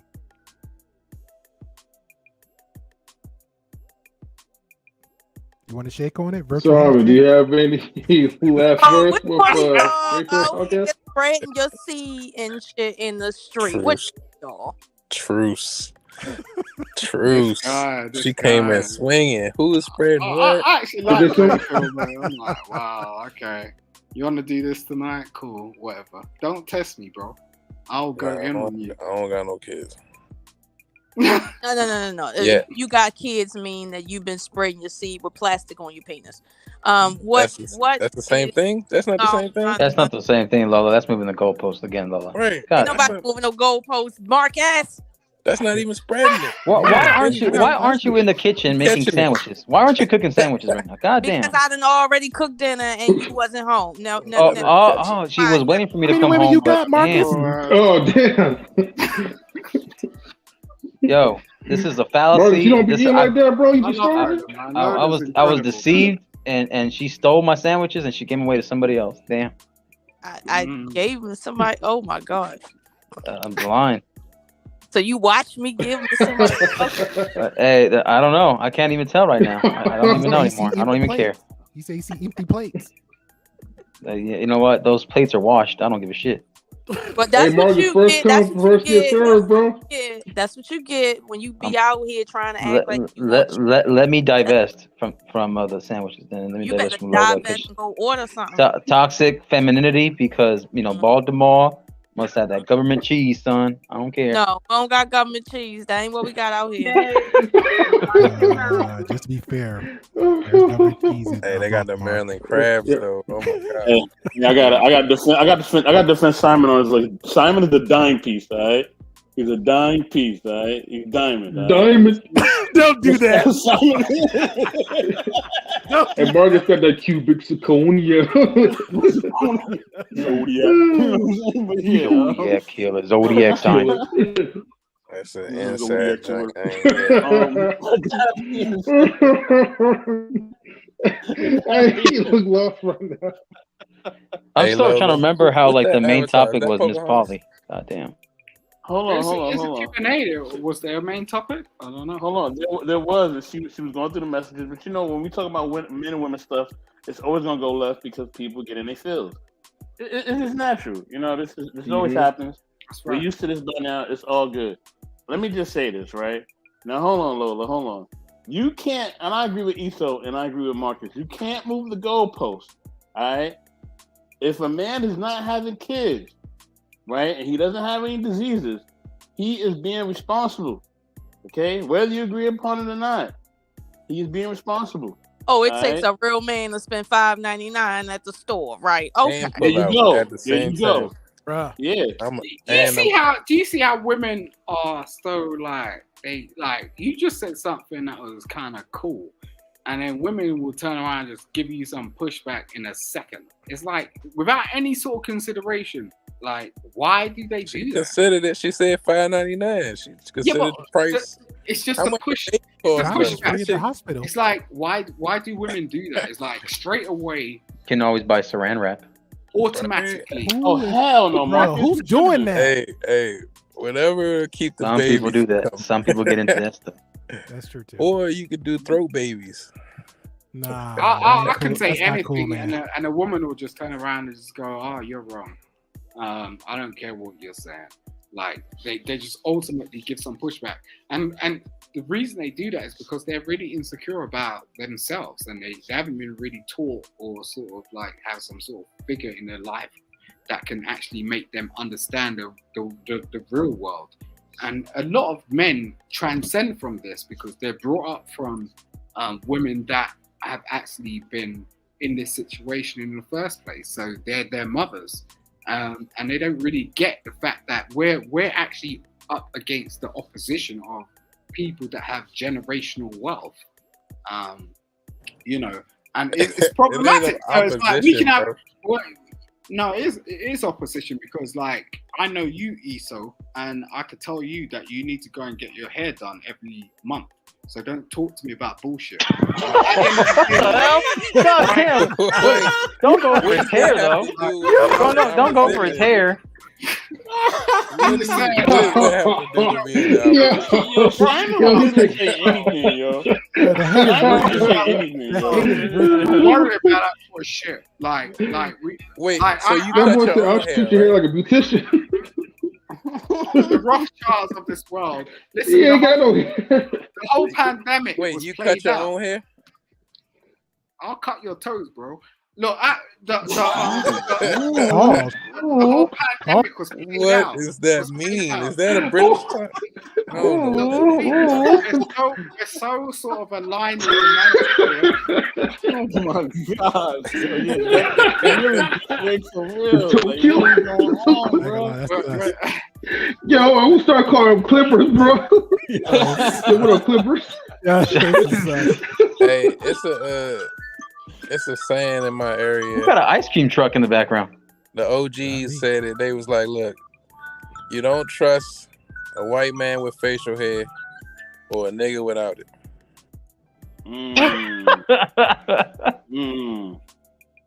I'm gonna say this. I'm gonna say this, right? I'm gonna say this, right? Back to what I was saying to Lola. Look. If people here's the thing. If people are being responsible, right? So that's the thing. We want to teach people to be responsible and to be intimately responsible. I think that's what's missing in our community. We have to teach that. Like, okay, we want them. It'll be nice if everybody built a family and all that, and you know, what I mean, they did the right thing and all that, blah blah blah blah blah. That'll be cool, but we live in reality, and so in reality, we got to teach people to protect themselves at all times. You know what I mean? So that they're not investing in giving women children that they don't want to take care of, and that neither one can really probably afford at that moment. So I think we got to start teaching that instead of, you know, just telling men like, yo, just don't do it. Because that's not people who are young, they're not going to listen to that. Some will, but most are not. When people are in a sexual prime, they're going to get it in. So we just got to teach people to be responsible. Well, here's the thing. When you consider when the last time men were responsible, right? I mean, this was when, okay, when you consider the last time men were sexually responsible, right? Whenever that was in history, that's a little bit of insight as to how responsible men are going to be going forward. You shooting shots at us now? How you? Yo, You know what's funny? Hey, but you know what's funny? Hold on. No, hold on. But you know what's funny? Because even in the hippies back then in the 70s, weren't women in those too? Weren't women trying to get sexually liberated? Mm-hmm. Nah, it's not even about that. If No, you realize, no, hold on, Issa, but I want Lola. No, but but let's be fair. If we're gonna blame it, let's blame it on both sides then. But we're not blaming though. No one's blaming between me and Mr. But you were quick to pull out on the men though. No one's blaming. He's talking about men protecting themselves and not Thank you, impregnating Mr. women. Bryant. That's what we're talking about. We're not talking about women right now. We're talking about men protecting themselves from impregnating the wrong woman. So I said, when we consider when the last time men were literally protective of themselves when it comes to sex, okay, the most, that's an indicator of what men are going to do going forward. You know why? Because the last 5,000 years is going to tell you the next 5,000 years. That's what I'm telling him. That's not a blame game. That's a reality that we're in. I'm on what both I'm sides, right? saying Yeah, is my both sides. pushback is not about you know what I'm saying. It's I actually agree that if men are going to start protecting themselves and realizing, okay, if I do this deed with this woman, it's a possibility of her having, you know what I'm saying, whatever child. And it's that's point blank period. And so men realizing, and this is the era we in right now, is men realizing that and they opting out, or they, okay, I'm not going to, you know what I'm saying, do that at all for the whole November. They got a whole thing called No Nut November. You know what I'm saying? It's more men who are understanding that they have to control their seed more than ever versus, you know what I'm saying, the women who are being promiscuous or giving up, you know what I'm saying, the cheeks. That's going to happen. They're going to be there. But if you not giving them that attention, if as men we all stop giving them that attention for bad behavior, then the whole world can change. But Esso, you know men better than I do, and you know men are not going to do that. You know that. I'm not so sure. That's cringy. It's cringy. The fact that like men are even speaking like this is ridiculous. Like the fact of the matter is like women have always been women, and like the conversations that we're having about like, oh, you know, we need to do this and we need to do that. Women. What's cringy is women having to cover themselves from head to toe because men can't control their own hormones or their own emotions, and then they'll blame it on women. And then you'll have these men who get on these panels talk about, well, you need to cover yourself up in these countries and have some modesty. Modesty? What are you talking? Like, do tigers have to wear clothes? Like, why are we the only ones who have this accelerated amount of thought and are supposed to be conscious and understanding that our actions are our own? So whatever somebody else does, whether a woman is wearing whatever to provoke you. When you say women having to cover themselves up, I'm talking about it's a whole liberation of women in overseas in the Middle East. I don't know if you've heard about it lately, but what happened is they're actually burning their hijabs and burning their burqas and wearing their hair out in public, which is a rebellion against, you know, the society that they have over there.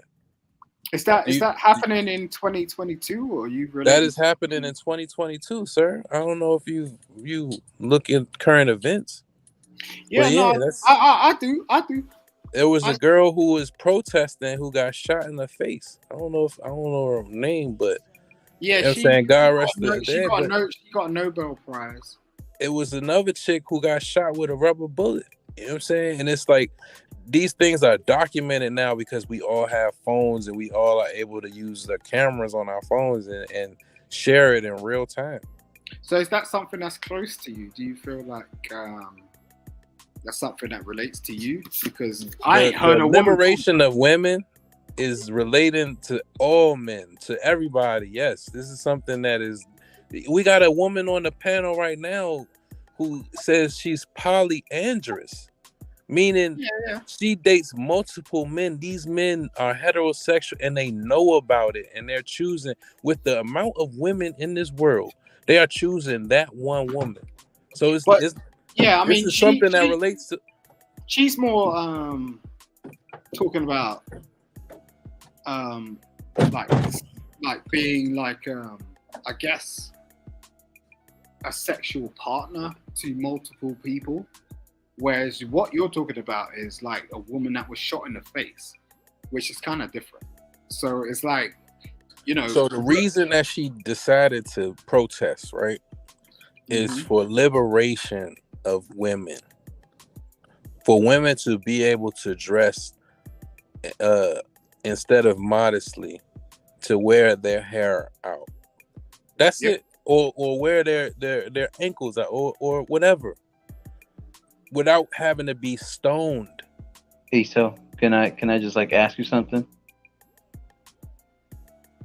Isa? Yeah, I'm here. What up? You think that we should be focusing on another country's issues, or should we be focusing on our own issues in this country first? So if you don't think it's spreading from one country to the next, I mean, yeah, we could just stick to United States. And if that's what I'm saying, in the United States, if we do say, okay, let's all right. We got issues here. Like we got If we plenty do of say policies and okay, issues so here. if we do change instead of I think if we change and have polygamy be accepted, I think that would definitely change. Yeah, I mean, to say in response to what Marcus was saying, I don't really think you have issues over there. To be fair, I think like you have the best country in the world, and you know, if you can't understand that, that's a problem. And I think that's the real problem, because, you know, although it may not be what you want it to be, it is actually the best country in the world, and everyone gauges from it. So then it becomes a problem when people start going, it's you know, it's the worst country in the world, or, you know, like this ain't doing shit or whatever. That becomes a problem, because like we, you know, from outside, who look up to you then start to lose hope. It's on you. Like, so, you know, you know, I think that's kind of dangerous. I really think it is. So I think, you know, like people like Marcus, I understand you, bro, but you need to just be very careful about what you're talking about. No, it's just like I understand. You and me both live in first world countries. Like we understand that. But I know, but you're saying, like, what are you saying? You're saying your country's shit when you live in. No, like, I'm not saying our countries. That we understand that first world countries are still privileged compared to third world countries. But I'm just saying when it comes to where we are, well, first world countries are though compared to the ones that are suffering more or going through some different way. No, they're not. They're not. Just that we have, but remember, like just like your country may have certain things that need to maybe work on, like our country needs things that need to work on. No, I think you've got beyond the point. And this is the problem. We are too privileged. Technically, because Esau brought up the Middle East, that's why. I understand. And that's why I sort of talking to you about this, because what he was speaking about was the fact that, you know, we're still living in a day and age where women do not have the same rights as men as they do in the Western age. So, you know, they have to, you know, do like some very basic shit. Isn't that true though? Because pretty much all the talking points over here is so much different in other countries. Yeah, they don't have these conversations over there. Oh, really? No, they don't. Really? Yes, you was on the platform with me and my homeboy. I just want to say good night. I'm sorry. All right, Miss Polly. Have a good night. Thank you for sharing. Have a good night, Miss Polly. All right, nice talking to you. Yes. Yeah. You guys too. Thank you. You're welcome. I appreciate the conversation. All right, see you next time. Yeah, but going back to what I said earlier, yeah, we don't. I mean, I don't know what to say. It just the conversations, which I think is actually sad. Real appreciate talk. that, Vaughn. I think it's sad. Real talk though, because like the conversations we have, you know, over there, it's not even really addressed. It's not even brought up like it's an issue. We make too much of too much. Fatty's in the place. What's up, Fatty? Salute, Fatty. Fatty, what up? Fatty, my Portuguese pirate brother. Yo, it's not as simple as that. the fact of the matter is history, Simon. History, Simon. You got to learn. I mean, if you don't know history, I mean, we are we are a privileged country. Right. That just I like what you do, but the thing is, when you talk to somebody, you need to really understand how you talk to somebody. So what you're doing is you're going, "Oh, Simon, you don't know." Like, I do know. I know a lot of shit. But the fact of the matter is, okay. So is America a privileged country? Yes or no? Yes. Okay, that's what Marcus just said. You saying no? Just like I said, the UK is a privileged country too, right, Simon? I didn't say that you're either privileged or you're not. No, but Simon, you're literally saying the opposite of what I'm saying. I'm saying it is. Marcus said it is. Then you said no. Then I brought it up. Then you said yes. No, I was talking about a specific thing. So, like, there was a subject that came up, and I was like, okay, cool. You don't understand how privileged you are, which is kind of different because, like, in the world of the game, like, in terms of how sounds like we're agreeing, Simon. We are agreeing. We are what I'm agreeing. saying. That's why we're having this conversation. I'm not disagreeing with you at all. I'm just saying. Y'all arguing to agree. I know, right?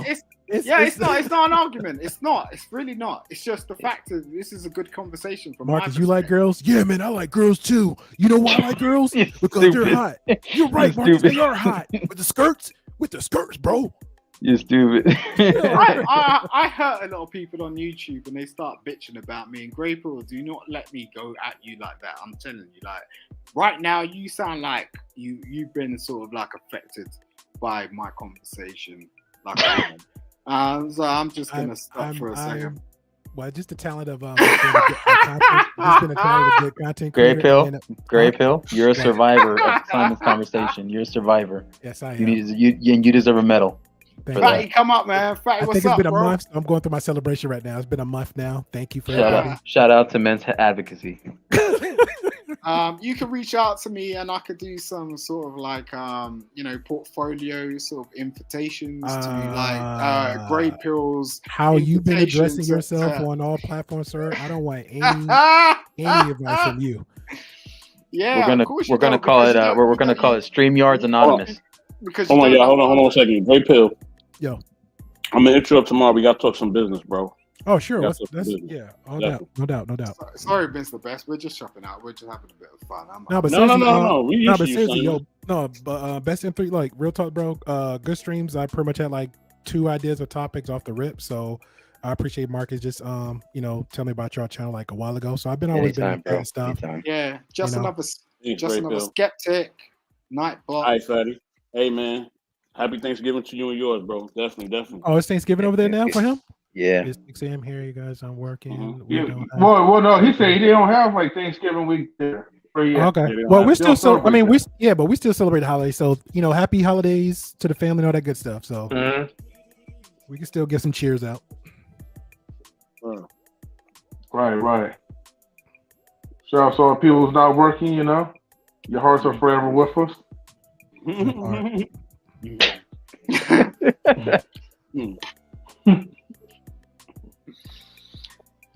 Yo, man, shout out to Knowledge and Relationships, man. God damn, you be doing a hell of a job, man. I swear to God, if you didn't exist, I don't think I would exist. So, like, peace. Oh, man, damn, man. Peace. No, it's for real. Like, that's how it is, I mean, it is what it is.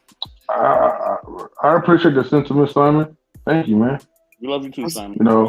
What's up, Lola? Lola, you still around? Esso, you still around? Marcus, you still around? Yeah, still here. Hello, man. Everybody's still on. Hello, Governor. Yes. Hello, Governor. Everybody's still on, man. Esso went on me deep, like on another chat. Like, he was cool, man. I thought I just thought it was brilliant the way he like just came back at me, and the way he sort of he had a whole different way of like coming back with the English accent. He's like, I don't know what was going on. I think it was what's that woman? Kaya.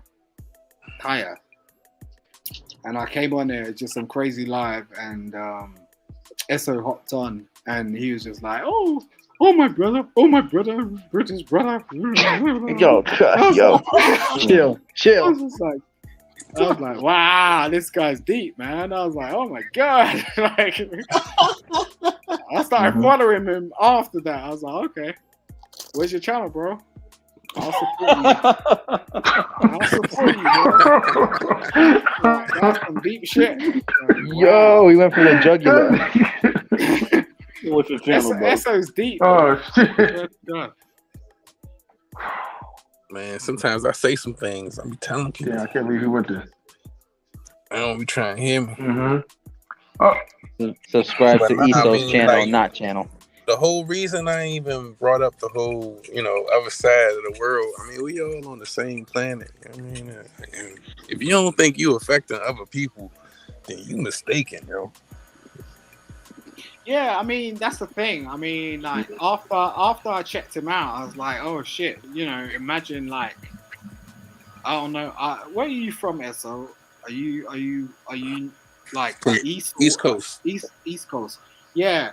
So I was like, god damn, imagine if I just came over there. Like, this nigga will fuck me up in a second. I mean, oh shit. I'm confused now. You talking about Marcus? Oh wow, you're making him sound like a thug. You talking about Marcus? I'm not. Fuck Marcus. Like, Marcus is on. I deal with Marines. I was talking about Eso. Nah. But you talking about you, Eso? You want to cut your toes? I was like, Eso was real. Eso was a real. Do you get what I'm saying? Like, when he came on, Hey, Eso, though, don't cut your hair, though. So Mark's not real? That's what you're saying?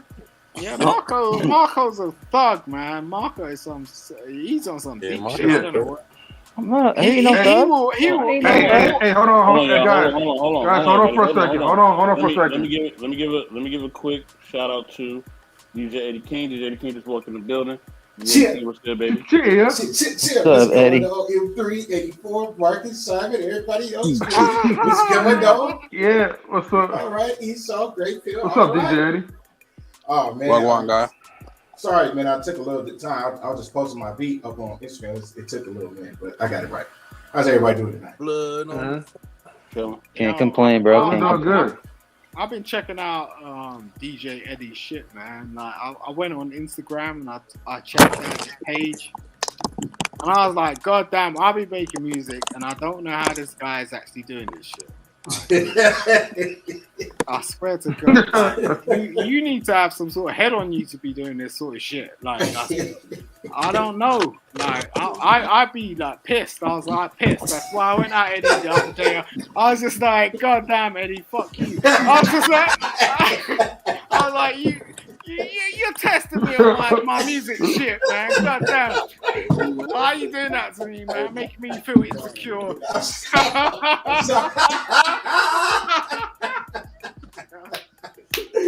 Simon will say literally anything, bro. I swear. Oh my Lord. Hey, go to Eddie's IG and check out the beats he's been playing. I got real. What's that would be? I swear to God. Like I was logging into like knowledge and relationships, and like M3 was playing the beats in the background, and I was like, how the fuck do I do that? And I was fucking up on my I was fucking up on my own YouTube channel, and I was trying to work out how to do it. And then, oh god, you got a whole guy playing beats, and like he's got his own thing going on. So I was like, oh my god. So I just checked it all out, and I was like, oh. Shout out to the High Value Beats by DJ Eddie King. Brought to you by DJ. Thank you, man. Thank you. He said high value beats. Thank you. Yeah. As well. Exactly. Thank you, man.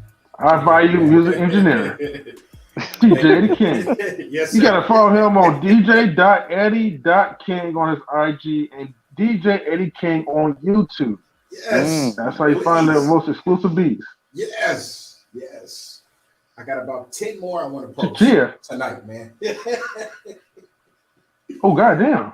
Yeah, man. I've been locked in The the world's cave, never. man. You know, I've been locked in the cave like Tupac, man. You know how he was locked down in the studio. He had to a couple of million to Suge. Yeah, he had. I was staying down tight like that, man. Locked in the cage. Man, it's good to hear you getting back into your creative side again, DJ Eddie. You know. Yeah, thank you, man. Thank you. Man, back in the lab. Yes, sir. Back in the lab, feeling good, feeling healthy, man. I want to just take, give a shout out to those that, hit me up, checked in, and all that good stuff, man. I appreciate y'all, man. Marcus, you too. That's where I ain't gonna forget about you. Yes, sir. Yes, sir. Thank y'all, man. Yeah. Appreciate it, man. How's are you okay with No your health? problem, Everything man. good? Thanks for the music. Yes, sir. Yes, sir. I'm not that's good, 100%. I'm not 100%. I'm like 85. I'm almost there. I'm almost there. Okay, That's good, okay. That's good. That's a good mark. Yeah. Yeah. So what's going on with the somebody found out or exposed men? Somebody exposed us? Oh, something like that. Something like that. Oh, snap. What I missed? I've been here the whole time. Well, it's because the thumbnail is supposedly MzPoly was like exposing the male agenda or the man agenda, and she was basically just talking about her example of the DMs and stuff, and which were true. So that's basically what she was like saying. Hey, how can I approach this? How do men think about it when they approach this? How do they mean when they say this and that? So she was trying to cross her T's and dot her I's on how everything works and stuff, especially with her, just trying to vet. But she was using her example of her life and her relationships, lifestyle and stuff. So that's what she was trying to find out more, how to help. She was basically asking the guys for help too. So okay, right. Now, I got a question though for the men. Yeah. I got a question for the men, for all y'all. Well, the queen too. Excuse me, queen. For the women that say, Hello, there too. I'm pretty sure y'all heard this before. Like a lot of women say, we don't need man. We can do pretty much what we want to do. Do you guys feel like that attitude that they have is our fault, or it's not? My bad, I didn't hear him. The energy that women carry out, not all of them, majority of them, they will say, hey, I don't need a man. I can do this on my own, get the bag on my own. Do y'all feel like it's the man's fault behind that type of energy that certain women bring to the table? I would say, because partially, yes, I agree with a little bit what my man Just Another Spectre said, but at the same time, I agree with media too, because we fall into these trap holes, right? Like you hear now, most people, like even myself, slowly I've been said, Good night, Vouaghn Bryant. Hey, good night, Thank man. Slowly I've been saying, hey, I want to take breaks, I want to unplug, or I want to be focused on more minimalist lifestyle. Like I know the grocery store like 2 blocks down, it's not gonna kill like a 5-minute, 10-minute walk. So people have to. Does that grocery store have Wi-Fi? I fell into that one for you. I didn't mean to cut you off. My bad, it's all bro. good. I fell into that one for you. But it's people just start to need to, I guess, reset their mindsets.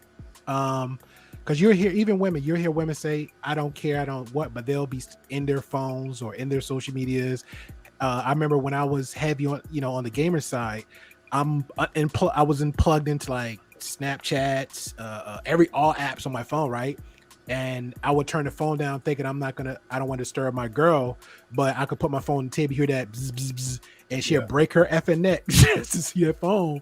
And I'm like, it's not that serious. You got the password, you got anything else. And then she'll see all the alerts and she's like, what? I'm like, I told you who I was from the beginning. You hear the YouTube alerts, you hear the Facebook messages, you hear the Instagram messages. Nobody's not trying to F me, or I'm not trying to sleep with them, but I believe it's a high degree. Wow. Yeah, it's a high degree of social media. And it's us men too. We set examples, a lot of piss poor examples. I'm guilty of it too from time to time. And media just have a good influence over everybody. Yeah, I don't think you could blame it on social media. I mean, I think that's weak and that's poor, and I think that's something that men do a lot because you can. Women are just built how they're built, and they have been built how they've been built since the day of dawn. And men just need to get their heads around how women are built. It's like, this is ridiculous. Like we talking about like social media. It's like, this is a new phenomenon. Like, and before that it was radio, and before that is video, and before that is like music, and before that is a dancehall. It's like everyone's gonna have an excuse around just getting your shit together and just putting up a woman in your household and like settling them down and going, okay, I could take care of you. Like this bullshit about like, oh, we do this, we do that. It's nonsense. Get away from it. Simon, have you? I agree to everything you're saying, but the difference is, I say more. I think media, especially media today, made stuff more easier access to almost limit to everything, right? Even down to the way we look is an influence too. Will we men might go off of what women think down to the products and anything else. That might be a whole female thing, but and I'm just thinking of this. You said radio. I can't reach out to a chick on radio. If I hear back in my day, I'm listening. My day, I used to listen to the music. I wasn't trying to check what this hot chick saying on the radio. I was listening to generally music, going from point A to point B, with my little AA batteries, whatever, in my little headset. Right now, you got the phones, the apps. I can talk and text, FaceTime to a chick while I'm listening to music. I can be on. Heck, we got mofos be trying to have YouTube hookup sessions. You know what I'm saying? So it just, and two, I don't know if you've seen this documentary, and I'll suggest everybody see it. I forgot the name of it, but it's on Netflix. It's about Facebook, how they originally developed Facebook for one reason, but unfortunately, even the guys that helped design Facebook, and it became more than what they said it was, because originally it was for just genuine connections, like how we're having a conversation, so we got that connection, but we're not trying to sleep with each other, right? But that was their thing, that somehow they developed another button, the heart button, the love button, the sad face, because people was taking it too much what it is. Heck, go up and down your Facebook accounts if you still got them. 9 out of 10 times, just a chick can be posting a regular picture, ugly picture. Guys would go up and down, hit hearts, and we know with the new terms that is. That mean like they liking them or they have some kind of sexual attraction to them. Those are them key signs. But if we're in a relationship and I do that to another chick's pic, and my girl finds out, she's gonna be in the feelings. Why are you doing that to that girl? But do you actually react like that, or are you just talking on it? Because like. No, I've seen it. I watched documentaries on it. I'm asking you, have you actually done that? Or have I done what? What you're talking about, like, because I don't really understand all that stuff. I'm only basically asking, like, did you like other girls' pictures and got caught? Not caught, but if I'm single, because again, like I said, you watch. Yeah, but are you single? Yes. So do you do that? Do you go onto other people's pictures and do all that? No, shit? because I know, like you just said earlier, right? It's a level to all this, right? It's not a level. This is Simon. Like, You was married before, bro. You courted your woman. You know what you should be doing. There's a garbage trash on a Pakistani sort of. I don't know what that means, but again, I personally, you said a piece of it, so I'm gonna give it levels to it. You said something that makes sense, so I'm not knocking. So are you? Let me finish. Let me finish. I'm trying to answer the first question. You throwing in 3 more questions. All right. God damn, Ricky Lake. So back to the first. Not Ricky Lake. No. Hey, you said Ricky Lake. Yeah, so the first one, right? You said, hey, have you done it? No, because of a part to what you said, it's a level to, right? You stated, and I'm gonna quote you, you said, hey, understanding if men understand women's behavior, right? So I understood one woman's behavior is attention. So if multiple men, if a woman posting a picture on Facebook and every guy is sitting there hearting and commenting 24/7, guess what she's gonna do? Oh, now I can pick out the litter. I don't do that to other people on there. I got very attractive females. It's generally friends. I don't flirt with them. I don't hit on them. And guess what they do when they see me in a relationship? Oh my God, you're so this, that. Then when me and that girl actually end the relationship, they come in my inbox like, man, you were so respectful. I don't never see you do what these other guys do. I'm seeing it. I'm witnessing it. Females, there's generally females that you don't try to fuck. They're giving you those straight, honest answers. Why? Because they feel comfortable enough and just be that honest with you. When you asked the question earlier, where I think it was Eon. My bad. It was the other brother in here. He asked the question like, hey, do women want to... No, it was Best. When Mr. Best asked a general question, hey, do women just want to have just as much sex as men? And she instantly said, heard another woman, yes, we do. So you see it all the time. Wait, did we Lola? Yeah, hold on for real quick. Lola, are you still here? Hold on. Lola, are you still here? She probably fell asleep. Probably so. And Queen, are you still here? I think Queen's at work. Okay, I think both of them fell asleep. All right. Yeah, Amazon be a Here, bitch. let me put. Damn, like. Put the sleepy ones in the corner. He said Amazon.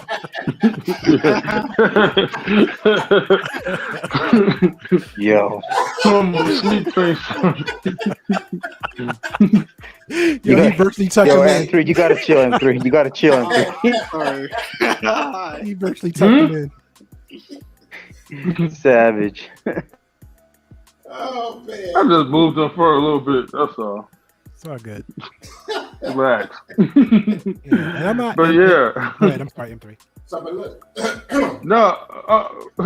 So what's that? No. Go ahead. No, I was gonna say I'm agreeing to what Simon said, but the same thing. I feel I personally believe is levels to it.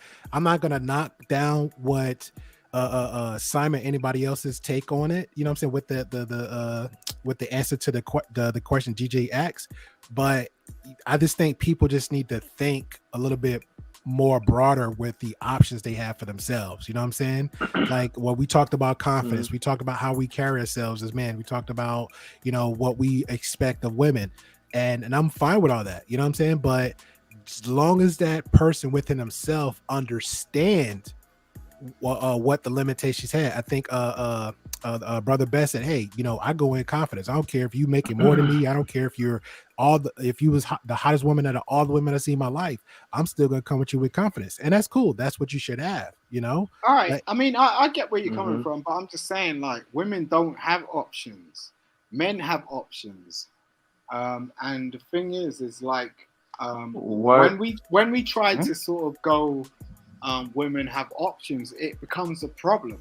Women need to be led, and ultimately, it doesn't really matter if they've got like.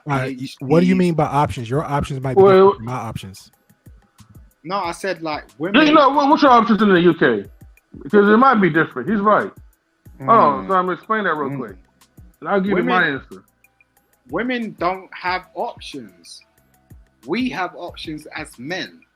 Like, so women want to be led.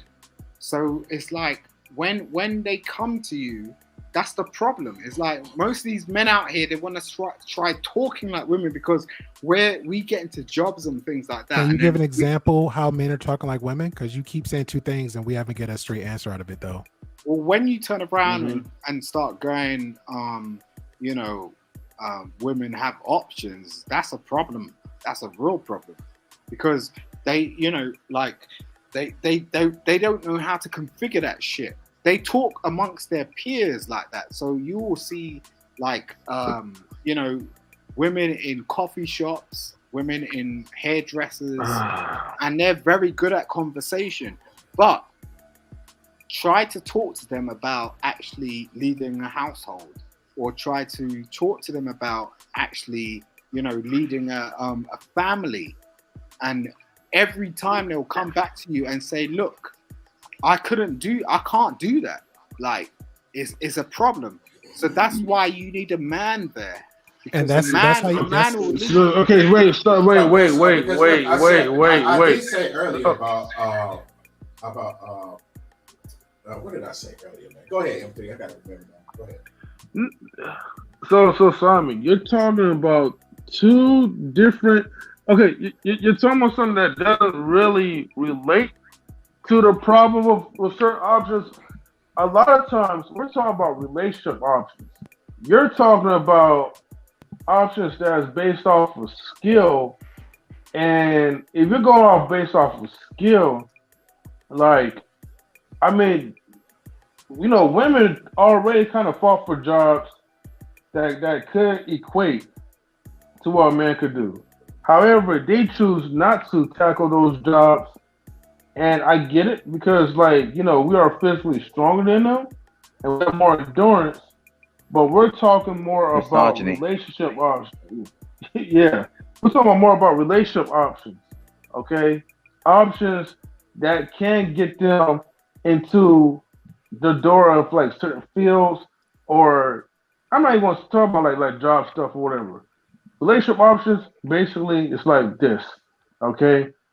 When it comes to the ratio, okay, of relationships and experience, women are always going to have more sexual experiences than what we have, you know, because a lot of men are more open to chase after them rather than us being pursued by them.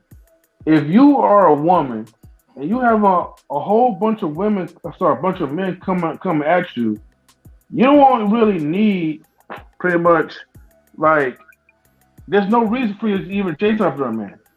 You know what I mean? There's no need for you to even do anything, pretty much. In which this relates to a problem because we have conditioned them that it's okay for you to not have a personality. It's okay for you to remain mediocre. It's okay for you to not even worry about taking care of your oral hygiene because you're always going to have a man that's going to be right around the corner that will be willing to sweep you under your feet. Oh, hold on. Let me make sure I bring this person in. Justice Skeptic, how you doing, bro? I'm good. How's everybody tonight? What's up, Skeptic? Not much. How y'all doing? Pretty good, man. Doing good. Good. So we're just pretty much explaining, like Simon, what the options that we're talking about. Because you're talking about something that's totally different, Simon. We're not on the jobs topic. We're on talking about relationships topics. So, you know, in other words, if you were talking about, you know, if we was talking about jobs, then yeah, I could kind of understand where you're coming from. But relationships wise, like women will always have more options than men. Period. No, I don't think that's true at all. I don't think women have more options than men at all. I don't think so. Okay, so explain that. Right, so men do not actually grasp the options that they have. It's like, for example, men don't go to the doctors as much as women do because they're so in their ego and they're so hard-headed that they don't want to sort of engage with, you know, the community. Women do that. Why is it that women have these options? Women have these options because they chose to engage with their community. We have whole women communities out there. In particular, like when it comes to pregnancy, you'll see whole groups come around and they'll talk amongst each other and they'll have whole discussions and men are turning around looking, going, oh, how come I'm not part of this discussion? And it's like, because you're not, because you're stupid. And at the end of the day, like, you choose not to be, like, and we're dumb because of that. And we're making ourselves dumbfounded as a community of men, not actually acknowledging that we go through some shit. And, you know, that may mean having children. Yeah. That may mean going through the court system. That may mean, like, you know, some shit comes up in some political realm or whatever. But we don't engage with ourselves as men in the same way that women. Okay, Simon, I'm going. So Simon, let me just say this in the most cutthroat way, right? You are totally off the topic of what you're talking about.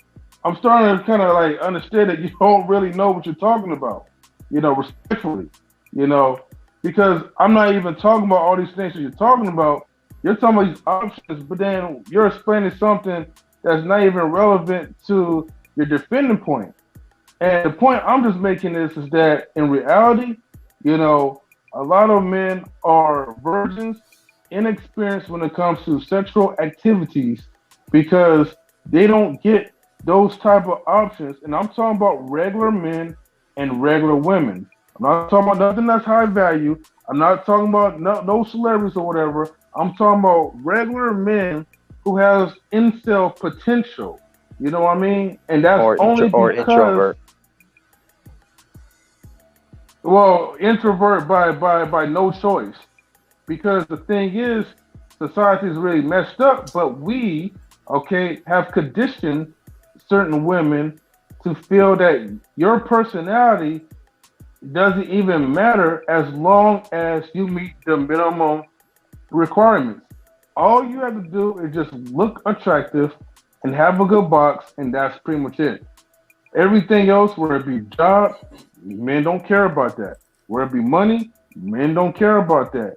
When it comes to your looks, or even if you have a shitty personality, men don't care about that. This is the narrative that's been going around for eons and eons. The only thing they care about is that, are you willing to give it up and open your legs? And because you have a lot of these men that are thirsty and haven't drunk water in eons, it's the reason why women, well, I'm not gonna say women, like, you know, the females, okay? This is why females do, you know, these, you know, internet things. This is why females do what they do. And this is why when it comes to approaching these females, it's really hard to really build a connection, because females are not usually used to building fundamental conversations. We have to do a lot of things. So, yes, we don't have the options. But anyways, I gotta get to Mr. Skeptic. So, I love you, bro. I'm ahead, out. Mr. Skeptic. I just wanted to get that out of you because I think that was so appropriate. I swear to God, like, thank you, M3 man. Like, you know, No problem. like, Wait, hold on, yeah. Simon. Maybe, wait. So before you go, hold on. Maybe Mr. Skeptic probably has something you probably want to say that might help you out. But go ahead, Mr. Skeptic, and then you can leave. Hold on. I think maybe taking notes would help you out a bit, Simon, because you jump from No, I'm not done yet. Hold up. You don't need to interrupt. Come on, man. Where you from, jump bro? from one thing to another. Me? Where you from, bro? I'm from Michigan. Hold on, Simon. Hold on, let him speak real quick. Shout out to Marcus, man. Marcus is the only guy that can rock with me over here. Like, swear to God, I think you do well by taking notes. You seem to jump from topic to topic, and it's like whenever somebody asks you a direct question, you jump from one extreme aspect of it to another, and you hardly stay on the question. I think you would do well if you took a few notes and actually got your thoughts lined up, and then you'd go. Are you a coach? Am I a coach? Simon was just talking about women. Do I need to be a coach? Are you a coach? Yeah, are you a coach? Do I need to be a coach? Why are you trying to give me advice? Like, I'm giving you advice because the only reason not the only. I've come into a few other podcasts before, but you are slightly annoying, and I don't know if you're doing it to be entertaining. Boy. Are you married? Yes. All right. So why do you want to talk to me about anything? I'm Why don't talking you just to you. pay attention to your wife, stay off YouTube, get away, like go. Why do I have to go? No, Simon.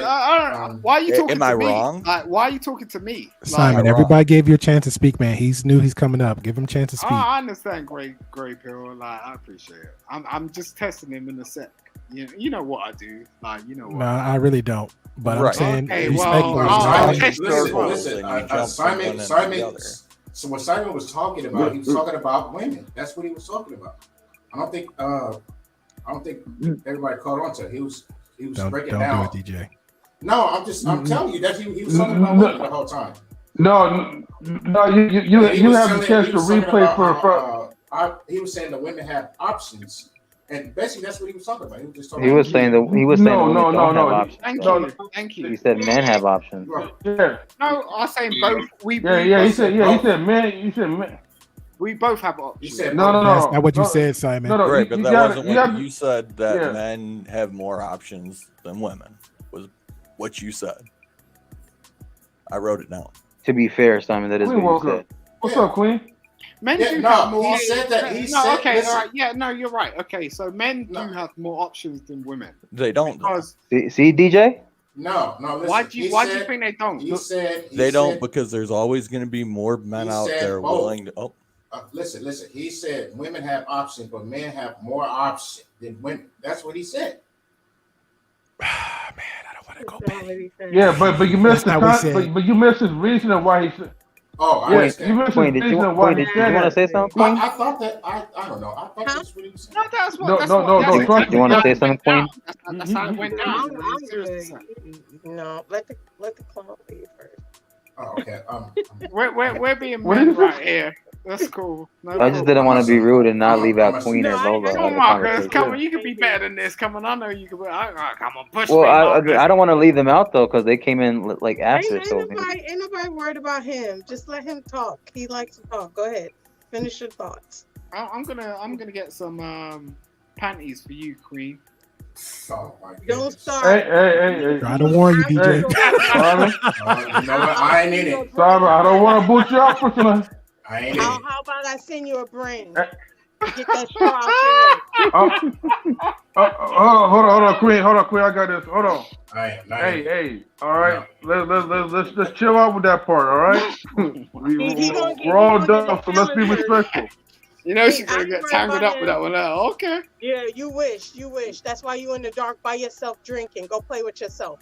Okay. oh shit! Oh shit! Oh, Mm-hmm. Can we, you guys? Let's just can Yeah. we get back on topic. Just get back on topic. All right. So, I just want to make sure. But I remember somebody had said something earlier when I first wanted to jump in. They were talking about like the women thinking they can do better, if that was what they asked the panel, something along those lines. No, I think I said, is it our fault that the women, not all women, but the majority of women that have this attitude to where they don't need men, they don't need men at all, they go out and get the bag on their own? Is it our fault that most women have that attitude? Is it our fault? That was the question. Yeah. And he was asking for the women. Well, Queen, since you're here, you mind if you answer DJ A's question, and then hopefully Lola will be awake. I do think that I don't feel like it's all one fault or another. I don't think it's in totality. I think sometimes women who, you think of the women who have held their households down with their men, and then men don't do what they need to do and they bounce out on them. I know of situations, plenty of situations where the man was down and out, the woman held it down, they're supposed to work together as a team. As soon as he got on his feet, he bounced out and left her and her kids or whatever else. So I do think that those women have developed that attitude. I don't need a man, but I think it's a toxic mentality that has spread throughout other women with boss bitch or whatever else.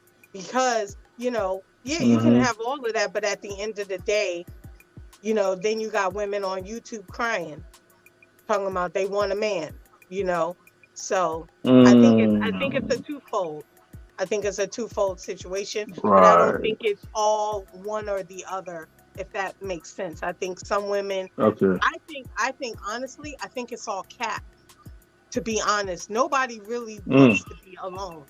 So what you do is you build up this exterior like an onion, and you put on this shit like you don't need nobody, but deep down you want it. So because right. You gotta function. Because if you function through life really with your heart on your sleeve, you're gonna be used and abused, right? Bless you, DJ. So then you put on this armor like you don't need nobody, but deep down inside you really don't want to be alone. So I think it's all cap. It's all cap. I agree.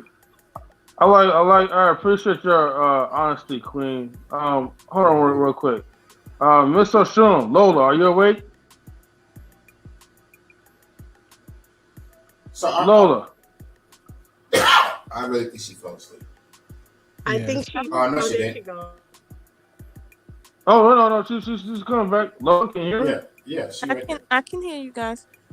What's up, Lola? Hi. Okay, did you just wake up? I didn't just wake up, but I'm laying down here.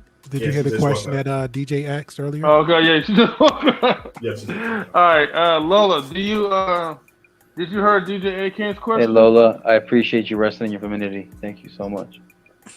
You know what? Okay. Well, no. Can somebody run it back? All right. So okay, so the question. Sorry, bro. No, go ahead, Great Pill. The question was from DJ. Do you feel like it's men's fault how women's behavior is? I'm just paraphrasing at that point. Well, no. Go ahead, DJ. Yeah. Thank you, Great Pill. The question is that there are the majority of women out here that says, "Hey, I don't need a man. You know, I can go out and get my own bag, my own money." Do you feel that attitude that they carry is the men's fault? That type of energy, do you think it's our fault? The men in general. I don't think it's a direct fault, but I do think it's an indirect fault of men. Yes. And the reason I say indirect is because and this may not just apply to black men. Okay. Wait, you cut out like for a long time. I think you might have to start over. Oh wow. No, I heard her. I heard her too. Are you sure? I heard didn't her. hear nothing. Yeah. I Shout heard, out to I heard everything. Shout out to Cricket Wireless by DJ the King. Cricket Wireless. No, I heard everybody else except her. I heard everybody except her. Moves Mobile Plus. Oh my. I did not have that. No, we heard her though. But yeah, we heard her. But Lola, you might have to repeat yourself again though. Well, what I said was I don't believe that and this doesn't just apply to black men. Obviously, it might not apply to black men at some point, but I do believe that men are not directly at fault for that, right? Because that's a direct decision women are making. However, men are indirectly responsible for that. And the reason I say indirect is because men have positioned certain things in society a certain way that causes women to be that way by default. And this is something that isn't no one individual's fault. However, we do have to be honest with you that part of the reason why women are so competitive is because men have spent thousands of years basically hogging the system, creating a circumstance where women have to be extremely competitive in that way in order for them to just simply exist. We're coming from a culture, a world culture, where women can simply inherit land from their parents. Like, and this is not 200 years ago. Like that, this is a real thing. So, I mean, shout out to you if you had all girls if you were a man coming up back then. You know, like you couldn't leave anything to your daughters. It would have to be to some boy or whatever. It's like that. That's the dumb stuff that's the mentality we're working on. So this is why I say men are not directly at fault for the decisions women make, but they are indirectly at fault because that decision that they're making is in response to something that men have systematically upheld. And what I know, and because and this is just me being me, but what I know is that you can't have women at home, right, for thousands of years, telling them that they mean nothing, they're equivalent to slaves, they're basically just dismissing what that job function or whatever, and then suddenly when they give up on the job function, now you want to plead your case that women don't want to be in the home and it's so important.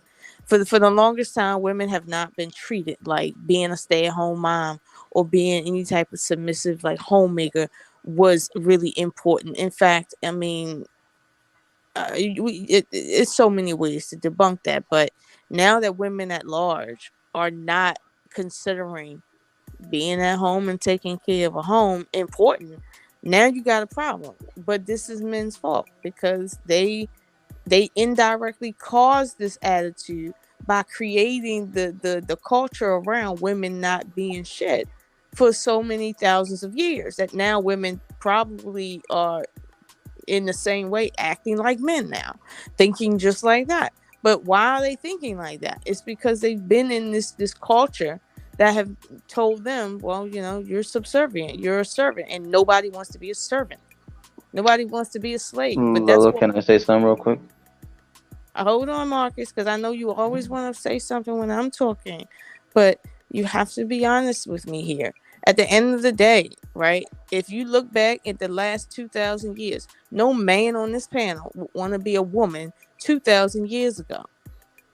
Like, you know what it would be. Like, you, if you was to make it in some to be born in some countries, like, you know what it would be. So let's stop pretending that women just woke up one day like having this need to rebel. No, that started thousands of years ago, and it's just now hit the fan. And we were just so lucky to be the generation to catch it. But this has been in the works for a long time. And I mean, it's sad, but yeah, I'm not saying men are the reason why, you know, women decide to do anything on no individuals like level, but men at large over the course of history have indirectly created circumstances. Like, let's just be fair, you know. And that's so. You can go ahead, Marcus. Yeah, well, I'm only gonna say this because it sounds like you're making absolutes and you were strawmanning on both ends of an extreme point.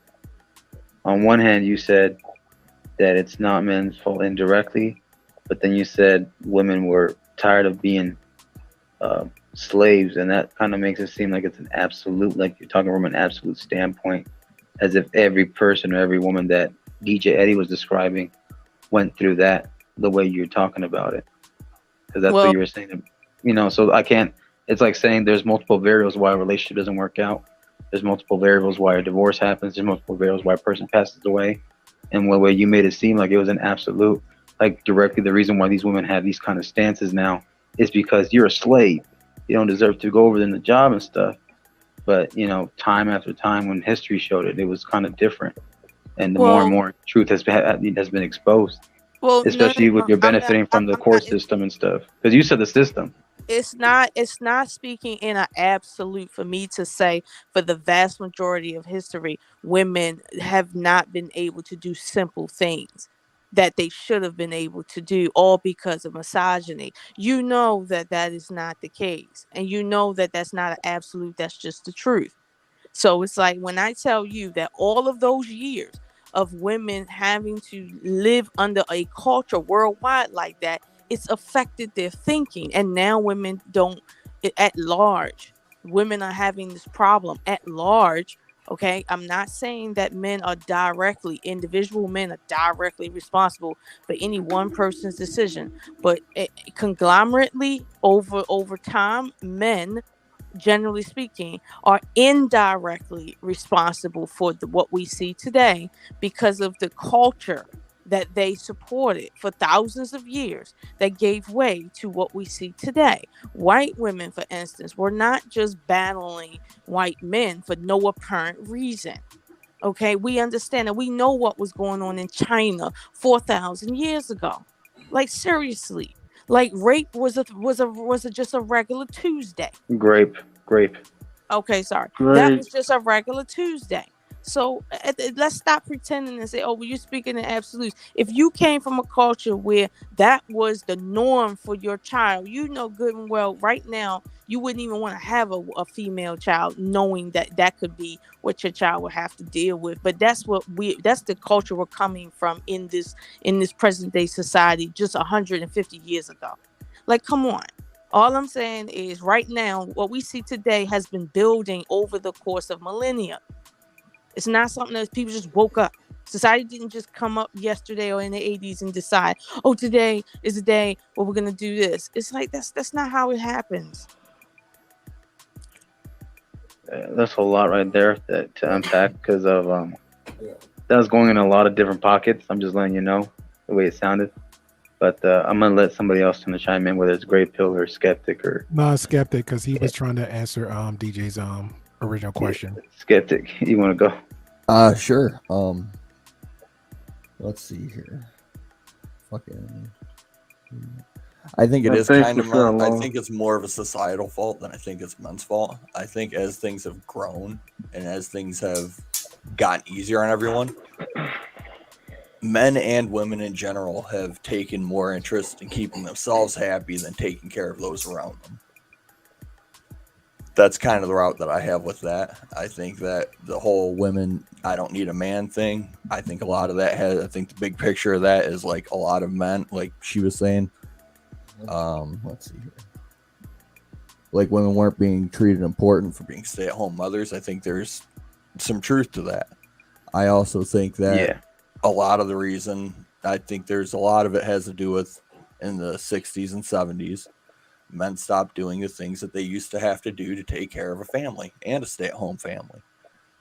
In the 50s, everyone likes to act like it was this golden age in pictures, but a lot of times dudes were working 2 or 3 jobs. Exactly. To stay on top of that. It was never a one-income household. That was never a thing in this country. It was never like a robust utopia or anything like that. Yeah. Right.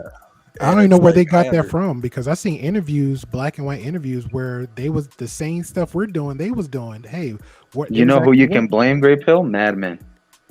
Yeah, it's Disney. It's basically this Disney bullshit that, you know, the wife stayed at home. She got all the line. You'd slap her and you were the all-powerful man and all this shit.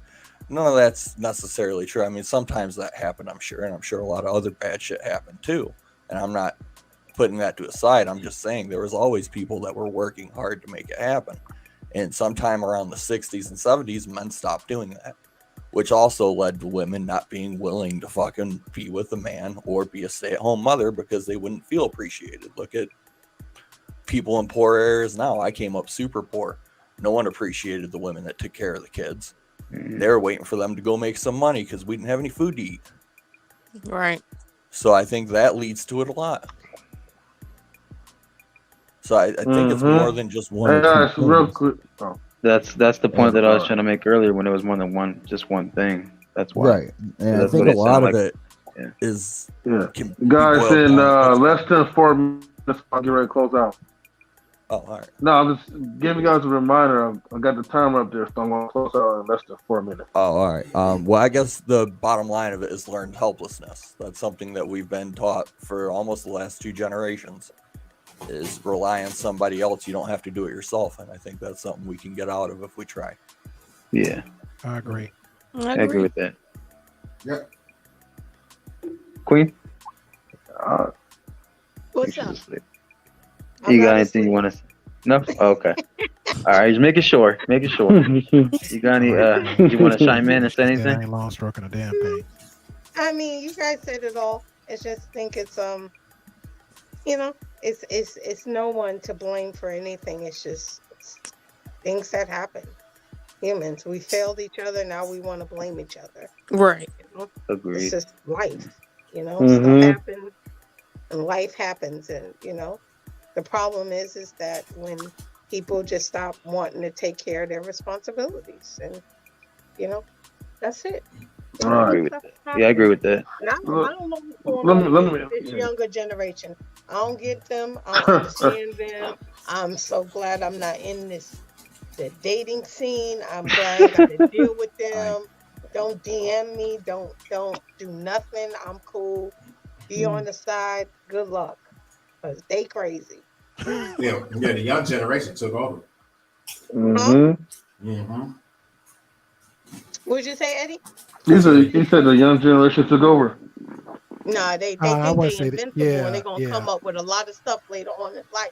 Correct. They're gonna be messed up. They're gonna Right. be Yeah. on that SSI line, real messed up with the Right. Medicaid and Medi-Cal.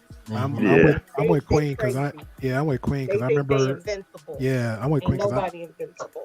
I'm with Queen because I remember like way back, like my mindset was this generation sucks, and we had a conversation about it, like the Xers and the Gen Zs, Ws, whatever the hell we are, and then before us, and most people was talking about how just the economy, but us we're the Z's again. I don't know. I'm just gonna say most of the older generation, we built infrastructure, you know, buildings, economies, all that stuff, and then here come the new generations, which is we're not knocking them, but that's something they can fall that whatever paid for them, that's what we gave them for quote unquote generational wealth. Yeah, man, get rid of your cell phone right now. And involved it, you know, and development, you know. So I'm fine with that. But I think the problem is people need to understand with the younger crowd versus the newer crowd, we had to learn where we came from, you know, even if it was just that 1 or 2 elders and we understood certain things. So we take that and as wisdom and moved on. But not all, but you just have a large majority of the young generation that will do some of the most like Queen says, most think they're indefensible mentality, indestructible mentality, where it's like it comes off so stupid and juvenile, and we be like, who raised them? Who? Where they from? Who their parents is? Who? Where? You know? And then and I don't know, man. I've got a few little younger friends, my homeboys, cousins. I'm like, yo, thank God you ain't retarded like them. You know what I'm saying? Even Marcus Young. I'm like, yo, thank God, man, because if you just want them knuckles, I have to shake my head like, yo, bro. I hate the world. Yeah. Telling you, bro. 20 Some of the seconds, guys I have to deal everybody. with in my age bracket, I was like, God damn. All right. Well, look, we're already down to our last, few seconds. So, if anything, man, I just want to say thank you, everybody, for sticking around and tuning into Knowledge Relationships. Shout out to Miss Polly. Shout out to Marcus for holding it down, and everyone else that came. Welcome back, DJ Eddie Kane. Glad that you are 85% better. That Thank is you. better than 50%. Yep. You know, Queen, glad that you're awake. Lola, good to see you as always. Skeptic, thank you for tuning in. And Great Pill Podcast, thank you for coming up as well. If for the next topic, if you guys want to talk about anything, maybe outside of you know what? There was something that came to my mind, but I think this is more of Lola's idea. We always be talking about relationships between our own genders, like men and women. Okay. But, is that's the only thing, okay, that we talk about. I know there's more things that, I'm not saying, this is not good topics or whatever, but we rarely talk about what's the relationships like between other countries. Not saying that I'm trying to target the other third world countries and all that stuff, but it would be good to kind of dab into something like that. I heard you. I'd love to get on that. That's just yeah. You talking about relationships in other countries? Yes. Well, yeah, because here's the thing, right? We always be focused on us. Really? It'd be a good conversation. Right. Because people need to know. Everybody's comparing to themselves here, but then you have again, quote unquote, the passport bros, red pill, talking points, all that stuff. But they'll leave out the what we just tapped in a little bit, the third world countries. We know there's a huge type of culture shock with the relationships there. We know, but nobody really talks about it. Nobody tells about how it is in Middle East, how it is in Japan, how it is in quote unquote Germany. I'm not using Simon as an example because I know actual real people in those areas that can actually tell you. You know what I'm saying? Yep. I probably effed up because I said his name. So I'm gonna shut up. We're closing out. Please don't Yeah. We're not trying to bring him back, right? Yeah. Shut up. But yeah. Candyman. So if anybody, the Candyman. Queen, be nice. Right? Okay. But see, here's the thing. I would challenge anyone, right? If anyone could do some research, right? Because I know we got some researchers, but we also have people that also have experience traveling other countries, like Marcus or whatever. And I don't know, if anybody else has traveled around to multiple different countries. Lola. Well, yeah. Lola's a researcher, so I mean, that would be good to kind of dab into something and have something to talk about. What's that? So I don't think researcher is a word. Okay. Don't start, Marcus. I'm saying, I'm sorry, because Queen said Candyman. She said Candyman. Yeah, you good. She got deadly. Ain't nobody studying Marcus. I know. Ain't nobody studying him. You better leave you alone. That's all I'm gonna say. He can take you down and make you start shaking with one touch. I'm sorry, Queen. I don't want Candyman to come get me and snatch me up. You better watch out. Hey, Marcus, right? When all your assets freeze up, you'll know why. Oh man. No, Yeah, that'd be cool. that'll Yeah. be good because I think a lot of people, I don't care where you go to find love, but I feel like when you run from who you are and why a relationship messed up, you're still taking who you are with you. So you're Yeah. taking part of the Yeah. toxicity with you. So I don't have a problem with past brothers or past girls got hot summer, whatever. Do you? If that's how you want to live, live Yeah, it. but I don't Live think your M- best life. I don't think Well, M3 want to. I yeah, don't think but M3 want look, to focus on that. He just want to focus No, on. I know. I'm Yeah, just saying the yeah, yeah. relationship over there, you know, I think it's a good topic, but if we can only bring it but to so much because none of us have lived over there unless someone has lived over there and dated over there yeah. That's why he overseas. talk about doing the research and Yeah. the homework. Yeah. I'm sure we Yeah, probably yeah, know. yeah. I Yeah, mean, I'm sure look, we probably know somebody yeah. that's not black, and we watch documentaries and we can bring in the information and I shed got some some light to it. stories, but they ain't good. All stories supposed to be Hey, perfect. bring those too. Hey, talk about those stories too, Queen. Yeah, all Those are stories good supposed to to be too. perfect. Yeah. Yeah, let me say this though, right? It became a I whole mean, we TV always. movie. Well, let me say this though. We always talk about our country a lot here in America. We talk about all the bad people, Said all the bad people America. around here, around our country. But the thing is, I know other countries they go through stuff too, and maybe if we kind of fixate over outside of ours, we may actually find an appreciation for our own women and for our own men in our own country. I'm just saying.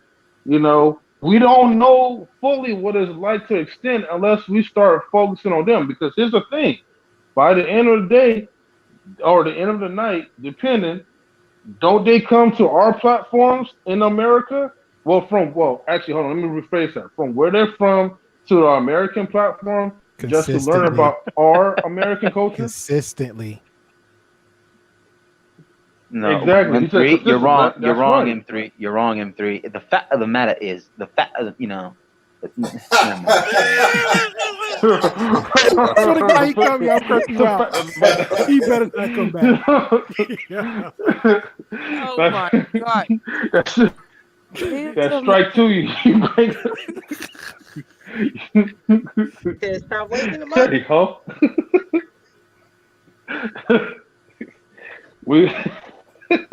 Let me stop. So yeah, that probably be something I feel like that's something we could definitely dab into. I know, unfortunately, like Thursday, it's like actually, I ain't gonna say unfortunately, because that's the day that most of us will all feast anyway. Um, I was gonna say something that would have been a joke, but then that would have been kind of like insensitive. So let me stop. But Happy Turkey Day, for on Thursday. I'll just leave it like that. You're right. M3, We know the M3, reason why. you're not my fault, M3. You're not my fault. You shut up, son. Shut the fuck up. Y'all put Not it my down. You gotta fault. drop Marcus. He's a threat right now. Marcus is a threat. Right. You're not my fault, Great Pill. Leave me alone. This boy trying to play Katy Man back up. Oh. He's like, I came back up. I came out. And who the fuck are you, Skeptic? Who the fuck are you, Skeptic? Listen, Marcus, I don't know you. I've never heard of you before. I never heard of you. I I'm win gonna the buy argument. you some Never bloody heard of you. underwear. I'm in denial right now. I will cut your toes, Marcus. Hey, be careful, man. He's gonna cut. Hey, be careful because otherwise he will cut off the Gray Pill podcast's toes over there. Listen, Great Pill. Listen, Great Pill. I'm gonna find out who you are. You don't know who you're fucking with. Where you from, bro? Where you from, bro? Sorry, I just wanted to. Yeah, I just want to leave the stream off on a good note, on a jokey note, Diamond. He called somebody a dime piece too, didn't he? Oh yeah, that was a song. No. Oh well, yeah. I'm denying everything right now. I'm denying everything. I don't know. And guess who provided the evidence? Gray Pill Podcast. Thank you. I'm just I playing. did. I'm playing. And he swipes out. He's shot. He's like, I did. Yo. Yeah. this. All right, but Wow. Game, please help help me out with some insight information. I'll definitely leave it up to Lola, Marcus, and everybody else as well too. Assuming like you guys have some type of experience or research and skills or whatever. Anyways, let me stop now. But hey, yeah. Thank you everybody for tuning in. Who's tired? You. Who said that? Me. Well, of course. I'm tired, tired, just like you're always tired, Queen. I'm not tired. I'm wide awake. Queen, you just woke up like at least like No, 5 I minutes didn't. ago, so of course you're tired. I had to step away. Yo, Lola, I need to talk to you real quick. You got a minute? Uh-oh. Okay, I'm gonna call you when we're done here. Okay. All right. Y'all could talk in the No. backstage. You know that, right? I don't trust y'all. All Y'all right. just might pop back in. Wow. Oh wow! Oh wow! My Stanford. All right, let me divest after. That's right. I know, man. Oh no, on that I'm gonna note, just melt out. All right, everybody. have a great All right. night. Peace out, I'm gonna call everybody. you on Instagram, You too. Good night. Lola. Okay. All right. Later, guys. All Later. right. Appreciate you. Peace.